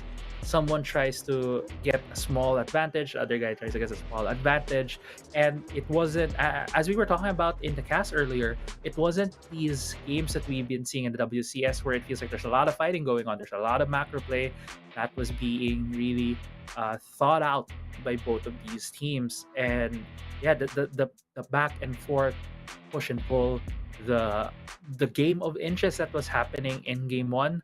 Maybe if Sunsparks can find that formula, could find that spark for game Yeah. two, maybe, just maybe, to get that win. I'm really looking forward when we get to the pick and bans, what will be the adjustment for both of these teams. Yeah, the adjustments, the adaptation of both teams is something that I'm looking forward to. What is going to happen in the draft? What are the bans going to be? Are they going to ban the champion of Helios, of banning away the Riven, and at the same time still banning away the Fiora, that is the known or one of the most played champion that Helios has shown us in the competitive scene so far? And I'm really excited. What will Sunsparks do to try or attempt to win this game too? Yeah, and going back to game one on what Sunsparks did, they had a very different composition compared to RRQ, and it felt like it was an answer to what they've seen. RRQ has been playing for a while. They really love to play the Riven. It has been bounced around between the mid lane and the jungle, so you can see right there the importance of this pick for them, which they can flex to a lot of roles. And they also like picking the Galio. They like picking these juggernauts to sort of stick together, be this cohesive unit to run around the map and get the kills, get the win at the team fights. Sunsparks saw that and said, "We'll try to disrupt this flow coming from RRQ. Let's have the package up. Let's have the explosive cast. Let's have all these tools that we can utilize to be able to force RRQ in bad situations." But the thing was, there was just this great understanding of what are the victory conditions for each team, what are the interactions of each champion, that no one really gave an inch to such an extent that a blowout lead could be taken by each of these teams. Even in the gold, we kept looking at the gold lead. At one point, it was 4,000 for RRQ, but was evened up by Sunsparks. It just really goes to show how evenly matched these two teams are right now. Yeah, absolutely. And I like how you depicted the big picture here for both teams from that game number one. But it's all eyes here on the screen. It's going to be Sunsparks. Match point for RRQ. One more game for RRQ to win the series. It's the bands coming through with Fiora being priority by Sunsparks. Yeah, as you mentioned, Fiora is one of these champions that is very well piloted by members of RRQ. So let's see what will be the adjustments for both of these teams. Immediately, RRQ taking out the Camille. Camille has been one of these champions that has been banned very often by every team in the WCS. You could really see the amount of respect they have on this champion. The next couple of bans coming from Sunsparks, the Rengar, the Akali, or RRQ, taking out Assassins, having a lot of respect for each of these players. Let's see what will be next. It's going to be the Z for the side of Sunsparks. Yeah, it's targeted bans all the way to Helios. In exception with the Rengar. I think Rengar is just so strong, being played by Chaz in the jungle. And now RRQ has banned away the Camille, banned away the Akali, and Vayne to target Consi. Yeah, and I do remember from yesterday's panelists that Consi is a marksman kind of player. So taking away that, Vayne takes out one of probably a champion that would really like to show in this game, especially knowing that RRQ plays a lot of these juggernaut compositions, these melee compositions. But since the Ziggs was left open and Marky has been playing a lot of APCs this whole week, chances are this champion is going to go into the hands of Marky. Yeah, absolutely. Now Ziggs, Renekton locked in by RRQ. Sunsparks is now hovering. What should we pick for second? What will be our priority here? Do we deny a champion from RRQ? Or are we going to pick a champion that we are comfortable with to give a strong standing for Sunsparks and its player for this game too? Yeah, and Thresh is still open. A lot of these big time supports that we've been seeing being banned by other teams. Thresh, Senna, Yuumi, all of these are open right now. Rakan as well. But there's no priority on that side for both of these teams. Sunsparks has picked that Galio, has picked that Darius. Galio historically has usually been played right now as a support instead of a mid laner. Darius at the same time probably going into the top side of the map, as mentioned as well by Riku. It's usually paired up with a poke champion. But getting that Jace, getting another staple juggernaut bruiser kind of champion would be a good addition right here for Sunsparks. And this is another champion that is always banned. It has like 14 bans. It's similar to Camille in day 1 and day 2, having an accumulative 14 bans per the first week of the couple of days of WCS Philippines, and now it has been picked by Sunsparks. So this is an interesting story. They're playing very flexible because Jace can go jungle, Jace can go pretty much anywhere. So the flexibility is there in the first couple of picks here for Sunsparks, and now RRQ has answered with a Kha'Zix pick in the jungle. Yeah, it's gonna be the Kha'Zix for the side of RRQ. Yeah, it's gonna go into the jungle. Some strong picks that we've been seeing across the days and across the games is set. No one has banned it. no one has picked it yet. There is that chance for RRQ to pick it up because this Renekton can still go either the top lane or in the mid lane. So we'll see what would be the next couple of bans here. Some support bans on the side of Sunsparks immediately noticing, hey, there's still not a support pick on the side of RRQ. Let's take away 2 engaged supports in the Rakan and the Leona. But the answer, the priority for RRQ is this Lucian, taking it away from Sunsparks. Yeah, I mean, Trash rather is open for RRQ. There is still a Gragas that they can put into the bot lane as they did in day number 1, and then in day number 2 they brought out the Alistar. So there is a lot of picks here for RRQ to follow up, but Sunsparks, Azrael here, crazy. Yeah, Ezreal. I don't think we've seen an Ezreal all week, and I'm just really excited to see this champion. I love playing Ezreal, and I think in this kind of composition where you're gonna focus your Galio to defend the Darius, to defend the Jace coming in. If they pair this up with another CC champion, exactly a Wow. Gragas, this Ezreal can just live on his own and jump around, maybe stay a bit of distance away from this Kazi because he's gonna jump in along with the Alistar last pick for RRQ. Right now, I think Sunsparks has this very well-rounded comp, although they are lacking a bit of magic damage unless this Gragas will be building a lot of that if he is going to be put in that jungle position. But at the same time, I feel like Ezreal, if he gets online, he'll just be able to kite out the members of RRQ. Yeah, and this is interesting. Sunsparks is playing the deny game, right? You pick Gragas as support, we're going to pick it. You pick Leona as support, we're gonna ban it. Rakan is banned away as well as a flexible support role here. Galio, we're gonna pick it up for ourselves. So there is a lot of deny here onto Maze on what champion he can play, and now he is forced to adapt. Bringing out the Alistar as he did in day number 1. Now it's a question. Can they win against Sunsparks with this denial matchup, with so much power that has been removed or flexibility removed from RRQ? The thing is, there's a lot of power as well in the picks of RRQ.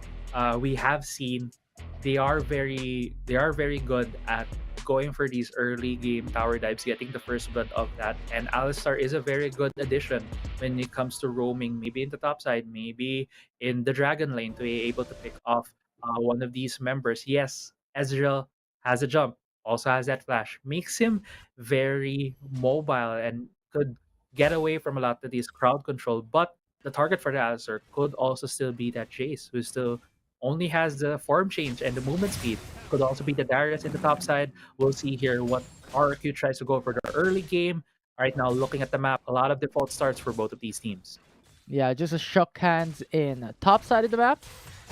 RRQ is gonna pick their Renekton. Sunsparks is gonna pick Darius. Pretty much what happens in almost every single matchup, with some exceptions to series, depending on that lineup. But RRQ gets a solo kill top lane? That came out of nowhere for Devil J. First blood going to the hands of RRQ. No summoners burned for Nastro, while all the summoners was burned for Devil J. I'm not sure if we're gonna get a replay right here, but I believe it's the level 2 power spike for Renekton. A bit of a scuttle here in the bot side of the map. Marky just throwing some poke on Conti, but going back into the Baron lane, I do really think level 2 was hit immediately by Devil J, getting more than 50 Fury, was able to flash, get the empowered stun on Nastro along with Ignite. Was just enough to be able to get that first blood. Yeah, and it's just the right moment, right? Using the flash, that's 2 minutes and 30 seconds. Devil J got the first blood in the first 45 seconds. So when the dragon comes up, when the Rift Herald comes up, it's gonna go back up. So this is just the right timing for Devil J to take the first blood. Now RRQ is looking to go for that bot lane. This is a 3v3. Arjuk Ace forced to back away. They're not gonna go for the contest here on Rift Scuttler. Yeah, and this goes back again when we see this Rift Scuttle fights between the two teams. When they face off, it's always gonna be the action in the mid lane. We weren't really able to see it earlier, but Helios was the one who was pushing Haze away from that lane, was doing a lot of the damage in terms of harassment. Because of that, the wave bounced back towards the side of RRQ, but he was able to bounce it back again. Oh no. Getting Goes in for the knockup, diving under the turret, gets another kill for RRQ, with Maze setting up the play. he was caught blindsided right there. Didn't flash early on. Nastro was very low. Great heads up play right there from Maze, immediately punishing Nastro for overstaying in the top side. Yeah, it's perfect timing. RRQ, Maze was just waiting in that pitch, and then Nastro was hovering around that tri-brush, and then exactly when he went out, Maze placed the ward and just went in, flash, stun, knockup. And that got them the second kill of this game. Yeah, and that's really tricky. Watching a lot of these games when the supports leave the dragon lane, it's hard to tell where they're gonna go. Did they just back? Did they put a ward in there? Are they at mid lane hovering at the bush right now? No one can tell. And at that moment in time, unfortunately for Nasjo, Maze had his eyes in the top side again, punishing it. And 2-0 now on the board for the side of RRQ. We are about to see the first couple objectives, the first Rift Herald, the first Drake. Lane swaps have been initiated already. Helios and Haze are here at the Dragon lane, while Marky, Maze, Fonzie, and Arjuk are already in the mid lane. These teams already having their eyes set on these two objectives. look at the goal difference of both top laners. It's 1,000, man. It's exactly what we see at the 1,000 top. gold. Yeah, now Double J is still pressuring, forcing out the flash from Nastro. And now he doesn't have a flash for the Rift Herald fight and the Cloud Dragon fight. So much pressure that RRQ Oh my is doing. God. And they even got the kill for Double J. Nasjo, what are you doing? Why are you still staying in the lane? I think he got a bit greedy right there, wanting to absorb some of the gold, some of the XP being lost. Because if he dies there, he loses out more. Devil J is going to be 2 levels ahead. The Dragon is going to be taken by right here by RRQ. Number advantage on the side for them as well. No contest from Sunspark. Yeah, Mayo's just headbutt. Cannot steal our Dragon. And now No. RRQ even got the tower first blood. This is more than great when it comes to the early game for RRQ. Yeah, more than great indeed. But RRQ right now pinging the Rift Herald, knowing that Sunsparks is around that area. Unfortunately, Devil J needs to go for the recall. Might be looking for an item, but they have spotted Sunsparks here. 3k HP for the Rift Herald. Yeah, and they're ready to go for the setup there. Mega Inferno Bomb. Galio is going for the ultimate to try and zone away the enemy team. And Sunsparks has taken the Rift Herald at the cost of Nastro's life. And RRQ wants to go for more as they have burned away the flashes of Sunsparks. Unfortunate right there for RRQ. They were almost able to steal the Rift Herald, but they didn't have their jungler. They didn't have a smite, so it was still secured by Sunsparks. They were able to pick up a kill on the side of RRQ. Tempo right now seems to be solely in favor of RRQ. Even the first turret going down in the top side. Yeah, this is fantastic start from RRQ.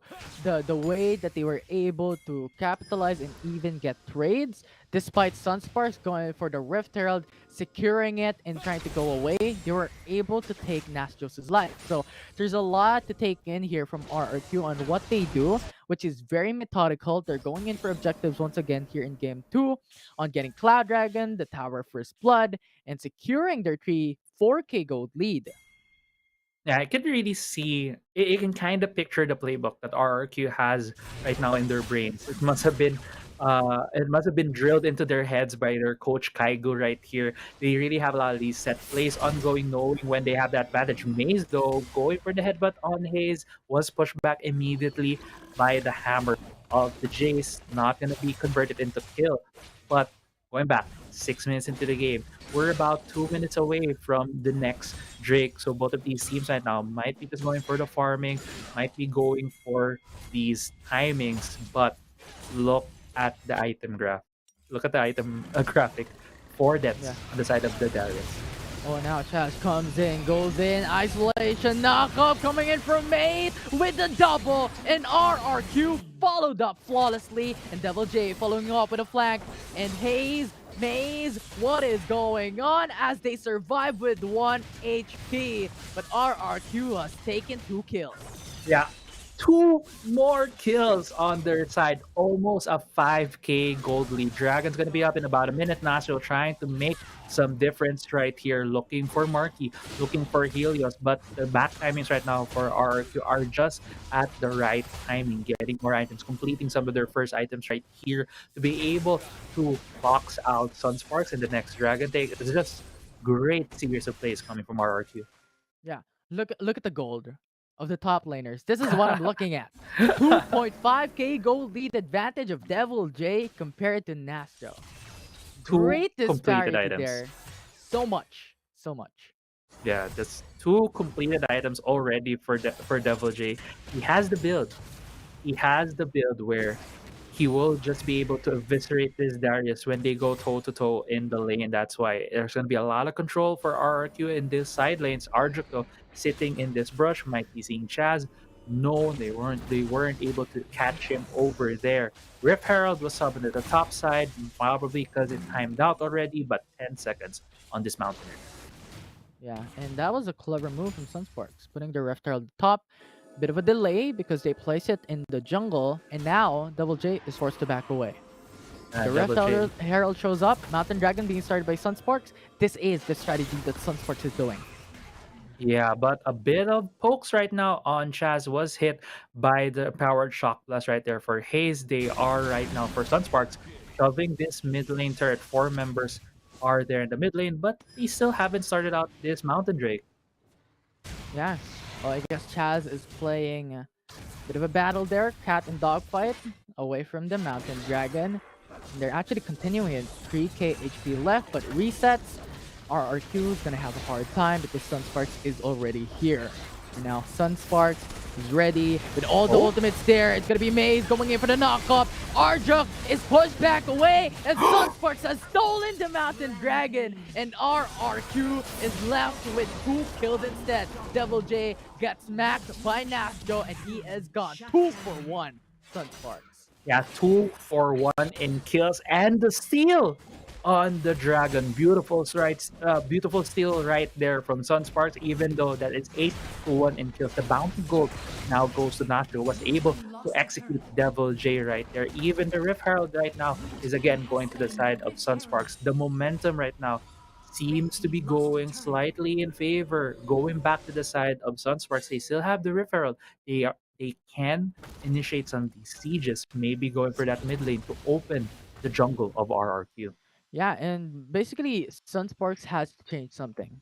And that change is the Mountain Dragon, is the 2 Rift Heralds that they were able to take, and also the tower on top side when they were taking that Mountain Dragon. So these are key points for Sunsparks to attempt into winning this game number 2 to bring this to game 3. These are important key notes of, and RRQ is losing that objective matchup. Yeah, RQ right now really falling a bit behind on those objectives, even though right now Sunsparks is still behind in items. In the top side, you can see Nastro still about 2,000 gold down on Devil J. RRQ still has that lead, still has the item advantage. Let's see if they can make use of that, but Ace going for the pick. Yeah, 2v1. Helios going for the ultimate, clearing out the wave, and Nastro gets poked. But look at the Proto Build, look at the apprehend. They're going in for the kill. They're looking for that fight. But Maze is ready to respond. Goes in with a knockup, and Nastro and Ace cannot do anything after all.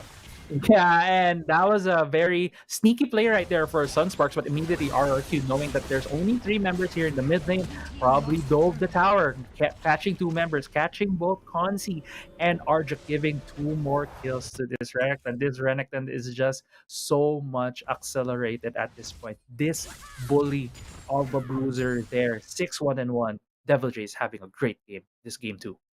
Yeah, still 2.5k gold lead for Devil J. That's because of the early game lead that they were able to get. They were able to secure. Devil J getting 2-3 solo kills away from Nastro was just so detrimental for Sunsparks in that early game. And if we're looking at the all statistics of Sunsparks at the moment, they have only gotten 1 kill thus far. Nice hunt, nice knockup, but he's stuck there in the bush in between enemy front lines. He has to go away. Yeah, I'm not sure if he had a red trinket on there, knowing that there was a member of RRQ going to the bush, but it just felt like they walked at the same time. Kind of got surprised that there was the bug right there in the bush. Nastro seeing the second ability right there from the Kazakhs, choosing to move away. Both teams are now playing it safe, just shoving out these waves, preparing themselves for the next objective. Oh, here we go. If the Rift Herald comes through in that turret, that's It's gonna be turret Maze? secured for Sunsparks, but now it's going to be a flank here for both Maze and Chaz. They're going in. Mega Inferno Bomb gets the kill onto Hayes. Yeah, that kill right there is actually 2 kills for the side of RRQ. A lot of skill checks happening now across the map. Maze going for the flash. Knock up alongside with that headbutt, and Ace has to force the flash away over the wall, and RRQ has burned another spell away from Sunsparks. Yeah, another spell indeed burned for the side of Sunsparks. And I just think right now RRQ is in such good control over this map. They have been getting these skill checks, have been getting the solo kills. We don't have 2 cameras to be able to get all of them right now in the broadcast. So because of this, they have control over this Dragon. It looks like it's going to be an uncontested Ocean Drake take for RRQ. Those kills though from Conti and Ace, if that barrel had been a little bit later, and if Conti used his ultimate a little bit earlier, that could change up. But RRQ has secured the Ocean Dragon. Now Sunsparks is looking for the Baron Nashor potentially, but too much risk involved. Yeah, I kind of got caught by surprise there when Consi just hit the Baron. Don't know if Maze is there. Maze, I think, knows that a lot of members Sunsparks here can see RRQ right now running towards this Baron pit, looking for members of Sunsparks. Yeah, and Arjok is here on the bush as well. Taking that risk cutter is going to be very important, but Maze comes through with a double man knockoff. Arjok is stuck here in the front line. Galio ultimate has to be used defensively, but Arjok's still going to be picked up by RRQ. Hayes, Protobell away, but you cannot run, and we are going to catch you up. And RRQ has slayed 3 members of SS. 3 members down for Sunsparks. No jungler. It looks like it's gonna be the Baron take for RRQ right now. Nasra trying his best to shove this mid lane turret to be able to have a bit more control over this map. But Marky is chasing him down, shoving the mid lane. The mid lane right now, you can see right here, the bottom lane is shoving in favor of Sunsparks. Expect that one of the members from RRQ is going to go there. Again, they like to go for these macro plays. They will set up these side waves. They will set up this mid lane to be able to take the outer tier turrets of Sunsparks. Yeah, and Sunsparks, RRQ, look at the kill difference. Crazy Apple. It's 1 to 15. Gold lead, 10k gold lead for RRQ. You cannot ask for a better early game, mid game, aside from this, on how RRQ is playing. And now Maze going in for the 2-man knockup once again. Devil J to follow up. Stasis going to be forced. A is going to force the Stasis as well, as Ezreal get eviscerated, and that explosive cast saves RRQ's life. And Devil J stunning, slicing, and dicing their enemy front lines as Hayes gets eviscerated. 4-man down for SS. 4-man down. Only 1 was the casualty. And who's the casualty? The guy who started it all. Maze on that Alistar, giving up his life to give this great advantage right now for RRQ. They keep accelerating the pace of this game. Bot side, second tier turret down. Mid lane, second tier turret down. They are about to break the inhibitor turrets of Sunsparks. This just could be the end of the game. They have the Baron as well. It has a lot of buffs. There is a lot of army coming through, and the Nexus is going to be open. But RRQ wants to play this very, very safe. We have seen this. We have seen them play like this before. They want to secure objectives, but if there is risk involved, we're going to pull back. We want a safe and secure win for this game too. Right, and again, it's textbook League of Legends for RRQ. Sunsparks showed signs of life in Game 1. RRQ was the team who made the adjustment. The adjustment was Devil J. Solo your counterpart, solo Nasjo, and there it was, the lead that slowly crept in from the top side, but there's a death push being started here by Sunsparks. Let's see if they can catch someone.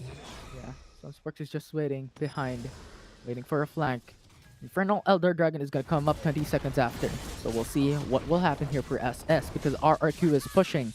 And it cannot happen if only 2 members are defending, because RRQ don't care about an Infernal Dragon. They're waiting for that kill, and Amelia stunned up, knocked up. RRQ has to respond, and now Galio with the ultimate. Chaz in there, isolation, killed, the damage is insane, and Chaz has just cleaned the Sunsparks away. Yeah, and even the Infernal Elder Drake is up, but I don't think RRQ needs it anymore. They can finish the game here. They have a wave in the mid lane, bot lane. The minions are about to come up, but it's just gonna be the Nexus in the eyes of RRQ. And RRQ is here to dominate, is here to finish this game, and they are here to conquer. Sunsparks has lost it, RRQ has won it, 500 HP, and they had finished this series with a 2-0 sweep. Yeah, and RRQ yesterday fall against Team Secret. And earlier today, we saw Team Secret having chinks in their armor. 2-1 against Regum. But here, RRQ showing we're not going to show any weakness. It's still going to be a clean 2-0 against Sunsparks. Yes, game 1 was pretty close, but the adjustment from RRQ coming into game 2 was just beautiful to see. Slowly getting that advantage that they built up from Devil J's solo performances. They're getting the first blood immediately when hitting level 2 against that. Darius was, I felt like, sealed the deal in that match on the top side. Again, getting more kills. Maze even helping it out with that tower dive, and RRQ playing textbook League of Legends, destroying each and every objective, each and every tower, giving them the win in this series. Yeah, the objective game for RRQ is on the next level here for day 3. They showed up their methodical playstyle in this last series of this week and of this day, and it's just such a wonderful thing to see. They're playing it very safe. They want those objectives. If they had the objective in mind, they will have their eyes on the prize. Yeah, they really had their eyes on the prize right here. And just if we later on in the panel, we're gonna see in the standings, it was a 2-2. It's gonna be a 2-1 score for RRQ over this week, and it just kind of solidifies the early power rankings that the panel had. We had as casters for this team. Again, RRQ has a lot of stars. You're talking about Marky. Helios was our player of the game for game 1, and Devil J indeed is a player who really showed up. It allowed the whole team of RRQ to have so much space for themselves. Marky also being very effective on these AP carries in the bot side of the map. Just really good all around plays for them. But can't discount the fact Sunsparks always fighting back. You see them contesting every objective.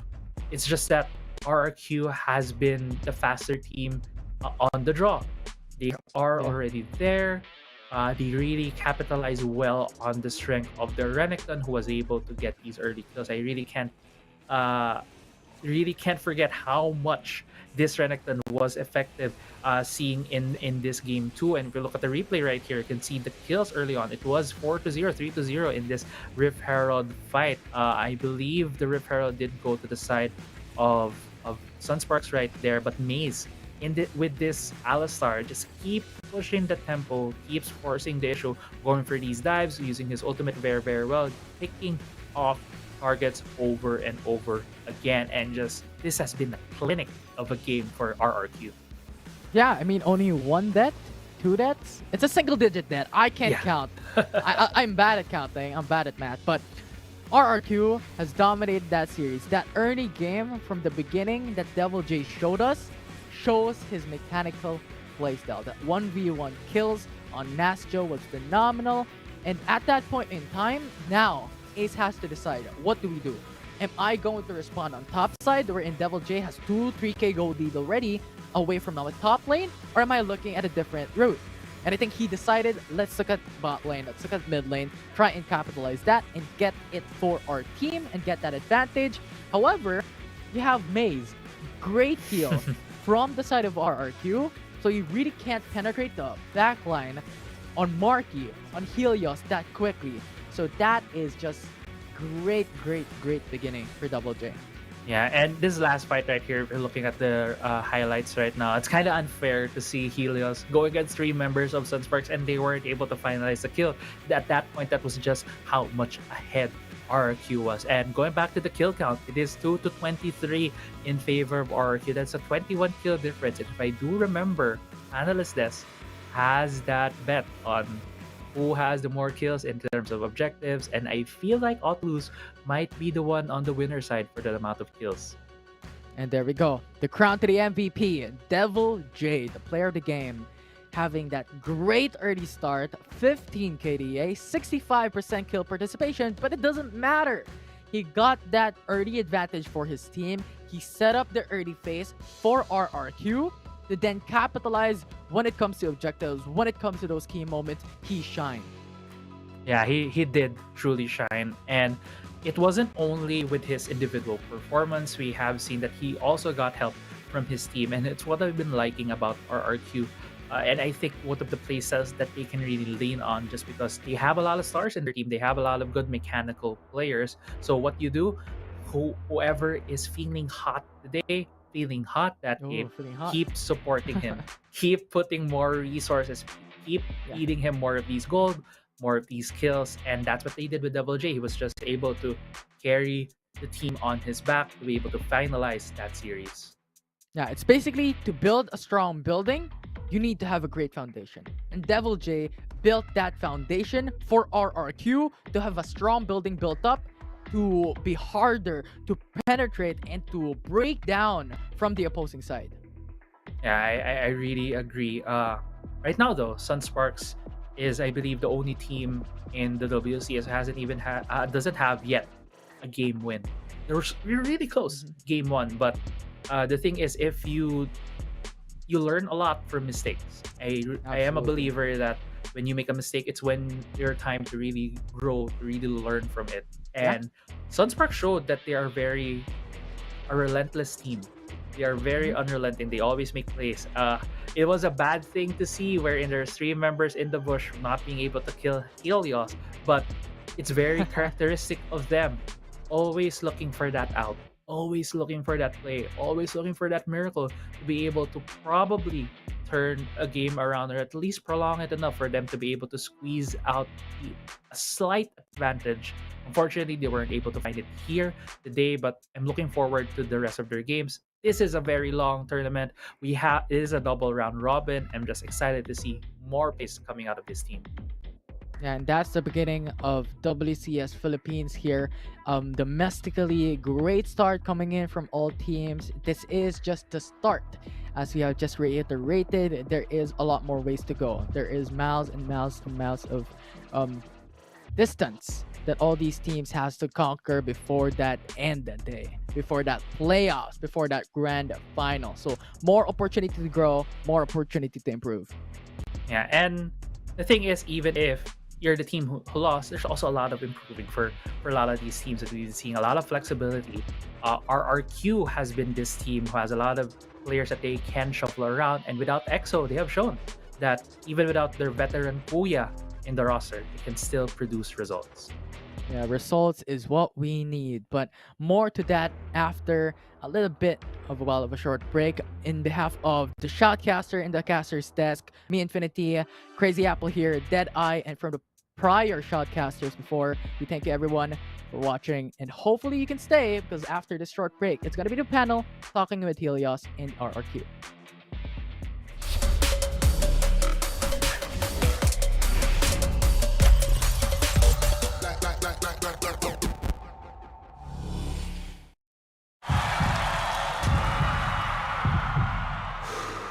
Stop and refocus. Get a clearer perspective. See things from different angles. Power up and set your eyes on a prize. It's time to step up and rise to the challenge with the Redmi Note 11.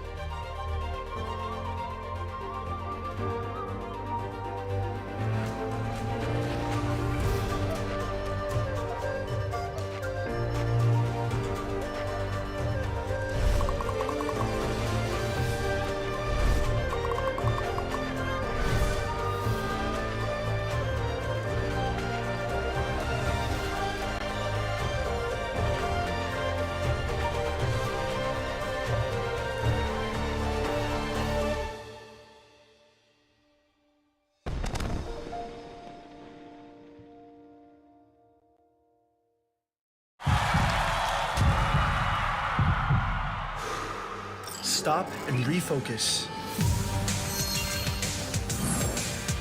Get a clearer perspective. See things from different angles. Power up and set your eyes on the prize. It's time to step up and rise to the challenge with the Redmi Note 11.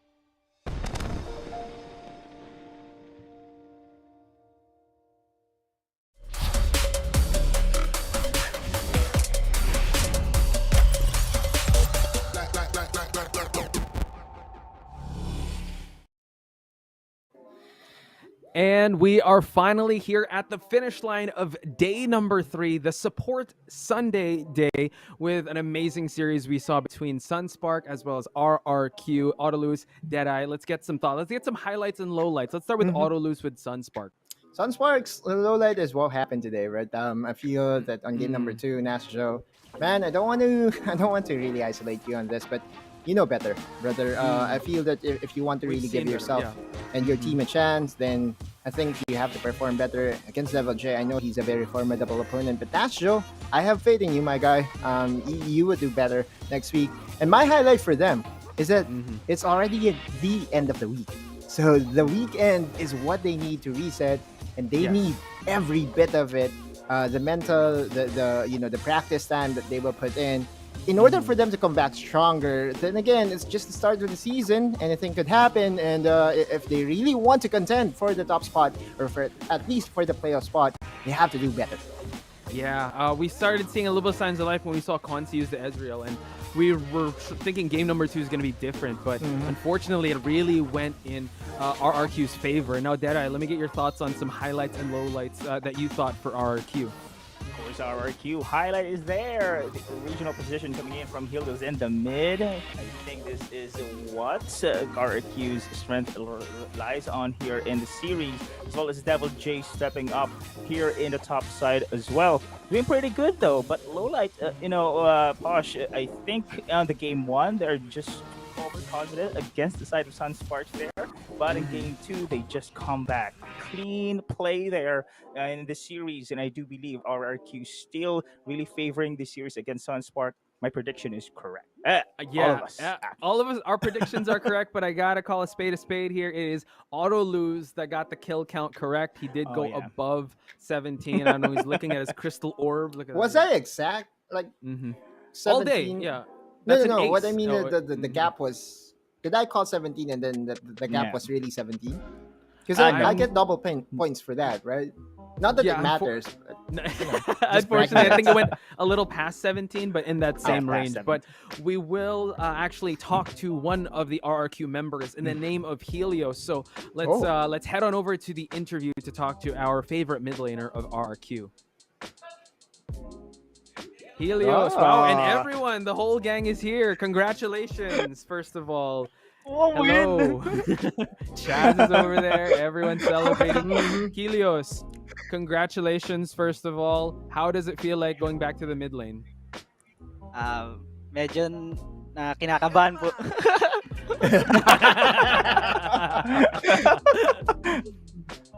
Medyo kinakabahan Yes, po yes, mag-meet kasi kakabalik lang po ulit sa mid lane. Yeah, but it showed that you've seemed very well adapted to the Riven in mid, and as Autolus said, like Riven mid seems like something we're gonna be seeing a lot lately. Now, Autolus, Deadeye, let's hear some of the questions. Let's actually start with Deadeye. Yeah, of course, I would like to just follow up the interview from Chaz on day one. So he said that the whole team actually is very excited to face Team Secret there. So we are going to talk about your experience against Team Secret now that you know the power of Team Secrets. So what do you guys think? Sheesh, let's go. Sheesh. So, yes. Yes. Yes. He was so... Ang gulo kasi nila eh. Yeah. Deadeye, please ask the question again. Helios, how do you feel about Team Secret's performance? Are you still looking forward to facing them? Do you see them as the big threat that you guys... Okay, there you go. In simple, yes. Yes pa, malas pa rin po sila. Helios. I have a question. This is for Kaigo actually. And I saw Kaigo kanina. So, si Kaigo kasi mahilig siya mag-post ng kung ano nung social media. Unang-una, kaninong account talaga yung kay Chaz? Parang may isang account si Charles Cruz na na parang, alam mo yun, ang gaganda ng mga pictures na lumalabas. Is that really his own account or is it, an account that was made by you, his friends? Yung coach po dati ni Kaigo, si JM po. Siya yung Si Coach nagpapasok. Dualan. Apa. Nice. Si Three Finger po. Shoutout kay Coach Kaigo. May isa pa akong tanong. Si Coach Kaigo, meron din siyang pinopost Yung nung nagkalaro kayo ng Team Secret, nagpost siya ng picture ni James na naka-apron na naglalaba. Pakita mo naman kay Coach Kaigo na kung saan baon niya nakuha. Naglalabas si James. Saan mo daw nakuha yung picture na yun? Sa messenger daw po nila ni James. Hey, it's all fun and congratulations, my man. I expect to have more talks with you and Kaigo and the rest of RRQ. Congratulations, brother. Yeah, last but not least, give us your shout outs and any message you want. The floor is yours, Helios. Shout outs. Shout out to my girlfriend. Hey! Let's go! There we go.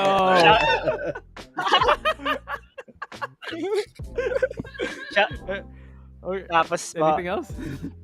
Thank you to Boss Ricky, Boss AP, Boss Nana, and the whole RRQ organization. Boom. Any more? Someone's whispering something. I don't know. Thank you po sa mabait na manager. Nasila na Regatas po. Ooh, RRQ Kingmaker, let's go! Boom. Thank you so much, RR. There he is. Congratulations, Helios. Congratulations, RRQ, ladies and gentlemen. You're winners for Series 4. Thank you so much. Okay, back to the panel now. So, guys, we definitely wrapping up on a funny note. It's a very energetic way to end the week. Let's go, Bosh. Let's take it home. Let's go. All right, first off, we got to clean up shop. I think I think Autolus got the win here. I was in second place, but it is Mika that loses the panel predictions. So as she did say that she will be posting her last saved picture on her social media, so do follow her at Mika Fabs. Yeah, I wonder what it's gonna be. I think Autolus looks like he's not sweating anymore because once we saw that, and Deadeye over here is just watching what the chaos that is ensuing. Deadeye, I hope you're okay when it comes to panel desk. Before we close things off, anything you guys are looking forward to for next week? Autolus, like we're done with week 1. We checked that off the calendar. What do you think we're gonna witness in week number 2? More action, and the adjustment phase for the teams. I feel next week will be a lot more different when it comes to the meta. There has been a very recent change. Patch 3.0a was just implemented this week, Thursday or Wednesday to be exact. So next week we will see more teams be more prepared with more strategies and less cat. I feel so. I feel so because Yumi has been one of our revelations this weekend. I didn't expect the cat to be this big. Cat's out of the bag, to, man. Yeah, I know. This big of a difference maker. So for next week, I feel teams will be either prepared to face against it or prepared to pick it. Okay, all right. Before we get your thoughts, Deadeye, let's check out the match results for today because honestly, like I think the big match for me was Team Secret versus Cerebrum Esports. We had an amazing match. Again, it was 2-0, 2-0, 2-1, and then a 2-0 with RRQ versus Sunsparks. So yeah, I don't know. I think Team Secret, they fought tooth and nail, but it just shows that Cerebrum Esports is leveling up. Now, my question to you, Deadeye, is what are you looking forward to when it comes to next week? First and most, of course, this first week is just to shoot the power rankings here. So we have seen teams stepping up. Of course, predictions have been not that of 100%, and we have seen as well metas. And Yes. yeah, I agree with Autolus that I did not expect that Yumi pick has come this early to be dominating in our first week. So next week, I'm very excited what other meta will show up and what surprises the teams will going to show us in those. So let's check out the standings because I'm sure when next week comes, it's going to change things up. So we got to look at where everyone is standing. Still undefeated and uncontested is Underground. Team Underground. They did face Grindsky.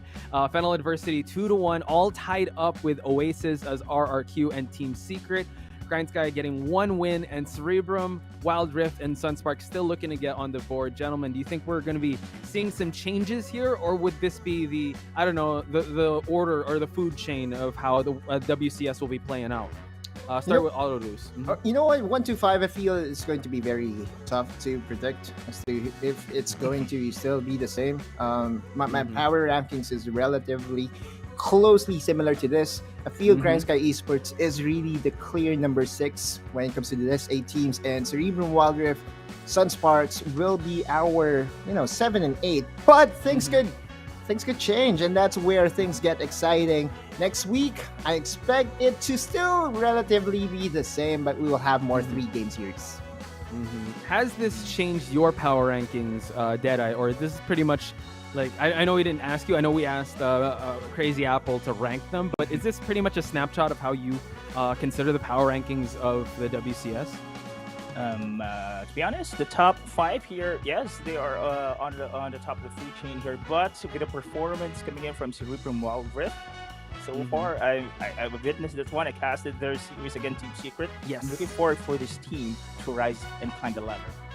Oof, yeah. Again, they want to be able to get the top 6 spots before the playoffs. So, and all these teams are fighting tooth and nail. And like Autolus said, what the weekend for them is finally here. They can reset, they can rest, they can go back to the drawing board when it comes to coming back stronger next week because we've only just begun. I don't know. I think I just quoted a song there, but yeah, WCS is just coming into full swing. I'm sure that we're gonna have more stats, more standings, and I don't know, even more consequences. I'm not sure. I hope you guys could be kind to us when it comes to that, and I hope this doesn't scare Deadeye when it comes to panel hosting. Yeah, paneling. But before anything else, guys, just want to thank a couple of people here. Once again, this event was made possible by PPGL, the largest multi-esports league in the country, together with Riot Games. Yeah, and we would also like to acknowledge our official mobile partner in Xiaomi. The hashtag Redmi Note 11 is equipped with 90Hz AMOLED dot display, making it possible for you to experience powerful and responsive gaming. Less waiting time with 33 watts pro fast charging enabled by the all-new MMT technology, and a 6 nanometer Snapdragon 680 for high performance while improving battery life. More information about the Redmi Note 11 at the Xiaomi Philippines Facebook page. Also, I would like to shout out Xiaomi that if you want to send over a phone over to the panel so that we can show our screenshots for consequences. Yes, for why not? theirs. Yes, Let's go. please do. Oh, please, yes. And Yes, please. Thank you for that auto lose. And of course, this tournament is under the supervision of Games and Amusement Board. Yes, on behalf of everyone here in the panel desk and everyone at the back, also the casters and players, thank you guys so much for tuning into day number 3 of WCS. We will see you guys next week, so stay tuned and stay safe. We'll see you guys on the Rift. Have a good night.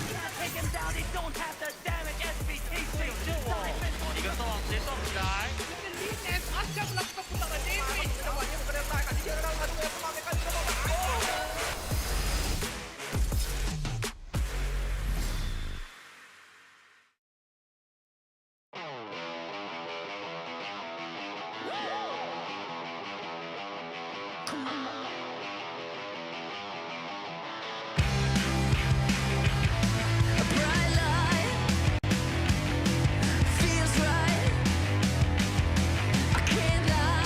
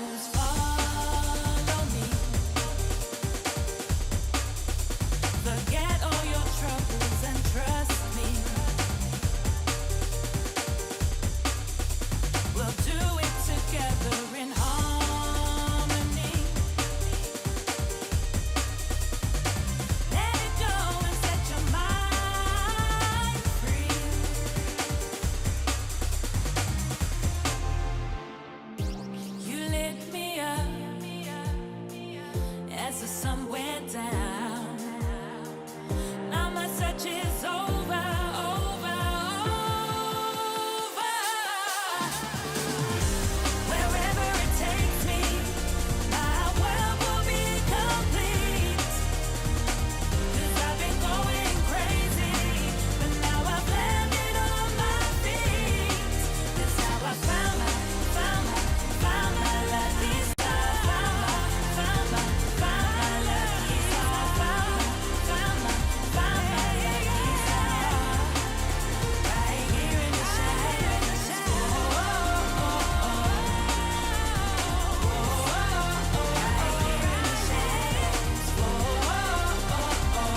In the shadows.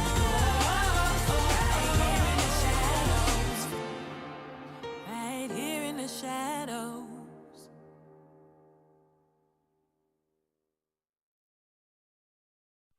Running wild out of my mind. Hold my breath, 'cause I'm ready to make a move. Got nothing to lose. Watch me shake out the ground. Have you seen a phoenix rise? Rising up above the deep blue open skies. Knowing that the way is right. Guided by the secrets of an undiscovered